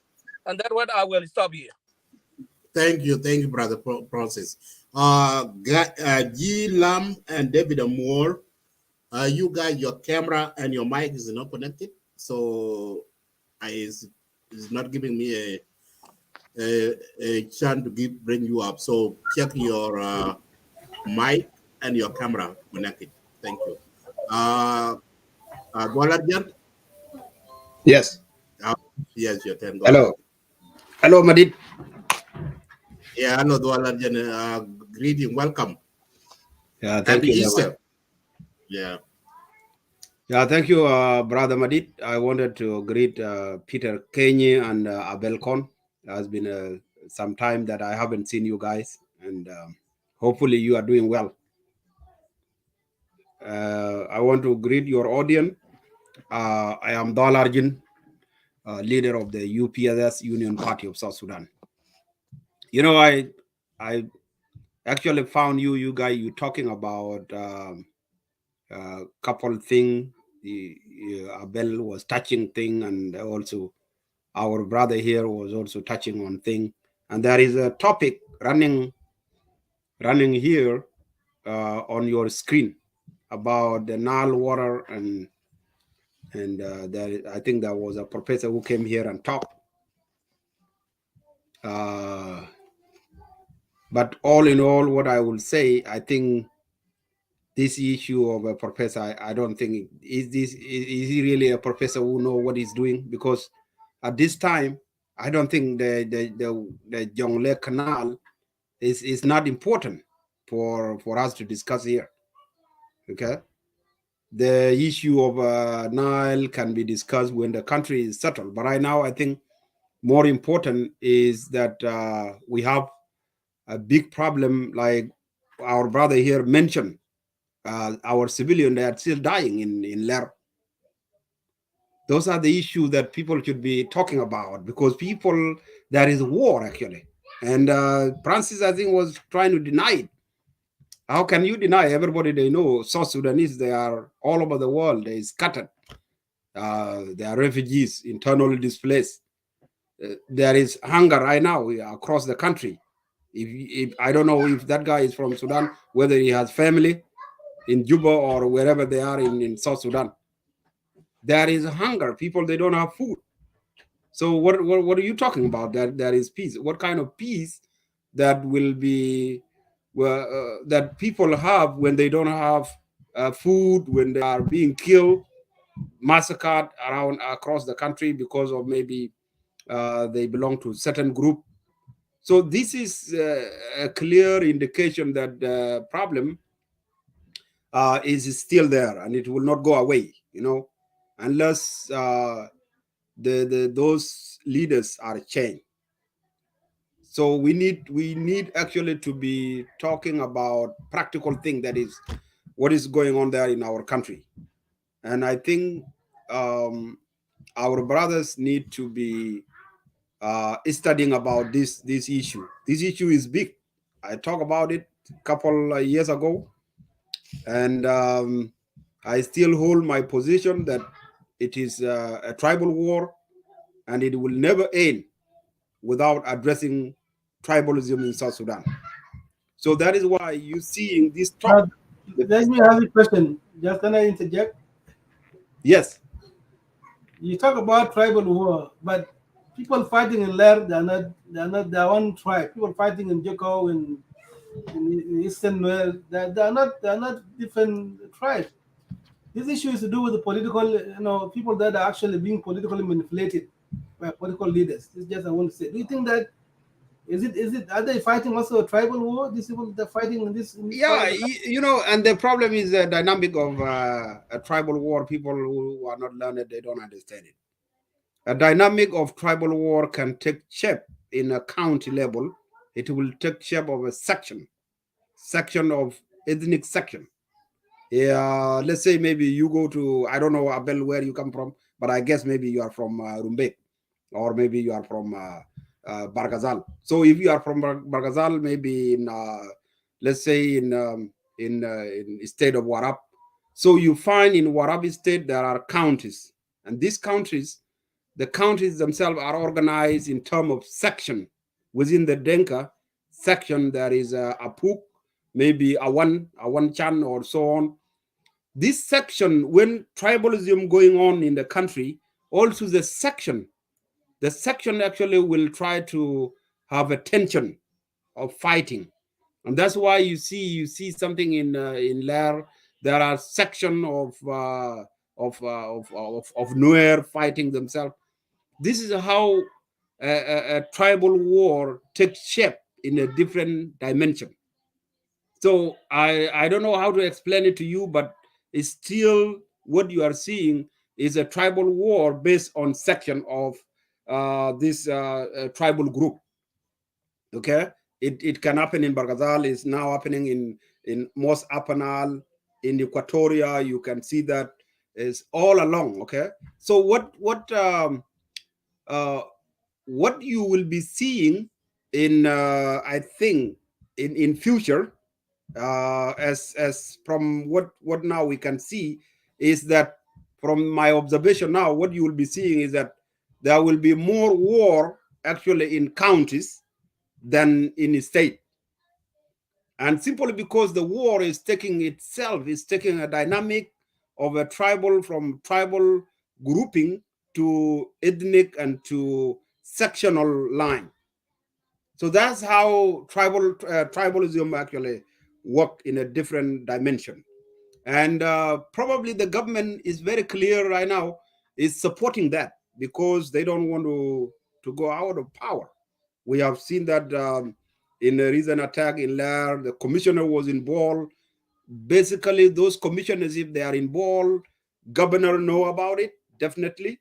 And the president, if the governor know in a state, of course, why the president? So the president is aware. We can look at it in this dimension. So I think the regime in Juba now is supporting those tribal war ethnic, because it protects them from power from falling apart. So what our people need to do, or what we should be discussing here, is that if at all we wanted to come together, is first is to eliminate tribalism in the country. And there is a whole list of strategies how we can do that. I have enumerated it in my talk. And the other thing is to look at the way not to stop how to call this regime to be changed, whether politically or through the election or through army struggle. All this one you can change a regime, a dictatorship like that. You cannot change it in one way. And it's wrong for some of you here to say, oh, we're going for election. No, you cannot change a regime like that through election. And you cannot also change it through army struggle alone. It's impossible to do that, a regime, unless if you don't go to social school. You cannot do that. Like, I think that's why those of Riek Machar are failing, and those of maybe Sharilo or what, because they never went to school in social science, so they don't know. They think, okay, only struggle will change the government. No, it doesn't work that way. And you cannot say only peace will change the government. No, those things, they don't work. There is a bunch of combined strategy that can change the government of Salva Kiir.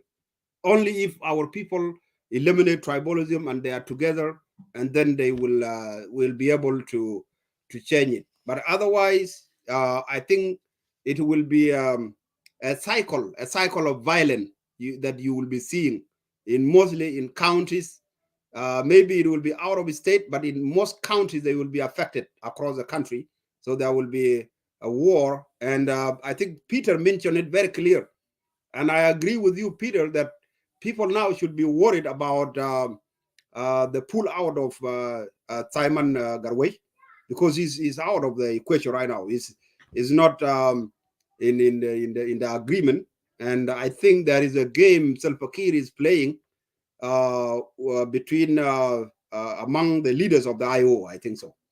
So that's why you are seeing. Let me ask you this, Walerjan. Yes. You mentioned that the war going on in the country is a tribal war. You see, yesterday, have you seen the list of commander there has been shown that to be unified command? Have you seen the name? Yeah. So yes, if you can see the Madid, to put the point, Don, before you do that, I have talked about this today. And particularly, I narrate my point to Nuer as a tribe. Even more, please connect your mic and your camera. I cannot able to bring you up. This is where the things get really tough right now. Nuer as a tribe have to come to terms to see who they are following. Look, majority of the SPLM-IO, whether it was an armed rebellion group or a party currently, majority of that come from Nuer tribe. And it is a fact. If anyone wants to deny it, it is up to you.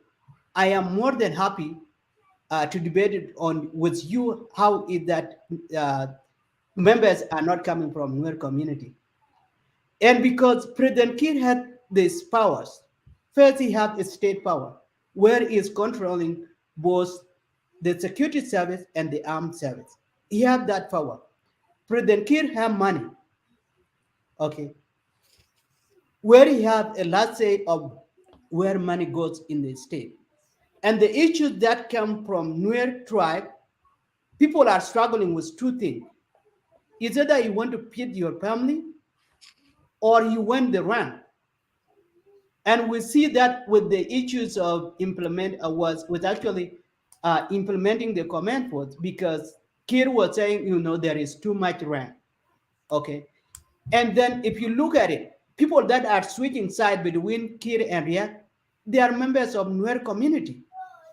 And President Kiir is using that wisely, is getting that advantage, where today, if you feel someone have, become a dissident to Machar, it's quick to get to him. For example, the issue that we are going to face now with Garwit, it's an issue of Kirugan and a Khartoum agreement. So where President Kiir himself, the IG went and do a deal with that. It's because the issue is trying to at least break Machar apart, where Machar is not going to have enough followers. But the thing that he don't know is creating a problem with himself, because whatever was in agreement with the Khartoum agreement for Kirugun or chief of staff to accept agreement with the government, it's an issue now, because if the government promised them the position within the command post, he's not getting it. So that is going to collapse. If they were promised money, I don't see where that money is coming, because there is no enough for a lot of things that the government is buying out. So it is an issue where, as a Nuer community, as a tribe, to decide it on how they are following the two leaders. How are they following Machar and how they are following Kiir? Because that's the two categories they are following in. Because the soldiers that switch side at the end of the day are Nuer, they are going to fight another Nuer. I am sorry to say this, but it's hardly for someone to hear from other tribe to say, oh, Red is the P because of this war that's going on in Afanai. The only person you might hear might come, or most might come from Nuer community. The Nuer tribe are losing generation here. So, Peter Kenyi, a lot of people in South Sudan, including our top leaders, they don't know exactly the dynamic of struggle and the war that is happening within the Nuer society. So simply, they just think that the Nuer are fighting themselves. This is wrong. Okay, what is happening? Anything that you might have seen it maybe for a long time, is because there is a rejection of a leader. Okay, and you know, when a leader has been there for a long time and is rejected, of course people fight, and that is what you have been seeing.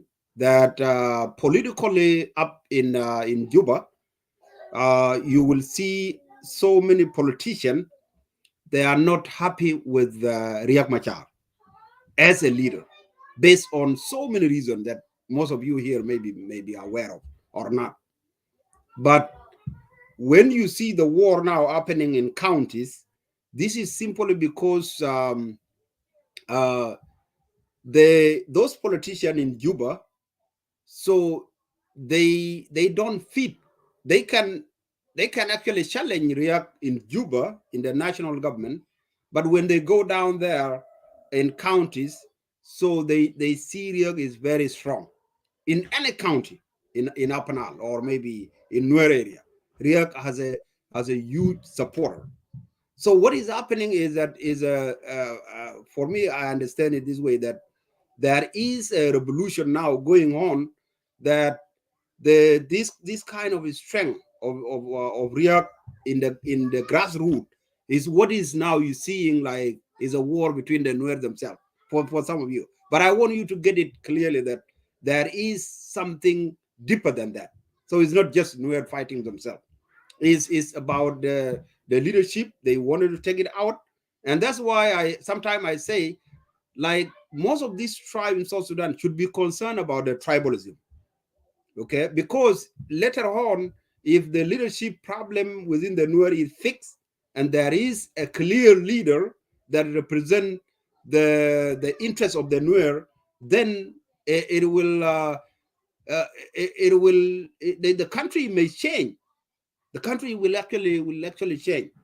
Okay, let's say now what is going on now, Garwe is trying now, some general has been trying.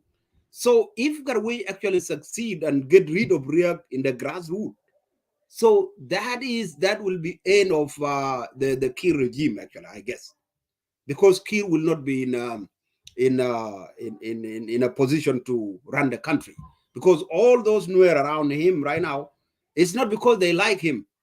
Okay, it's because they wanted to get rid of Riek Machar from the grassroots, and then they can get the leader that will actually face Salva Kiir, because Riek is weak. Everybody understand that. Even from the Denka brothers, leave about the Nuer, they understand that the weakness of Riek Machar, whether it's politically or in army or what, is he look like the man is a failure from a long history. So that is why you're seeing, so the war, even Nuer themselves, sometimes there are those who don't understand it, but most people actually, they are coming to conclusion of understanding that the problem, what is going on in counties, is because Riek Machar in grassroots, they need to get rid of that kind of power. But when it's done, then I don't think there will be a war among the Nuer themselves again. So our war should be targeted to Salva Kiir, because Salva Kiir is the one actually who destroy our country. Not only the Nuer, he's killing a lot of people right now, everywhere.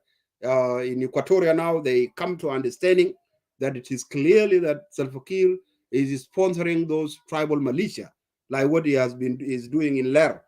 You have mentioned that Ler, the Ler war, if you don't know, Ler war is being fought by commissioners, government commissioners. So how will you explain that? Governors. That is the line of a presidency, right?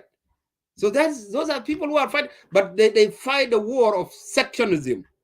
And that's why we are saying, that's why in my argument from the onset of the war, I say this war of South Sudan is a tribal war. And the way it is being addressed here is wrong.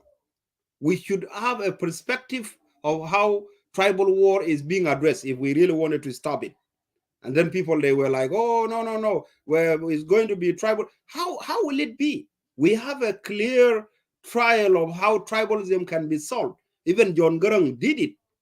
When John Garang knew that in our country, there was a tribalism going on. So what he did was to make, he was trying to actually to integrate the people.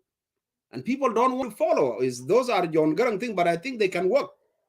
If this government wanted to stop tribalism, they should stop from talking about political issue, because in our country, we don't have political problem. We don't have it at all. The main problem is tribalism, where certain tribe get power and they wanted to dominate others. They wanted, for you to dominate other tribe, you have to kill them. Because if they resisted, like the Nuer has been known for resisting since the history, they will keep resisting until they come to power. So if you come to power and you want to silence that, it's not going to work. So it will never work unless we have war. So now what we should be doing as a people of South Sudan, and I've been saying this, is that we need to be thinking about addressing the main cause of the war, which is tribalism itself. We wanted to go back to 84 if we cannot go farther, where people were, the Nuer and Denga were fighting because of water, or because of cattle raiding and water and land from long time ago. We can cut some of the history out and then talk about the formation of the SPLA, where the Nuer and Dinka were seen at least fighting about the power. That is where we can discuss it. It needs intellectual to address that. So we can talk about 84, we come and talk about 91, and right now, 2013, 2000, all those dimensions, we can, if we really wanted to address the truth, what they call truth and reconciliation, where people, the victim, talk, and then the people who have committed the crime actually will say, okay, I did this, and they need forgiven, and they are forgiven. This is where we call a dialogue, a real dialogue. But when you address political, you try to cover up, it will pop up anytime, my brother. So what I'm saying here is that those of you who are thinking that the fake peace in Juba, that there is a peace, my friend, you are too far from seeing the reality of South Sudan. Okay, the reality is that we have a war going on. So thank you, gentlemen. We are about to close down. Come to time. So thank you, Abiel Pon. Dr. Don didn't comment about the Jonglei Canal. I don't know. Did he comment something about it? What? About the digging of Jonglei Canal. What is your opinion? Well, I don't think this professor is really, I don't know where he studied, but I think he is too narrow about important. Is trying to undermine the problem of South Sudan, because I think Jonglei Canal is not important for me right now, because we have too much problem that are affecting people now in our country. So we shouldn't be, it's not an issue that can be brought on the table, whether it's not going to benefit me, neither our people down there or our government. Don't argue. It is not a proposal that brings the issue up. The issue up comes from Vice President Taban and Minister of Water and Resources. So, and what he have done now is put in expertise on things that are going to happen. But it was not him that brought him up. This is what needs to be done.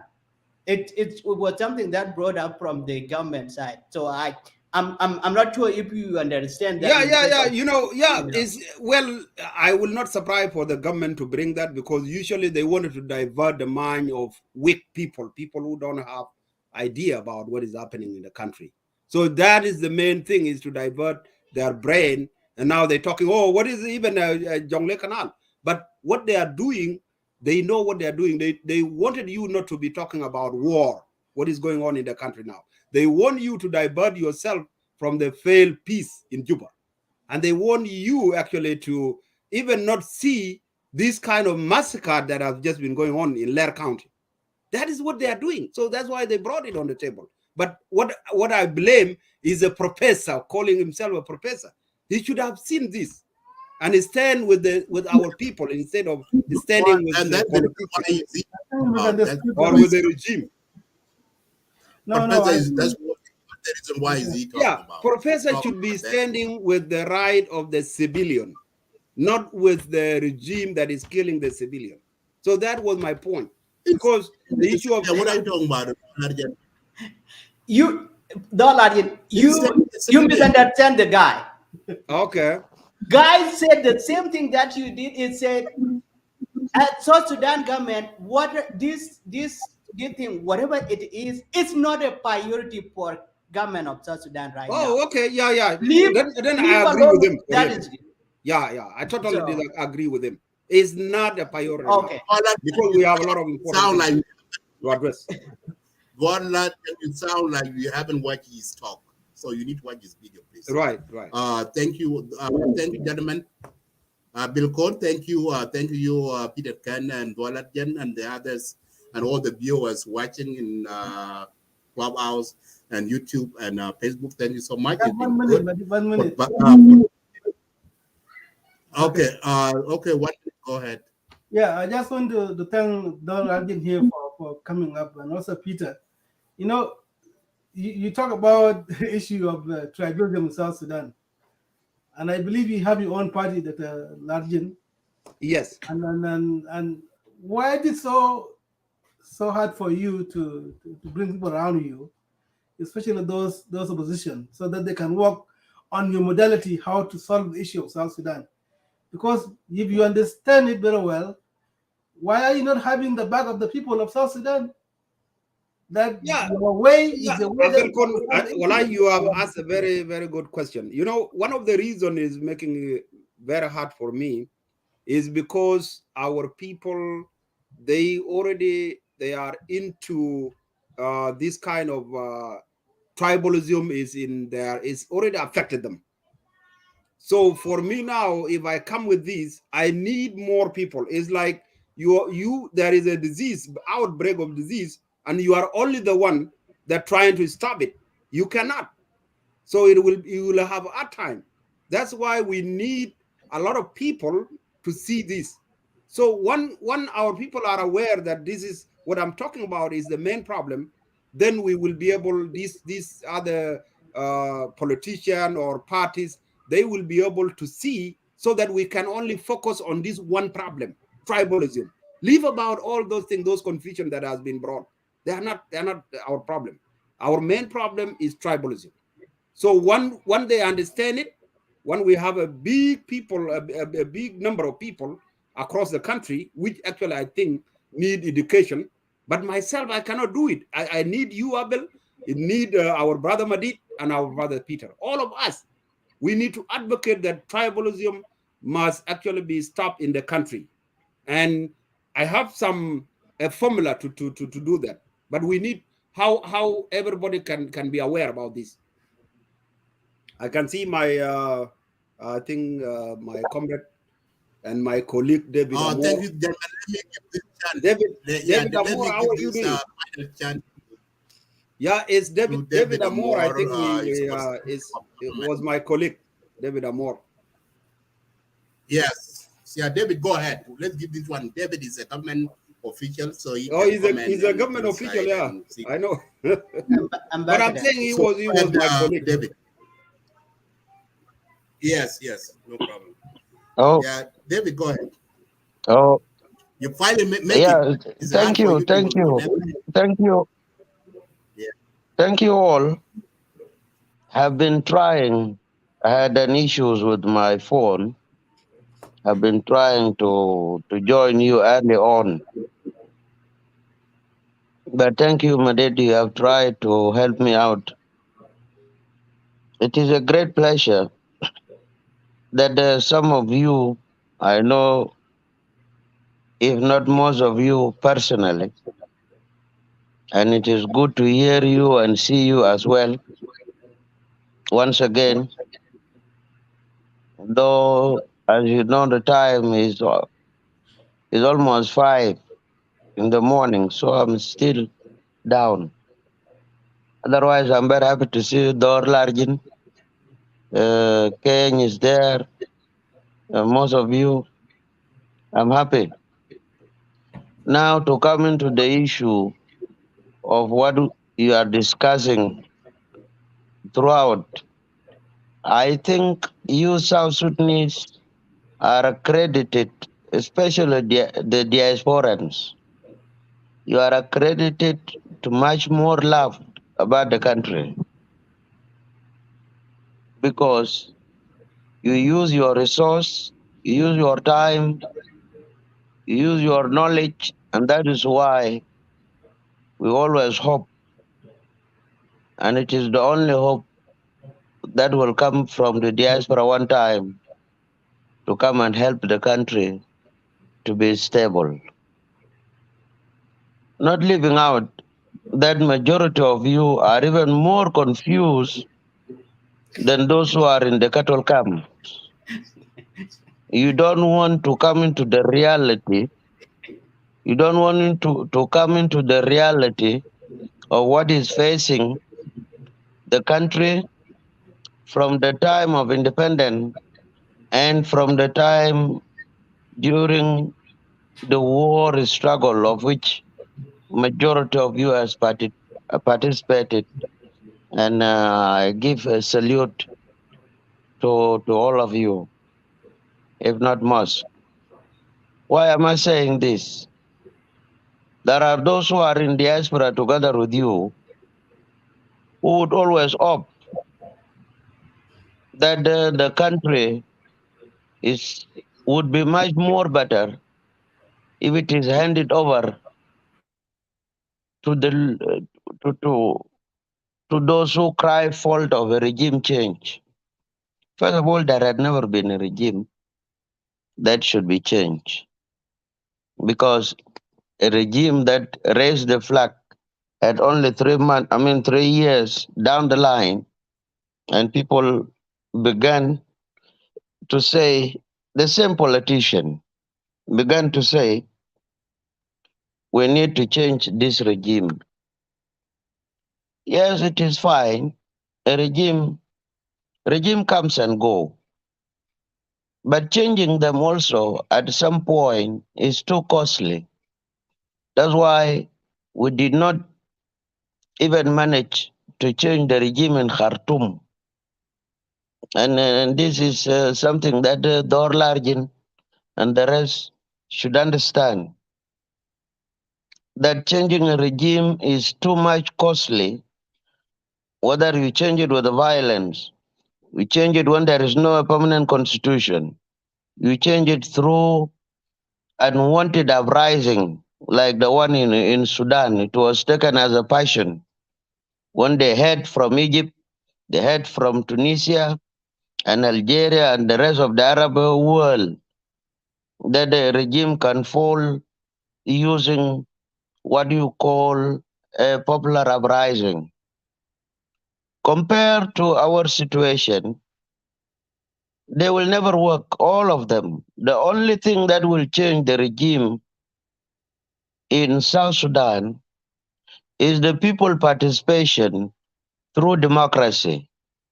There is no any other way around. Whether those who are there or those who are not there and shall come later on, because the country is much more bigger than any individual. And there is no anybody who will knock a chest and raise a hand one time that I'm better than so and so. No. It will be a participation that will have to be equalized and organized, mobilized by the same people who would want a clean lead, not a dirty leading, a clean lead, whereby you are chosen by the people. And there shall come a time when the same people will also say, no, give the seat to so and so. Now, when it comes into the issues of the militia, of course, they are finding they find their way, or they are finding their ways into the government positions, using a country and the population as a hostage. And the definition of a militia, of course, is someone who is not recognized, but having a gun or having weapons to terrorize others. Therefore, if Gadwidwal and the rest who are not included in the peace agreement as per now, if they find it hard for them to wait and wage their war, then they will have to be patient until when they are called in, because Mafi Zol Al Gad Bitla fi Junub, Ubugulu Made Reja, Mafi.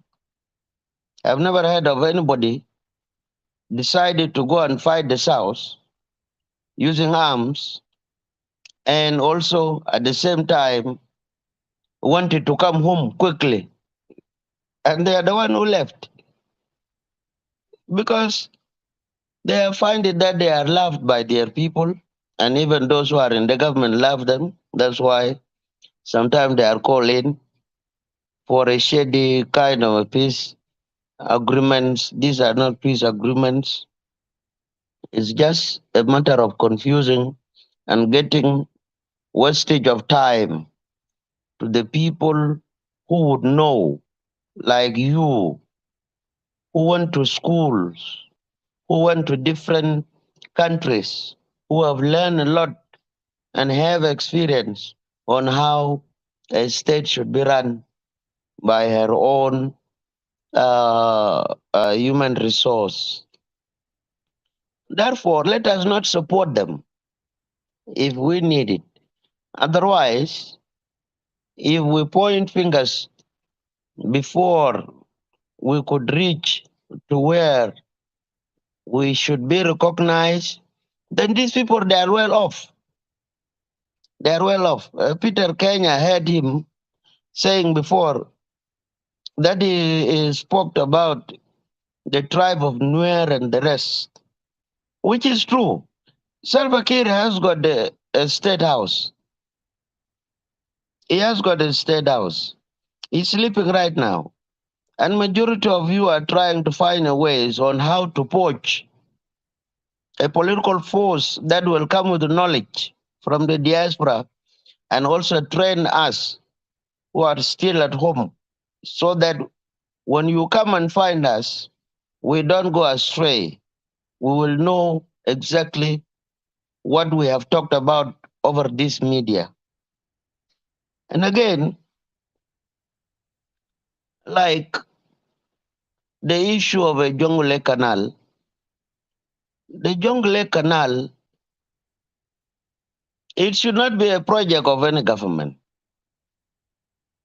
because any government that will try to bring this subject to forth, whether it is a government within South Sudan or a government coming from somewhere, they are going to be fought.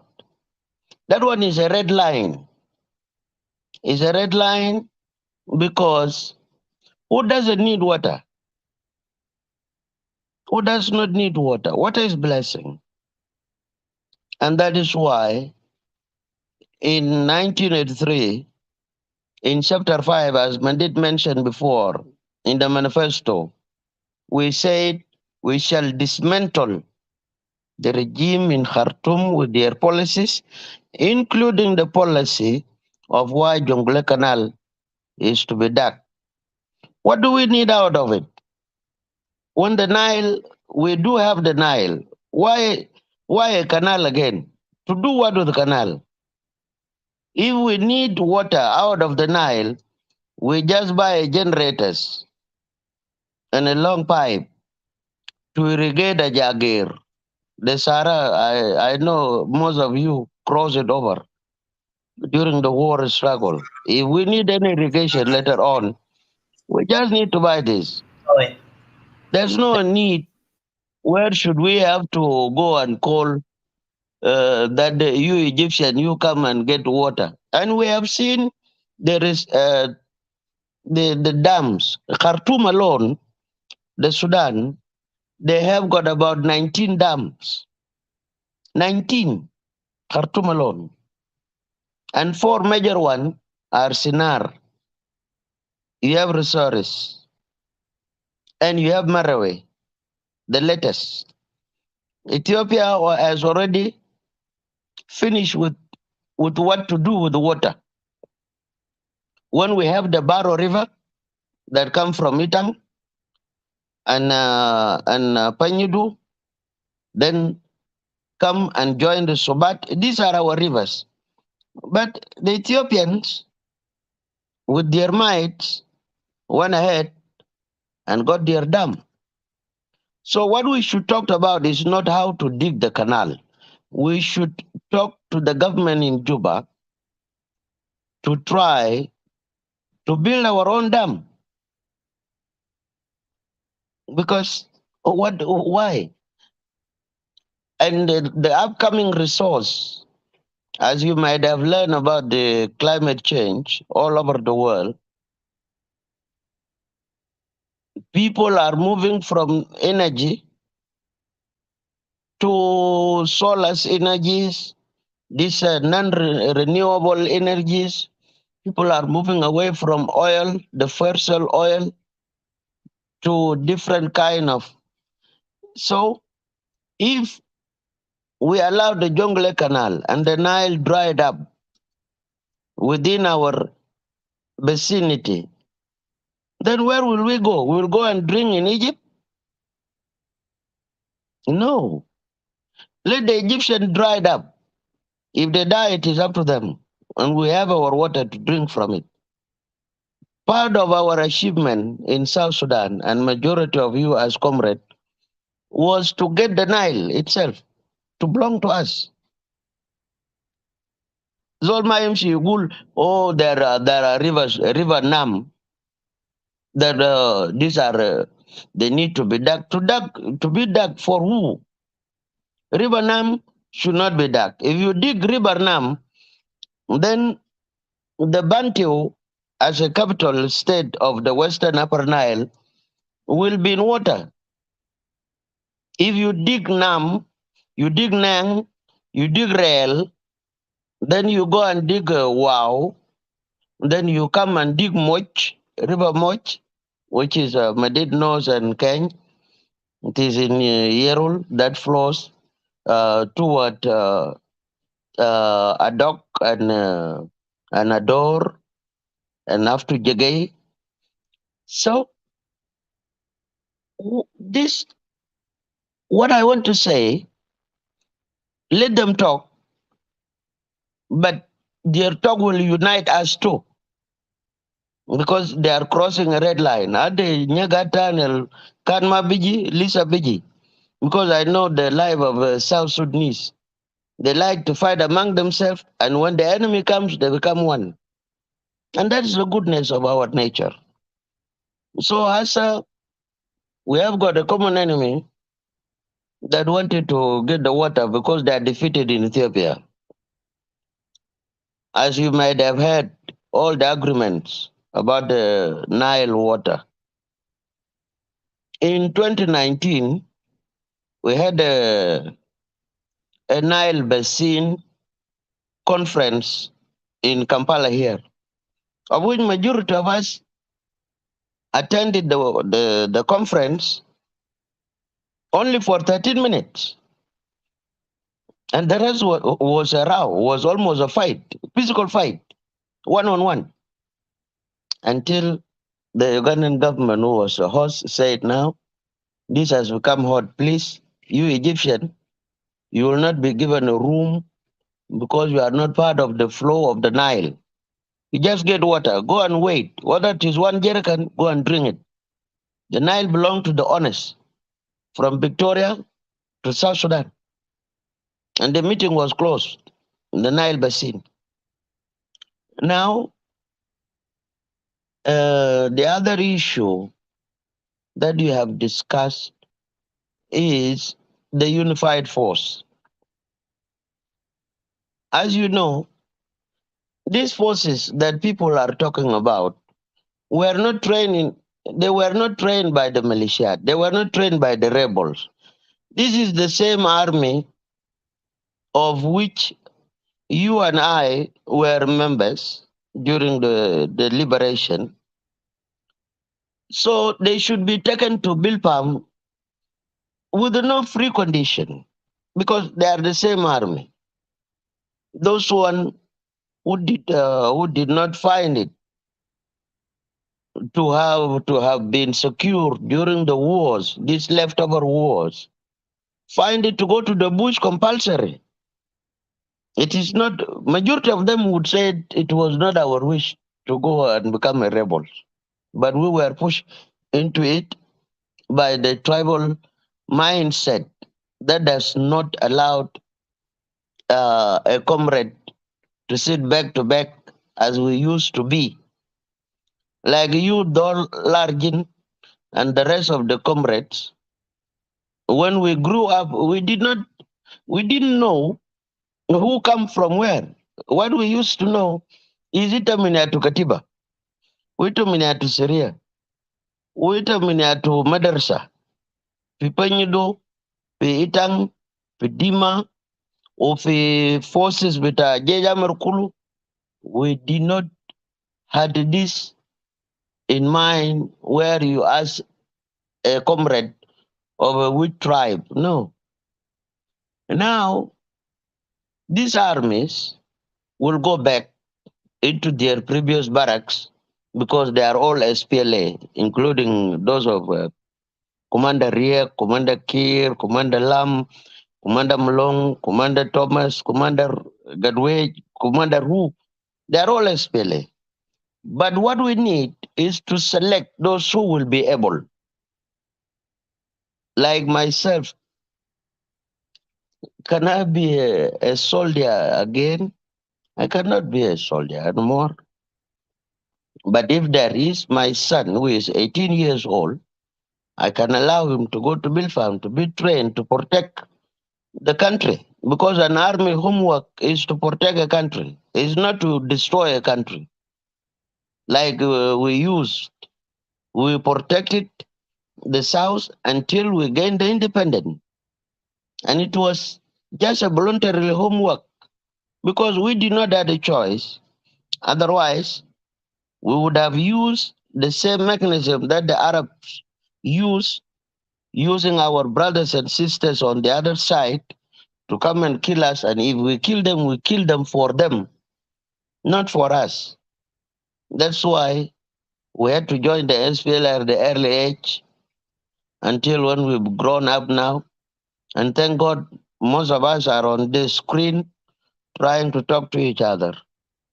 Therefore, to me, the unified force is compulsory because I think David Amor, majority of you yes.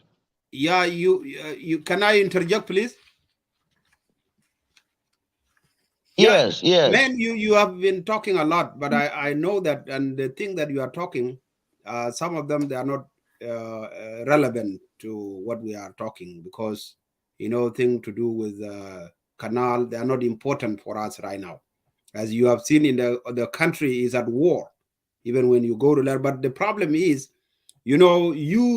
what I have realized, those who are really people like you have a kind of moderate ideas always, because I know you. Madid is cutting off. What can I do? No, it's not cutting off. Somebody is speaking, but he's cutting off. Are you cutting off now? No, go ahead. Speaking, so yeah. So moderate ideas, they don't work anyway. They don't help us because sometimes you have. I think you are from Nuer, right? I think if you are not from Nuer, no, he has a mix. He has from Nuer. I can't even get you right. I can't get you because your voice is cutting. Part of him is Denka, and that is a problem. A lot of people do not know this. It's a big problem in our country because people like this, they will tell stories. Our problem, we don't need stories. We have a problem to address. We have issues, specific issues that need to be addressed. Like right now, the people who are dying in there right now, it needs a solution. People like him is in government, but because he's a moderate, so he doesn't have anything to offer the country, actually. He will just come here and tell you his story. We were not for his story, my brother. We are here to address, issues that are killing our people, issues that are affecting us. People don't have food now. I'm not getting you at all. I'm not getting you. So what I'm saying, what you saying is totally irrelevant. Yeah, your voice is cutting. Yeah. And all. David, can you hear me? Madid. Can you hear me, David? Yeah, I can hear you. Yes. Can you Yes. Okay, what about Dwal? You cannot hear Dwal again? I think they have. We can hear Dwal. I cannot hear Dol. Yeah, Dol his voice is cutting, is shredding. Oh, okay. Let me log out. No, it's not you, Dwal. The Dwal legend voice. Okay. Okay. Go ahead, David. We have less than 15 minutes, so because we are reaching to the time limit for the record. Yes. So go ahead. Yeah. Finish your last statement. Yeah, my last statement is about we have to beg to keep the little peace that we have so far, because it is much more better than before. Second to it, the presidents and the peace partners, they have talked about having formed what you call a reconciliation and healing commission. Of course, reconciliation is not a sign of defeat, although it is a slow process whereby people must be held responsible. Otherwise, you don't just go and tell people that you forget about the suffering that you went through. It's not logic. I would rather urge, if they do it, they should not give those positions to people who already had a side or already took sides during their leftover wars. I was of an idea that they should really find people from diaspora who did not take side in their leftover wars.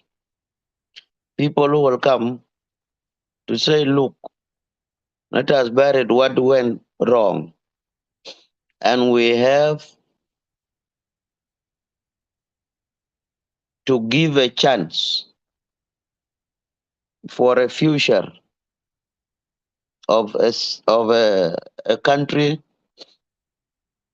that will go and tell our own people that enough is enough.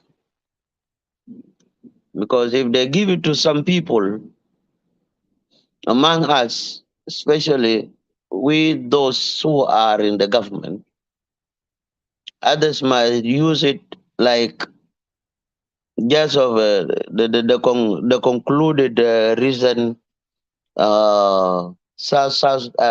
They call it national dialogue.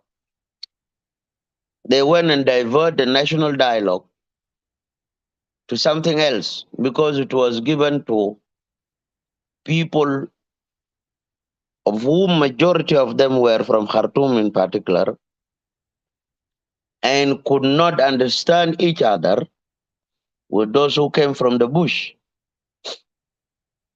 And the idea was those who come from different parts after the independence will come and meet with those who are at home such that they can poach and they can put in their contribution to build a future Now, for example, some people are already talking about the hybrid court. An hybrid court, most of you are educated people. An hybrid court would need the judges from where? Where will you bring the judges from? If you bring them from outside, you will be like someone who want to talk about the court in Hague. That you will go and bring somebody from Yerul and take to Hague, an international court of justice or arbitration. So I am of an idea and trying also to let others know that it will be much more easier if we share the responsibility of the regrets of what we destroyed together with all the losses and console them to be a future update in terms of trying to find our way of becoming together once again.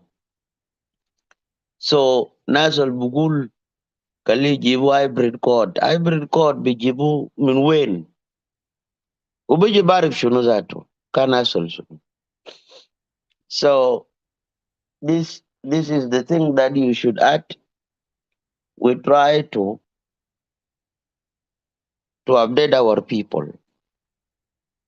After that, then comes in the constitution, the permanent constitution. Is much more important. Because we cannot have a country without a constitution, even if it will not be permanent. There is no any permanent constitution anyway. Because what is in the constitution, these are unfolded events. They can be changed at any time or amended on that matter and bring in things that are benefit of a future of a generation. So if the constitution come, then maybe we can talk of election. Because right now, when you talk of election, then you are like staging a football match with no referees.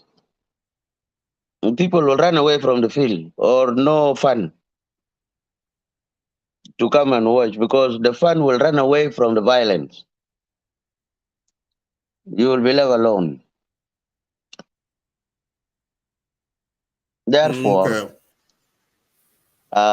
yes, these are the issues which need you and all of us in particular to come and make an awareness about them.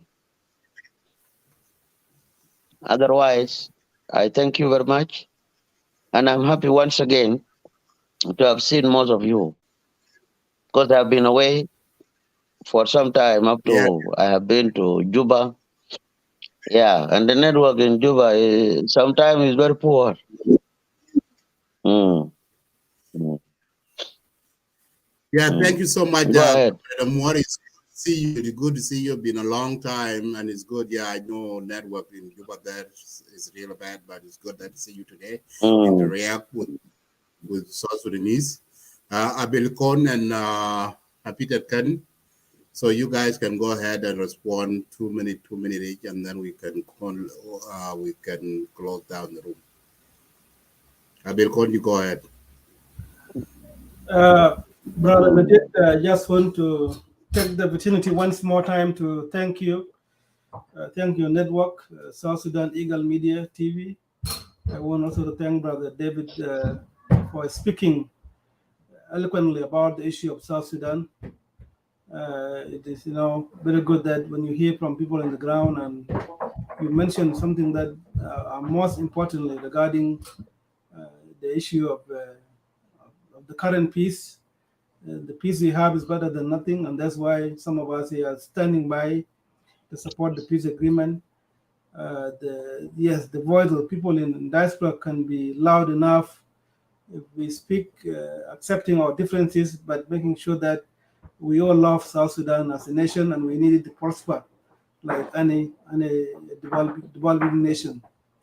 In regard to the topic, I already given in my opinion earlier that it's not in interest of people of South Sudan to dig the Jonglei Canal, and I condemn it, and I'm always against this idea.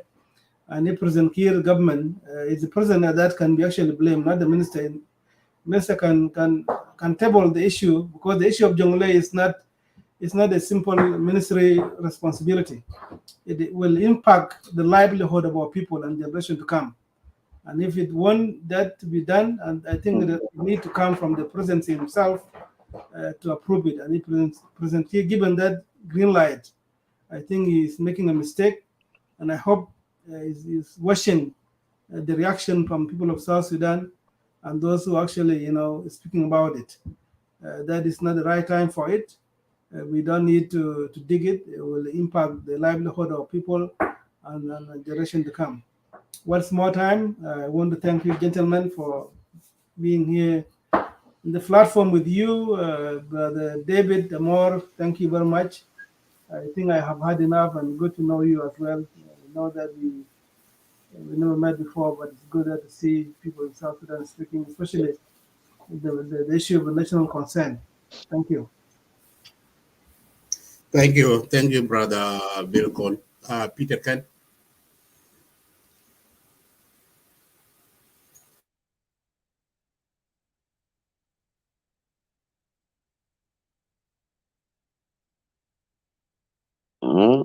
Is Ken? Yeah, there you go. Thank you, Brother Madid.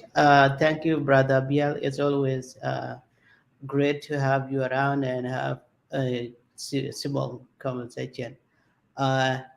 Comrade Amor, it's nice to hear from you again. It has been a while, and welcome back.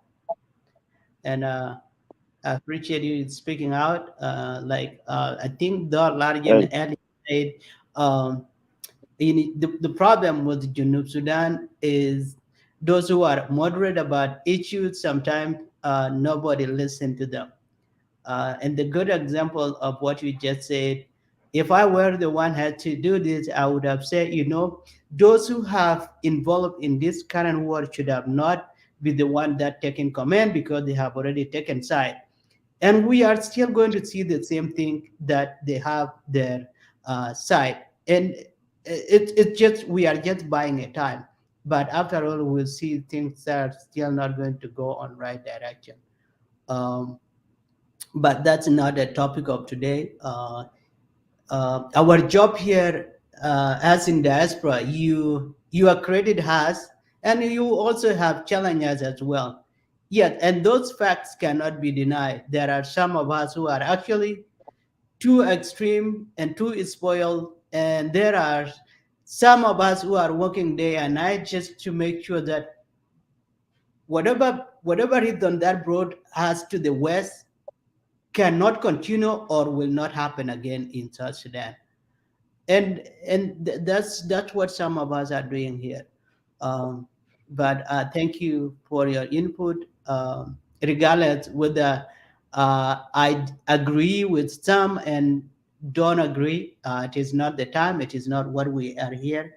But what I would recommend people, if you have not watched the whole show and then came in and hear us talking about this, there was a great presentation about the Nile, the canal, whatever it is, by Professor Tag, and then members of the parliament were questioning him on his expertise. So I believe Brother Madid will bring Professor back on a weekend. So it would be great help for you to tune in, listen to Professor personally, and you will learn more about it. As we know, a canal was one of those things that we took and it shouldn't be one person or just one branch of the government, whether it is executive or legislative, that have said in it. It would be a government and all of us as a South Sudanese that will have a say on that, because as everyone mentioned, it will impact the generation to come and generation to come. With that, I will say thank you guys. It is an unbelievable have been here for all this time, which I was not expected. I'm in and out of social media, and hopefully I will run into you guys The next time network is spoiled. and have a fruitful conversation. Until then, I will see you guys around. Thank you, Peter Khan and Bill Cohen and Comrade David Moore. This is a wonderful discussion, and the rest who were here earlier in the lab and all our viewers who've been watching. Thank you so much. We will bring Professor Taj on the weekend. Alongside media, please watch out for that live. If you want to ask a question to him, please inbox me your question, and I will forward those. We will host him this weekend, so it will be a great show. Thank you for those who are listening in Clubhouse. I appreciate you guys for being with me for the last 6 hours, and for those of you who are watching in YouTube. Thank you. Have a wonderful night, and have a wonderful morning, David. Tomorrow, I know it's 5 a.m. Thank you, guys. Have a wonderful night. Have a good night. Thank you. Belena, Sudana, Belena, Belena, Belena taban min zaman ya Rabbuna. Jali juk ayana Belena mamurta Sudan mujaja mafira lena. Jalna meidin bainana Rabbuna.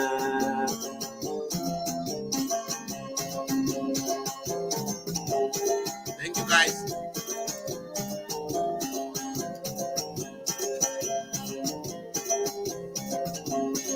Belena, Belena, Belena taban min zaman ya Rabbuna. Jali juk ayana Belena mamurta Sudan mujaja mafira lena. Jalna meidin bainana Rabbuna.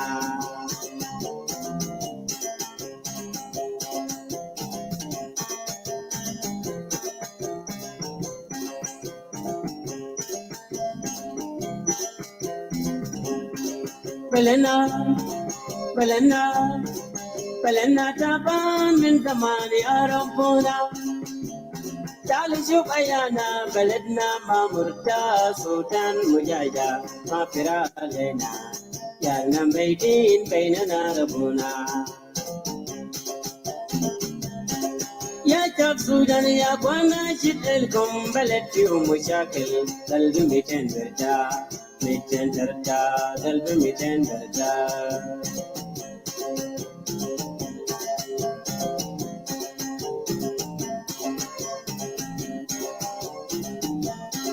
Ya jab Sudan ya kwana shidilkum balad fi mushakil qalbi mitenderta